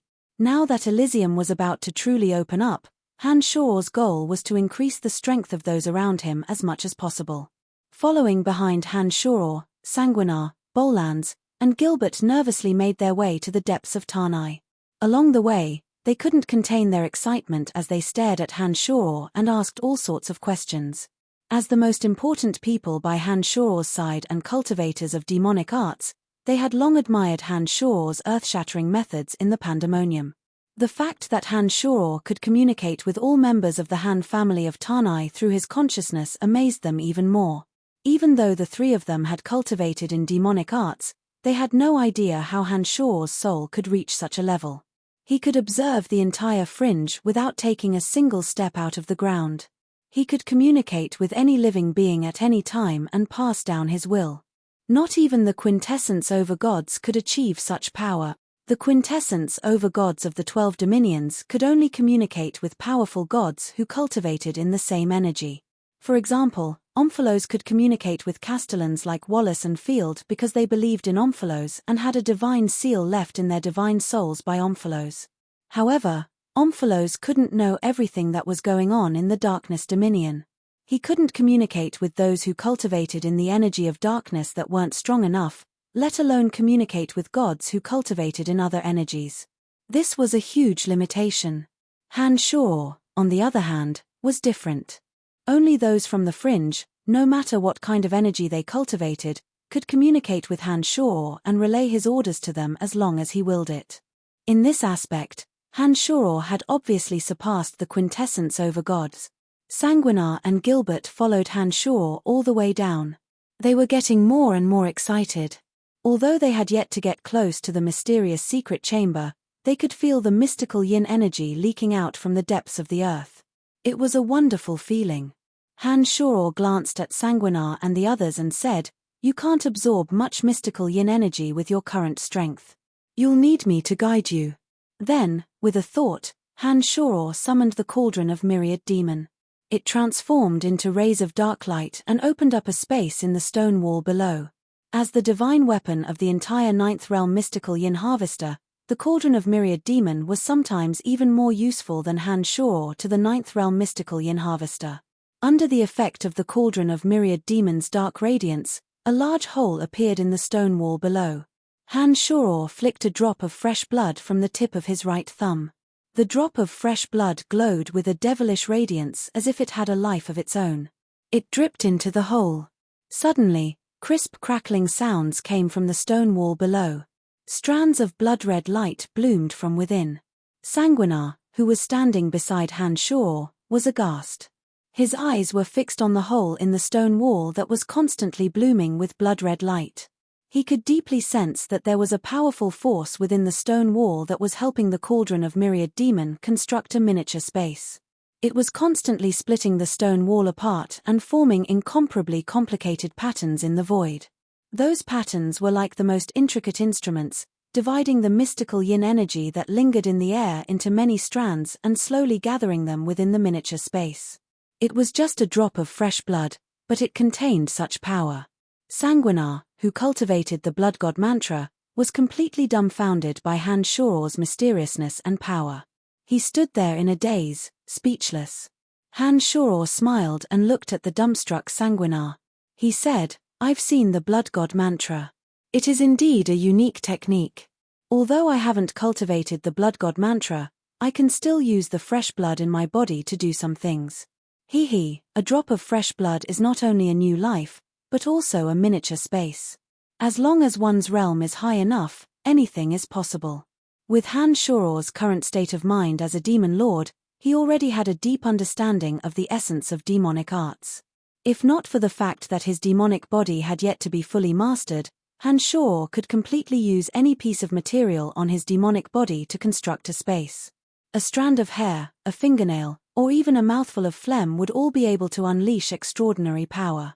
When the incomparably vast mystical yin energy allowed Han-Shor to be reborn, every cell in his body contained unimaginable power. Once both his state of mind and demonic body reached the demon lord realm, anything on Han-Shor's body would be a treasure. Sanguinar looked at Han-Shor with a look of worship. He sighed and said, "Master, is this the realm of blood immortality?" Shaking his head, Han-Shor smiled and said, "Blood immortality means that a drop of fresh blood can transform into a life, and this life is still you. In other words, as long as you have a drop of fresh blood, you can use it to be reborn. As long as your blood doesn't dry up, you will never die. With your strength, it won't be difficult for you to reach this realm." The so-called blood demon realm refers to the realm of blood immortality.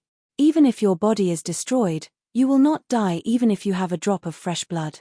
I don't cultivate the blood god mantra. I only cultivate pure power.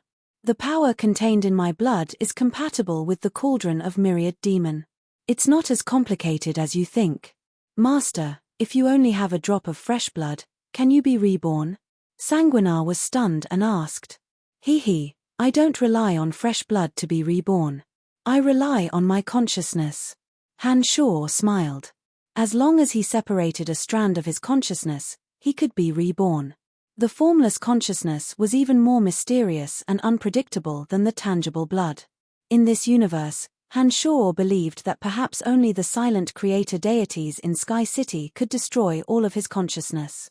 In other words, Han Shor, whose demonic body had yet to be fully mastered, was almost an immortal existence in this universe. Chapter 10-12. As Han Shor spoke, the drop of blood and the energy of the cauldron of myriad demon had split open a small space within the stone wall.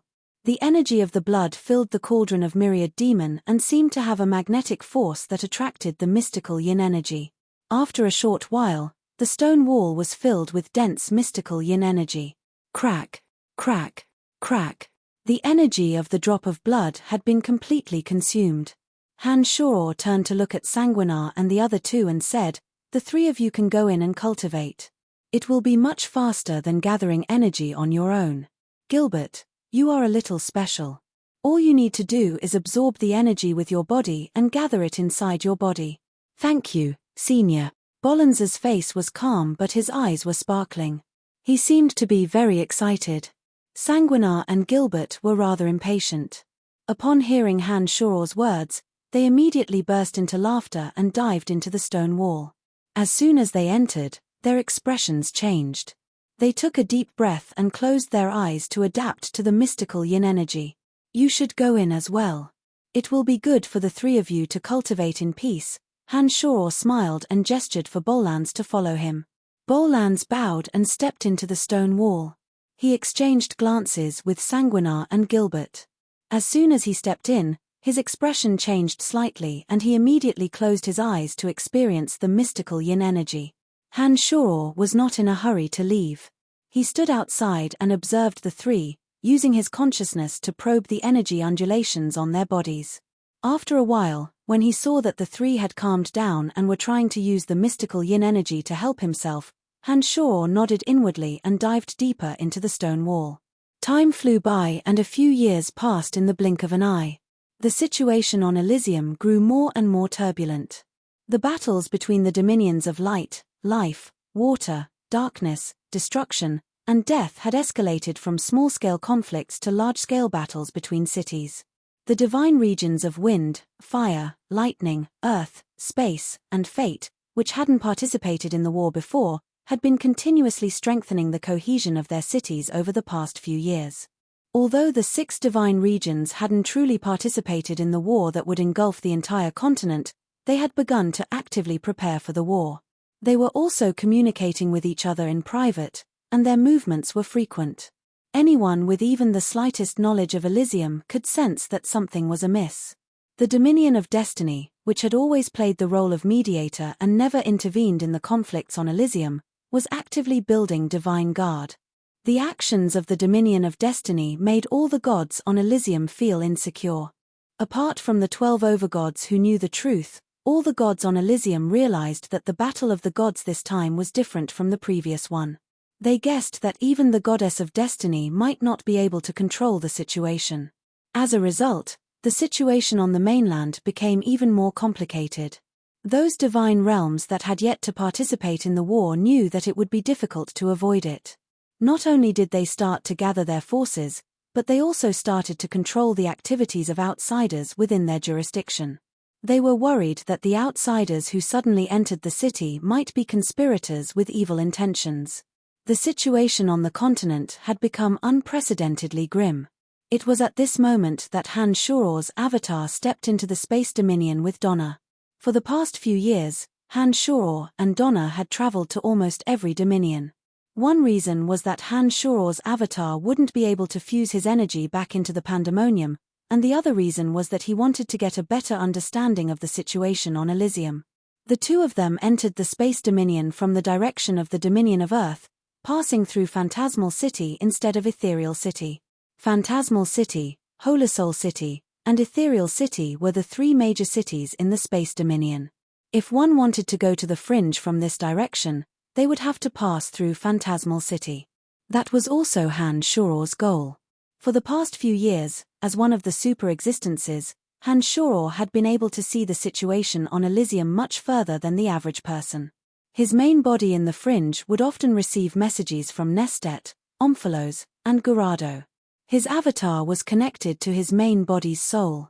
Even if his avatar was on Profound Continent, his avatar would still be able to receive any messages from his main body. Han, whose mental state had reached the level of a demon lord, could communicate with his main body and avatar without any spatial barriers. As long as they were in this universe, they would always be connected. Through the messages from Nestet, Han, and Omphalos, he had more or less learned about the movements of those at the peak of Elysium. He knew that the goddess of destiny had been in contact with the god of light, and that the quintessence overgods who remained neutral had been in contact with them in private. The only one who hadn't received any news was the overgod of space. It wasn't just Nestet and the others. It was said that the overgod of space hadn't participated in the War of the Gods ever since the goddess of destiny proposed it. Even at this sensitive time, the overgod of space hadn't returned to Elysium. No one knew where he was. Han avatar in the fringe had already contacted McKinley, but McKinley said that he hadn't received any instructions from the overgod of space. It was as if the overgod of space had disappeared for no reason. Many years ago, during the War of the Gods, the overgod of space, Nestet, Omphalos, and Gorado had joined forces with the overgod of space. This time, the three of them were planning to form an alliance with the overgod of space. Han naturally wouldn't have any objections. However, Nestet and the others were rather anxious about not being able to contact the overgod of space. Therefore, they entrusted Han to make a trip to the Dominion of Space to see if he could communicate with the overgod of space. And the overgod of space was located in Phantasmal City. That was why Han had come to Phantasmal City. Seeing that the situation on the continent was getting more and more complicated, Han was in a hurry to contact the overgod of space. Not long after they arrived at Phantasmal City, Han sent Donna to the fringe alone. Ever since Nestet and the others entrusted Han with contacting the overgod of space, Han avatar in the fringe had tried to break through to the Dominion of Space with his consciousness. However, he couldn't find any trace of the overgod of space. When his consciousness reached the overgod of space, it was blocked by a force of space. Han needed to transform his demonic body as soon as possible. Coincidentally, his avatar happened to be passing by, so he sent his avatar over. Overgods of quintessence were prideful people. They wouldn't want to meet those who weren't qualified. Therefore, Han had no choice but to send Donna back to the fringe first. With the protection of his main body's powerful consciousness, Han wasn't worried that Donna would be in any danger. When he arrived at the vast ocean where the overgod of space was, Han dived into the ocean without hesitation. As soon as he dived into the ocean, Han discovered that he was enveloped by a mysterious force. It was as though he had fallen into another dimension. "You're finally here." An aged voice suddenly rang in Han two souls. Han avatars that had been forcefully twisted together using the force of space suddenly split apart. Chapter 10:13. This was a blue world. The vast ocean was clear, and the bottom was clear. All sorts of strange creatures wandered about peacefully. The blue ocean was brimming with vitality. Han was in the vast ocean. Before he could look around, an old and powerful voice rang in his soul. The next moment, a blue light flashed in front of Han. Before Han could react, the blue light suddenly expanded and pulled both of Han avatars into it. The sky was vast, and the grey smoke was so thick that it could not be dispersed. It was empty and boundless. There was no elemental energy, no abnormalities of the laws.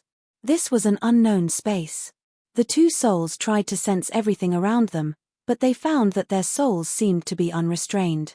With a thought, they couldn't help but spread out in all directions, but they didn't find anything. It was as if they were wandering in a deep dream. "You're finally here," the old voice rang out again, filling the entire space. In an instant, the space suddenly changed. The originally vast and dark world was suddenly filled with colorful colors. Mountains and rivers rose from the ground, and the thick smoke was blown away by the strong wind.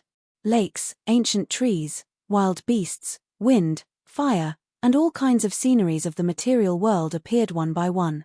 The deep dream seemed to suddenly become real. The two souls that stretched out endlessly into the distance suddenly returned to their bodies.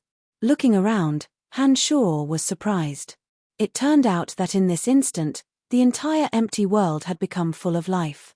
Everything in the world, beasts, birds, wind, fire, thunder, and lightning, was presented in front of Han Shuo one by one. This was an incomparably real world. Master God of Space. Han Shuo's two avatars shouted at the same time.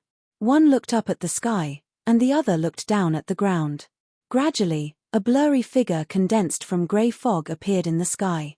The earth was torn apart, and the geocentric fire soared into the sky.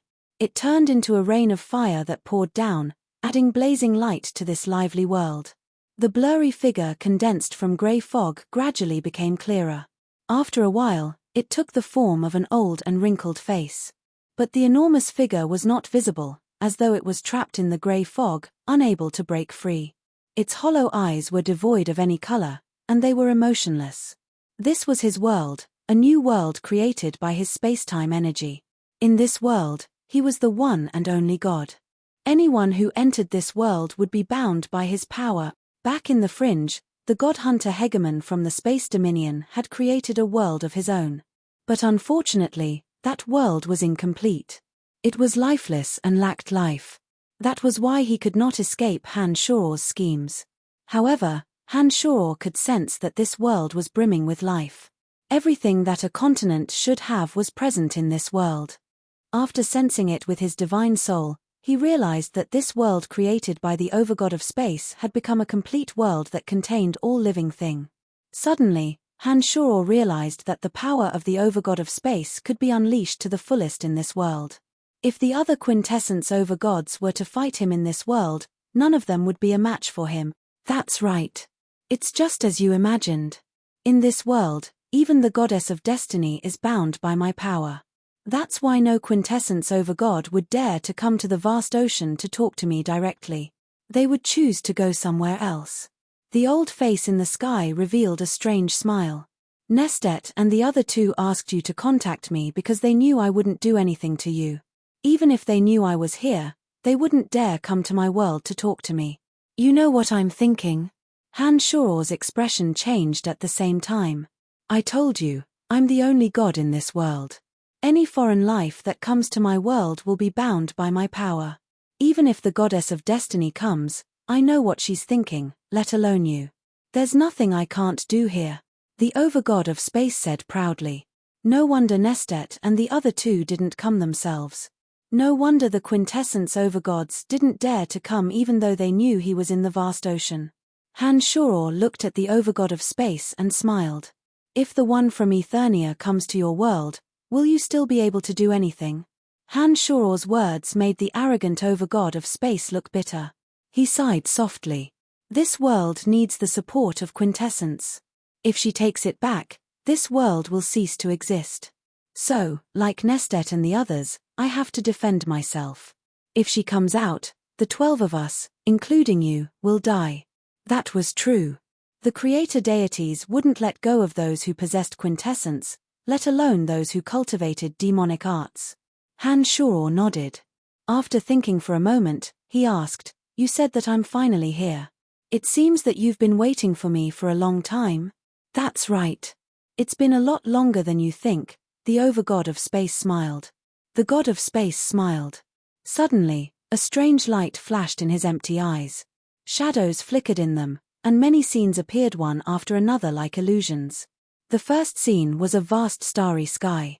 A strange light tore through space, and suddenly, a young man woke up in a graveyard. One scene after another appeared in the overgod's eyes. From the moment Han Shuo's soul was placed in Brian's body to the Babylon Academy of Magic and Force on Profound Continent, everything he had experienced was shown in the overgod's eyes at lightning speed. It was only when Han Shuo's state of mind broke through to the realm of the Demon Lord in the fringe that the scenes came to an abrupt halt. Han Shuo had a grave expression on his face. He did not expect that someone had been watching him ever since he arrived in this world. His every move was under the Overgod's control. The thought of it sent chills down his spine. He couldn't help but curse. "What's wrong with you? You've been spying on me for so many years." The Overgod of Space put on a strange expression after being scolded by Han. The scenes in his eyes vanished in an instant. He forced a smile and said, "You're our only hope. Of course I have to watch over you. I can't let anything happen to you. I'm the only one who can watch you from across space and time." "Well, I can't watch over you all the time. I won't watch over you when your life isn't in danger." Han thought back carefully after he said this, only to realize that the scene that had just appeared didn't have any scenes of him making love with Phoebe and the others. Han felt a bit better and snorted, "I'm here. Tell me, what do you want me to do? Opening up Eternia concerns my own interests. I know what to do even without your reminders. I know the war of the gods is inevitable. So, what else do you want me to do?" The Overgod of Space's hollow eyes stared deeply into Han's eyes. After a long moment of silence, he softly said, "I want to go to your universe." Han's face turned pale. He looked at the Overgod of Space's eyes in horror and shouted, "What? What did you say?" "I want to go to the universe you came from," the Overgod of Space repeated in a low voice. "All these years, I've tried many times, but I'm trapped in this universe. I can't tear through the barriers of the universe like that person did. I can't escape from this universe." The Overgod of Space's voice sounded a little lonely. He sighed and said, "Even I can't leave this universe. I think only you can give me hope." As the Overgod of Space, his understanding of the ultimacy of space was probably unparalleled in this universe. If even he couldn't use the ultimacy of space to leave this universe, it showed just how terrifying the Overgod of Space Gu Tianxia was. As the rightful successor of this universe's demonic arts, only Han had the hope of tearing through the infinite barriers of the universe with the power of demonic arts. It was only natural that the Overgod of Space would put his hopes on Han. "Why?" Han was stunned. "Except for the fact that I can't break through the barriers of the universe, I can go to any plane in this universe with a single thought. In my long life, I've been to every part of this universe. To me, this universe is no longer attractive to me. Being in this universe, I feel like I'm trapped in a cage. It's a feeling you can't understand." The God of Space sighed. To Han, the universe was vast and boundless, and there were many planes of existence that he had never been to before. But to the Overgod of Space, there was no such thing as distance. With a single thought, he could travel to any plane of existence. Not to mention, he had an infinite amount of life. Naturally, he could travel to any plane of existence. After thinking for a while, Han vaguely understood why the Overgod of Space wanted to leave this universe. But Han couldn't agree to it. He smiled bitterly. "With my power, there's no way I can help you leave this universe." Back then, he could only cross the barriers of the universe to come here because he was at the peak of his realm. I, on the other hand, am still far from that. Not to mention, the one in Eternia will come out soon. Once she does, you and I won't be able to escape death, let alone take you out of this universe. So, we have to make sure she stays silent forever. The Overgod of Space's expression changed slightly at the mention of the God of Creation. After a moment of silence, he said emotionlessly. After a pause, he looked at Han and said, "As long as you promise to break the shackles of the universe and send me on my way when you have the ability, I will do my best to help you. No matter who wants to hurt you, I will stand by your side. Do you believe me if I promise you now?" Han couldn't help but laugh. While the Overgod of Space's suggestion was not bad, he didn't seem to have any guarantees. To Han surprise, the Overgod of Space nodded seriously. "Of course I believe you. I've been watching you silently for so many years, and I know you better than anyone else. As long as you make a promise, you will definitely keep it." Han was stunned. He didn't expect the Overgod of Space to know him so well. After thinking for a while, Han felt that the Overgod of Space's suggestion could only be beneficial to him, so he agreed readily.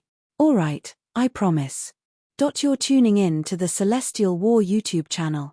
Don't forget to subscribe and join us on this journey to catch the most captivating stories.